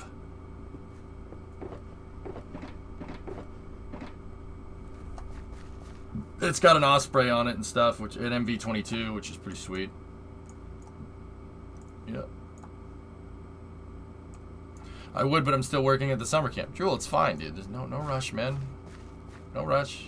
It's not like we need to get this stuff done on any time frame. This is just a fun project. Just get it done like when you want to, basically. Do we have a launch site? No launch sites. You wouldn't have a launch site this close to the city. 73 is the Washington. Okay, cool. It was the Washington. Yep. We have all different types of buildings from different cities and whatnot. Like the Woolworth building is in New York. And then there's some freehand stuff. Like Kronos is working on this apartment block over here that's all different colors, which is cool. That's the SunTrust building that's in Richmond, Virginia. And then I did Yotel, which is in Boston. It's a hotel in the Seaport District. Yeah, there's just a bunch of stuff. It's pretty sweet. Yeah, over here we're gonna have like an aquarium and a museum and stuff like that. Yeah. There's an oil rig just chilling out there. That's a little close to shore, but I'm not gonna tell Goalie to move it. We do have SpaceX ships. We have the Go Searcher right there and the NRC Quest. And then over here we started making a drone ship, and then tugs and submarines and whatnot. There's a bunch of stuff. Sports arenas, we have a soccer stadium over here.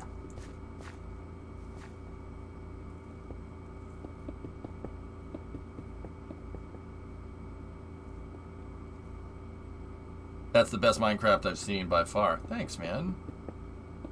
Is it inspired? No, Balda. No, it's just freehand. We're just designing a city. This, dude, we don't even have a name for this city. Like, don't get me wrong. We never named it. It's just a city. Minecraft city.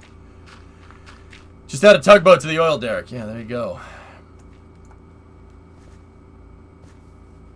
City 154. Done.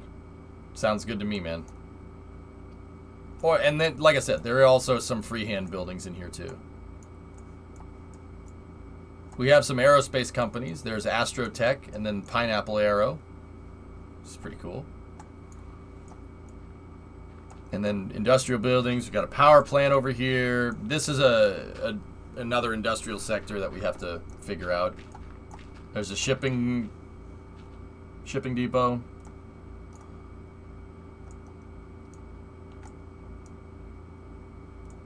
Sloped roads? Yeah, of course. Oh yeah. Sloped roads, diagonal buildings, we got it all. This is a cool project. It's just, like I said, I come in here every Saturday, we do some building, and come back a week later, and the city grows all over the place. Right now, we're just filling in some area here, basically because we could make buildings here in the future.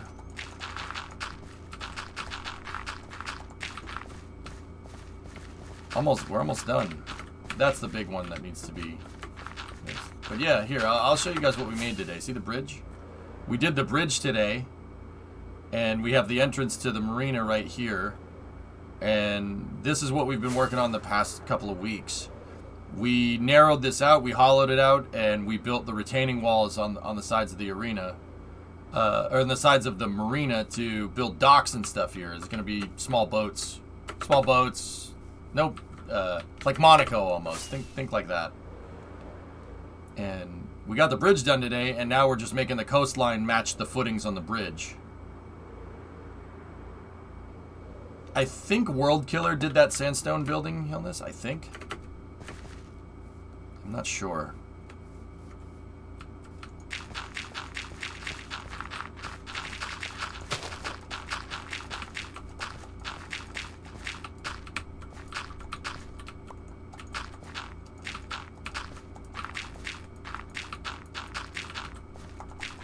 Looks good. Thanks, buddy. Should do the contemporary resort and the monorail. If somebody wanted to do that, I wouldn't be against it. What I've been doing the past couple of weeks is I've been doing a lot of the urban planning, and that seems to work really well. You know, planning out areas and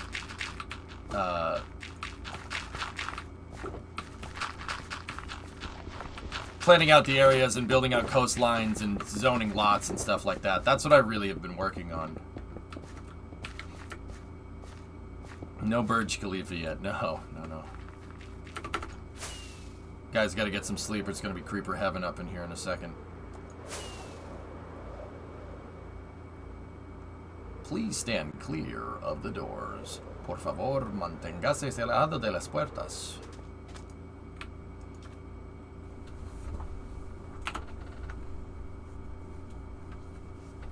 Oligarch yachts. Jeez. Just got home from seeing a B-24, B-29, T-6, P-51. B-24 had to return after takeoff because they lost an engine. That sounds like Collings Foundation, Joshua. There's only one B-24 that's still flying, and Collings owns it.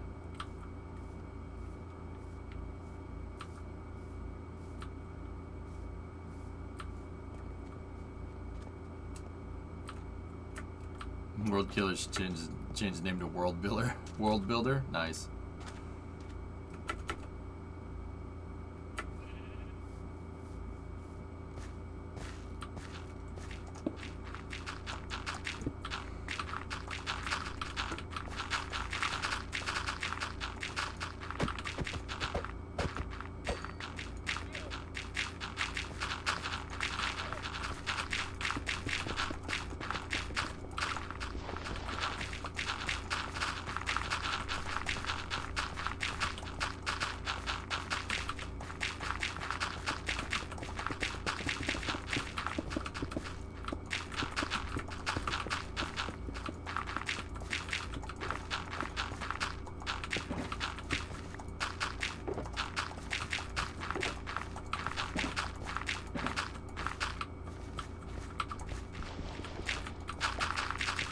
Oh, nice.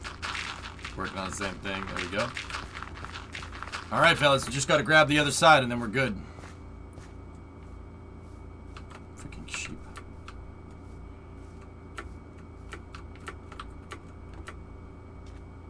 My son wants to know what's the enchantment on your sword. It's a really, really, really nice sword.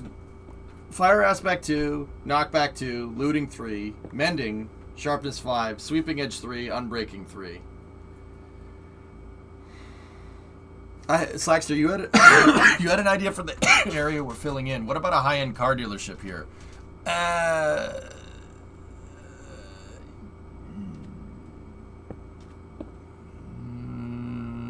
Yeah, I wonder who made me this sword. Yeah, Taradra made it. Yeah. I was thinking more like beachfront, like Fisherman's Wharf type stuff here. I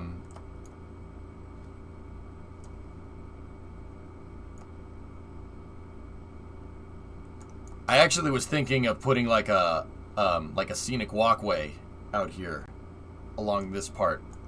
You know, just have a walkway that goes underneath the bridge and goes out about here, and then I don't know if we should put like a park or like shops or whatever here. But Slack, if you want to make a high-end car dealership, I'll find a place to put it.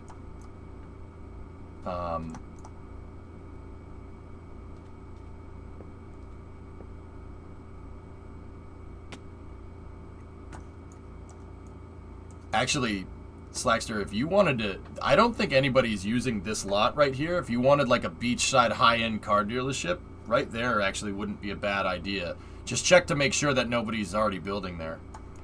A nice park there would be sick. Yeah, that's what I'm thinking. Let's just fill in the other side and we'll see. Slack over the sunken highway. Slack over the sunken highway.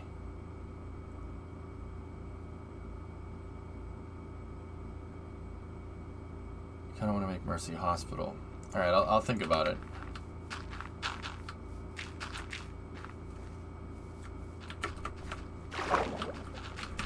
What the hell are you doing down here?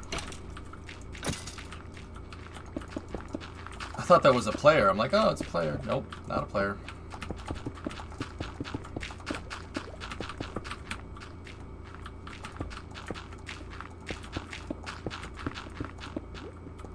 Oh, nice. A Beechcraft 18, old school. You're suggesting building something over the highway. Oh. Maybe.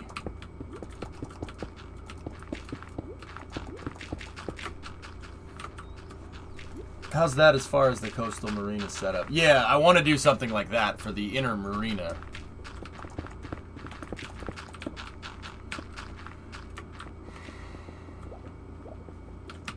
You like the spot suggested? Alright, well make sure... I don't think anyone's building over there, Slack, so if you want that lot, it's yours. You just... There might be some resources on there. You just gotta move the boxes of resources that are there because I'm not sure whose they are. Just move them towards the beach and we should be good.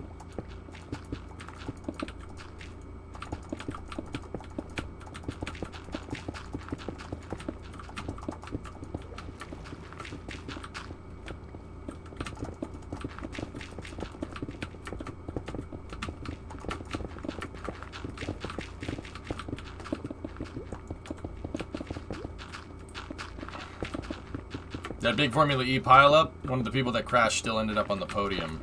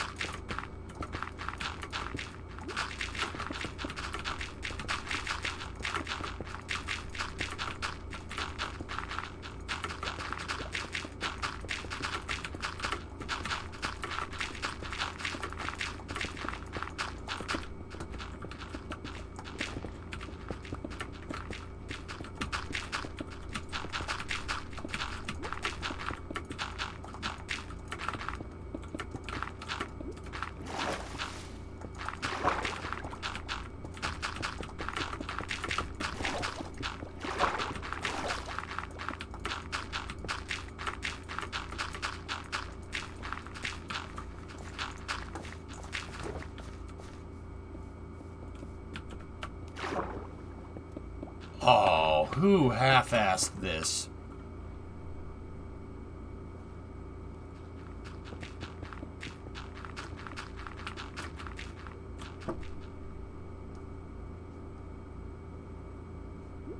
I'm annoyed.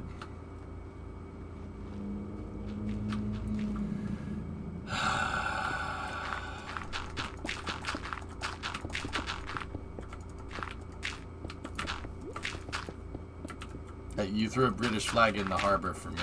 Don't do it for me. Do it for America. Okay. Anybody want to get in on filling that up?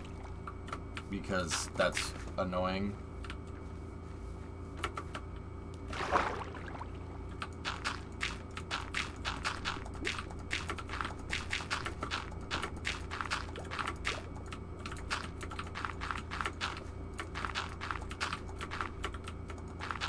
Words like, no, why?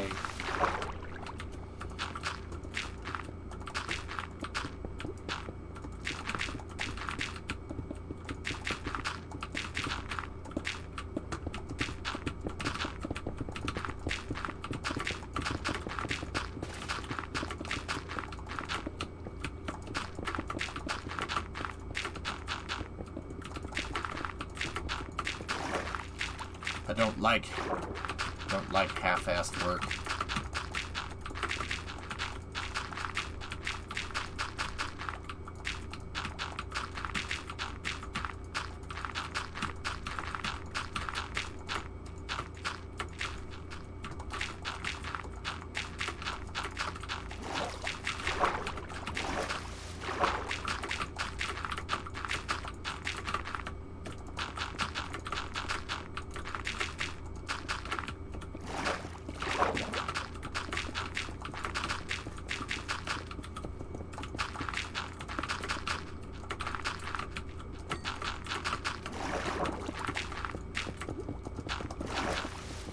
It could be a freaking aquarium underneath a road.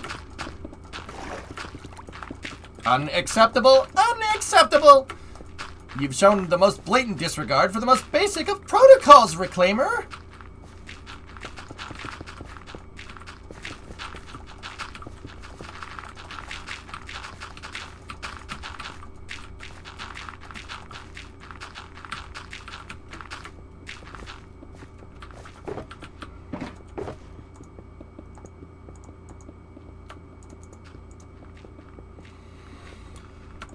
Oh, almost done.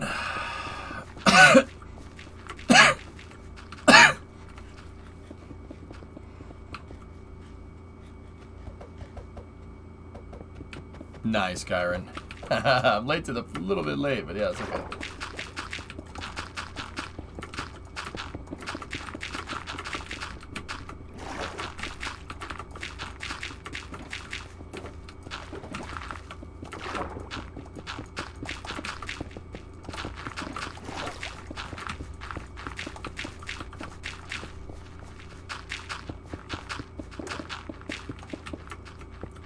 We're almost there. Almost there.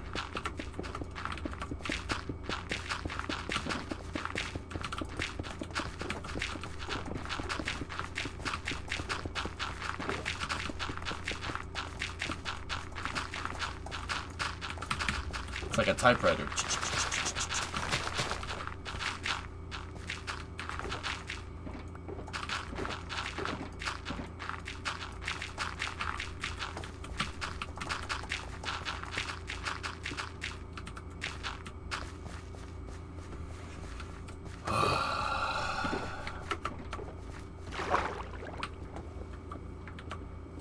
I can't believe this. I can't believe this. Oh, what is this? Who switched this on Head Games? It's okay, Carl. Oh, maybe it's not okay. But you know, with computers nowadays, you don't even have to leave the house.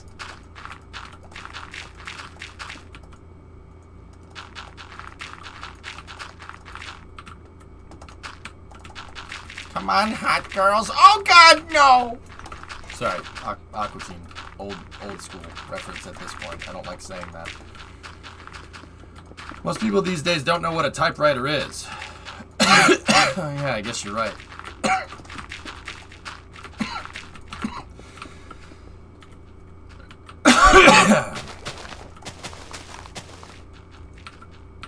I'm out of infill resources. Dang it.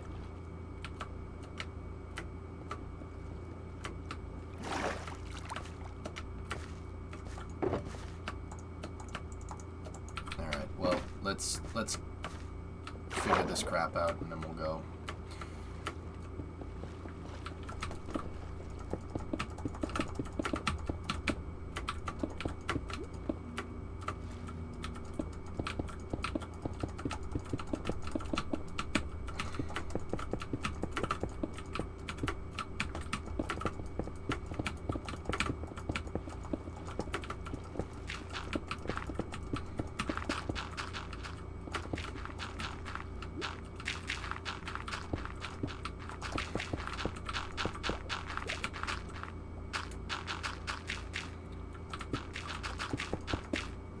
Wiser, let's fill in from the back end, dude.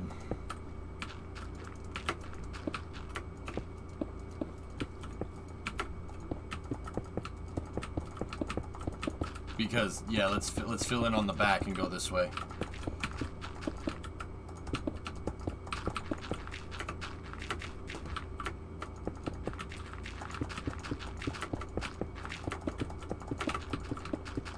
so we can close this area off.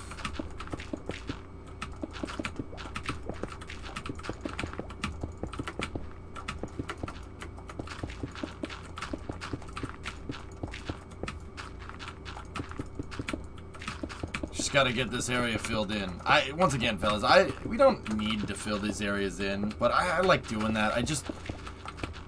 It's just, you know what? I like it because I sit here and it's just zen for me. I can kind of clear my head and just focus on the task at hand. It's very nice. It's not obsessive compulsive. I just want it to be done right. That's all. Like, I know it doesn't matter, but Diagonalizer, it's me. Like, it's me. You know, it would bother me. Not like it's like, oh, I have to do this. No, it would bother me knowing that it wasn't done correctly. You know? I don't think that's necessarily obsessive compulsive, you know?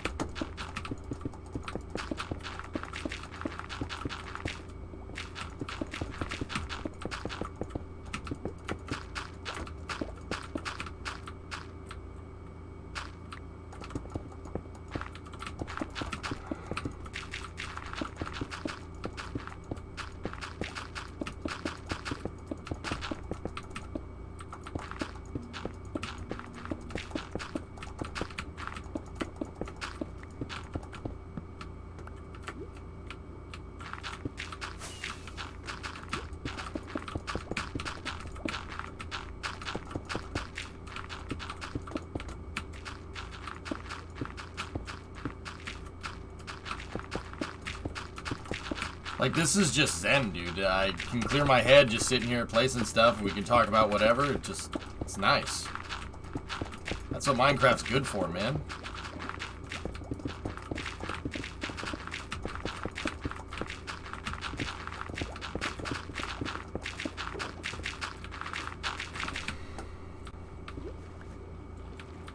Alright, Wiser.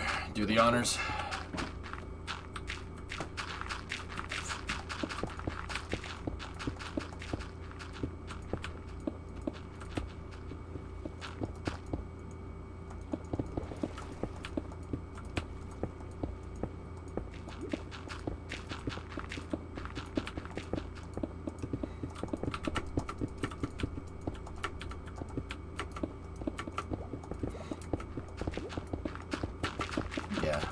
You know, it's good that we decided to do this now. It's going to take a little bit longer, but that's okay.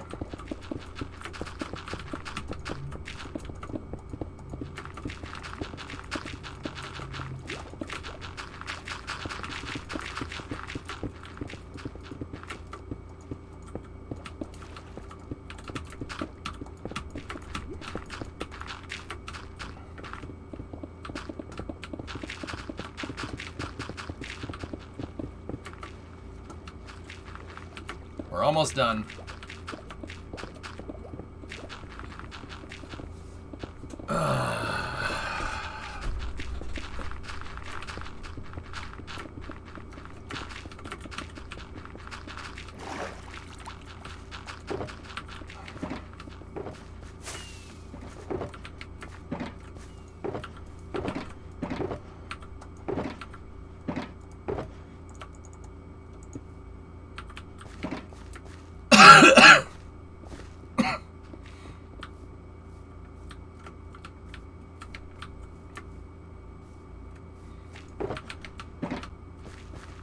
Where's one of these with dirt in it? Here we go. Give me, no, I didn't do that right. Give me a couple stacks of dirt here and we'll...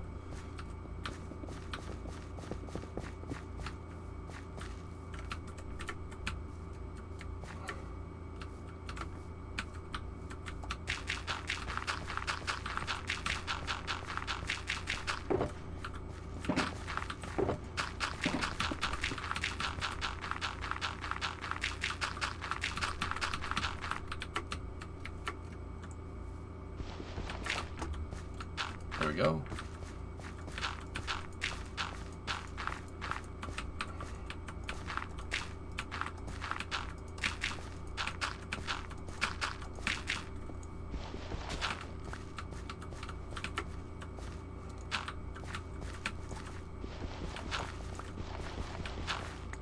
just trimming this out to try and make it look a little bit more natural, I guess.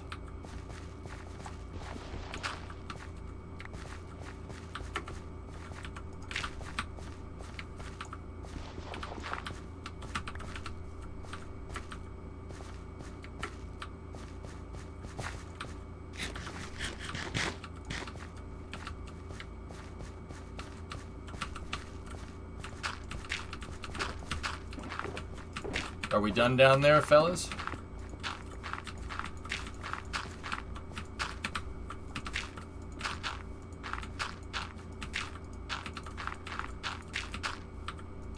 Yep, we done. Alright, cool. Now, see where I'm filling in? Backfill this. Backfill this so we can make it,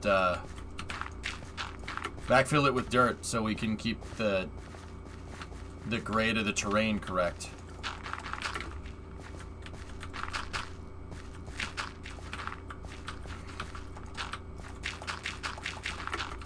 And then once we get that filled in, I'll say where we need the rest of this to be, where the next line is gonna go. What should be built in this area that you are in? Okay. Where are you?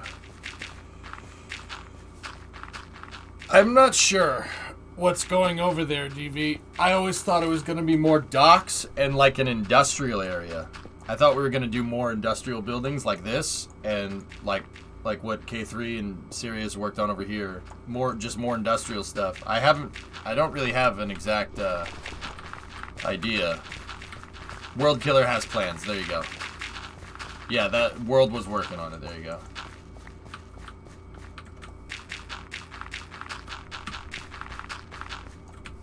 Can we move this area up a block? This area.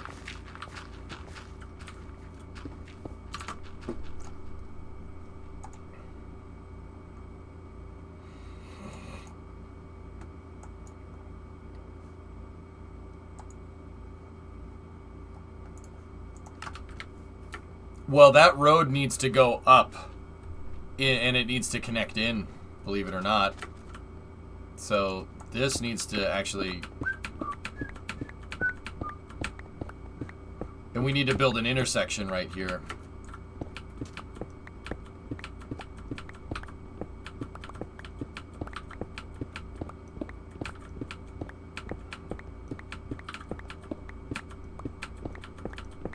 No, the plans are to make an intersection basically at the end of the bridge. You said it wanted a curve. Yeah. There are other there's plans for the area just to the south of here. So yeah, we'll just make it connect, and we'll make a nice intersection basically right here.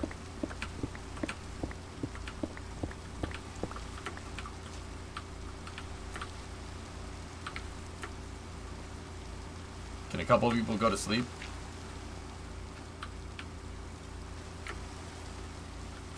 Could go under. That road wasn't supposed... It was supposed to end right here. It was supposed to connect in right here. That's... Yeah.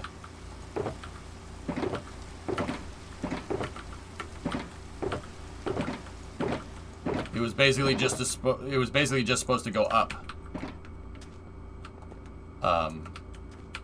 Like basically right here.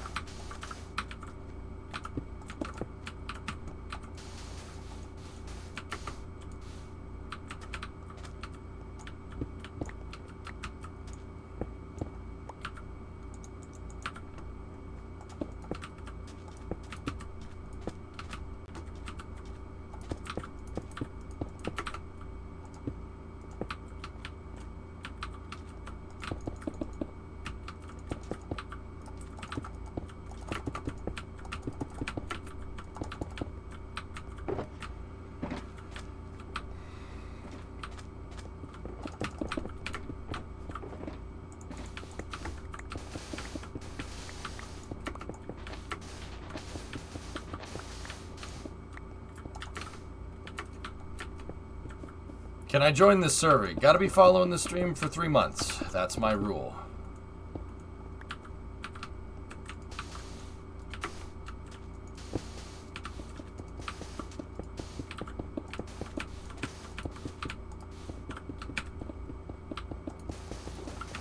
That's just, Valda, I do that to make sure that we don't get idiots joining the server, that's all. We don't get people that are just going to come in here and break stuff.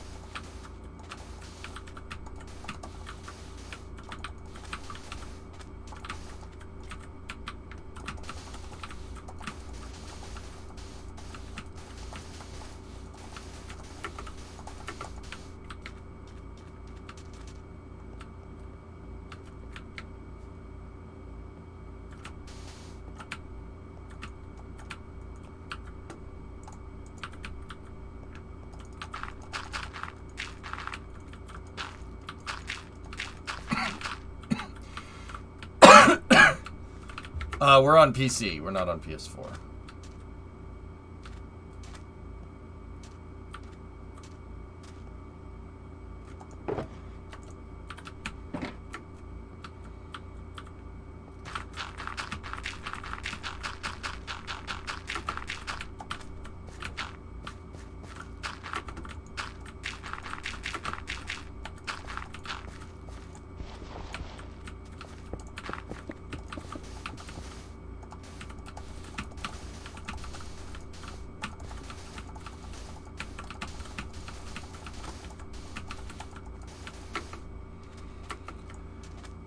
Happy Saturday, Hip. How are you?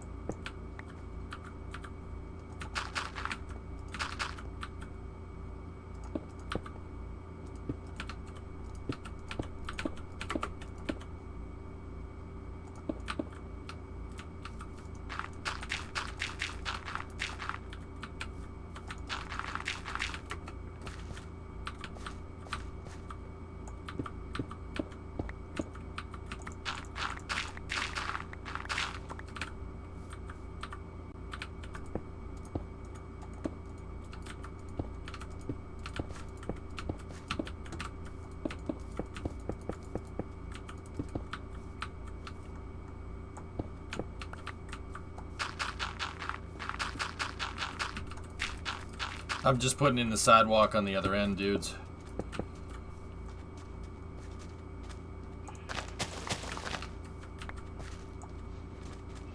Your little hangover? Oh, geez.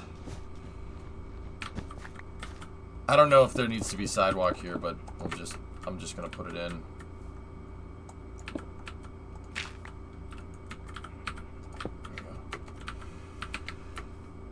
Some half slabs. Anybody got a half slab so we can finish this up?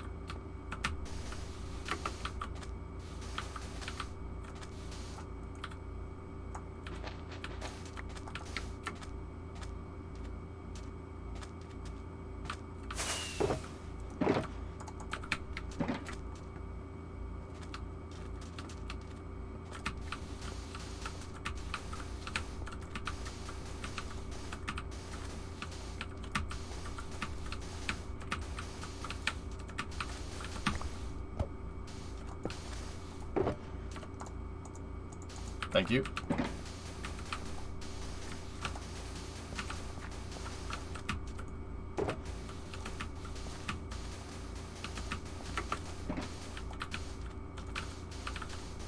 All right. Just gotta half slab this up.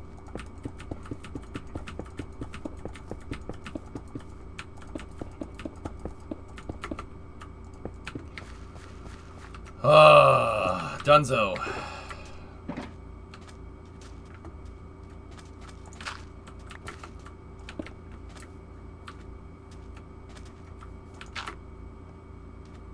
Sweet.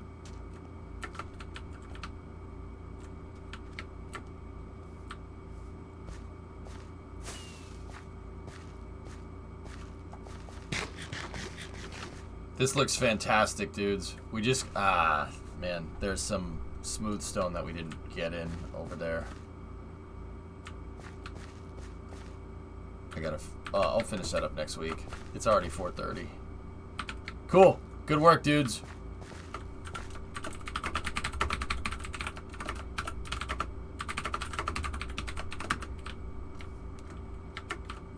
Good work, everybody. Good job. You did a lot of work today, dude.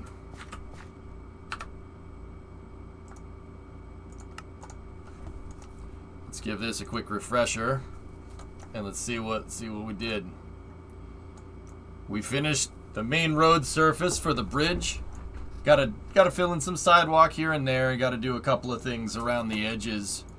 But we filled in that terrain, and then we made a nice, cool point over here.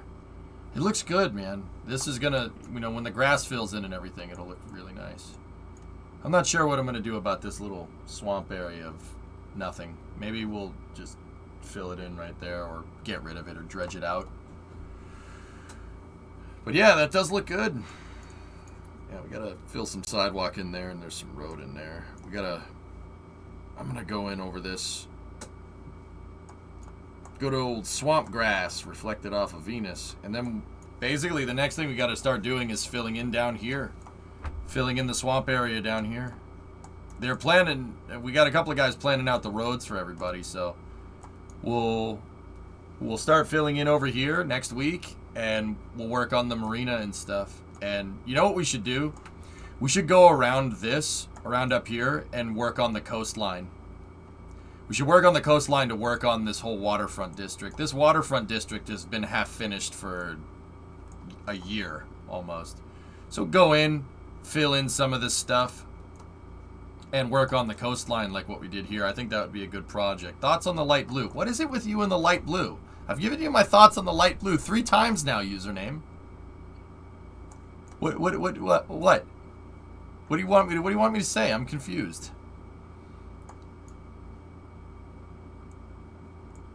You want me to say the same thing that I said a 4th time, or like?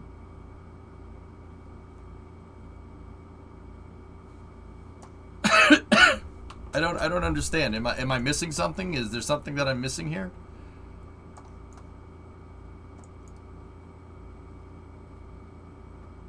Thoughts on the dark blue? No. We can't have that. I don't understand. Closest you'll get to the IRL bridge is cyan. Okay. We gotta add all the detail. I gotta do the detail work on the bridge, unless you guys want to do it. But yeah, I don't know what you want me to. What do you want me to do here?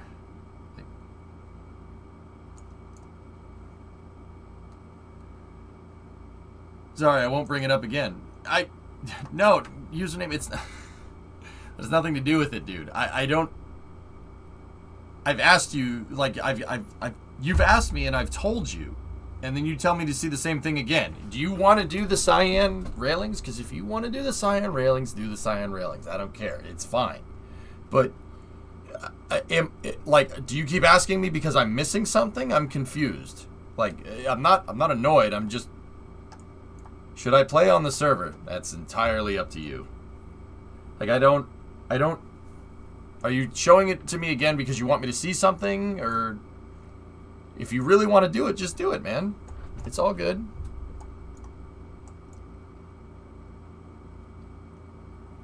I don't understand what like, do you ask me and then get called away from the computer or something? Like, what's going on? I'm just genuinely wondering. Because, like I said, you've asked me the same question 4 times, and I've answered it 4 times.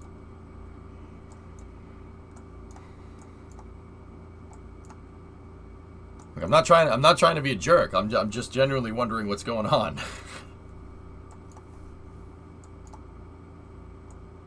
But yeah, I think what we'll do is we'll work on the coastline, fill this in, make the coastline look nice, like. And then work on the waterfront. Like that walking path that we were talking about, it'd be cool if we could make that go like all the way around and stuff. How did you switch the map to ISO? Over here. Top right.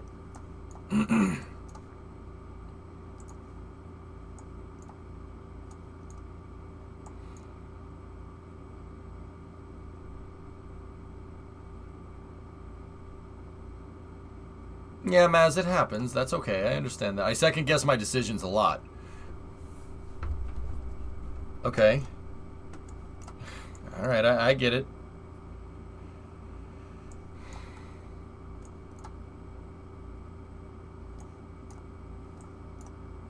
Yeah, we gotta, you know what we should do? We should build the coastline out and fill in all up in here. Make a nice peninsula out there. Put a road going out here with some high-rise apartments or something. I think that would look pretty sweet. And for the love of God, get rid of that stupid chasm. I hate chasms. They're so annoying to build around.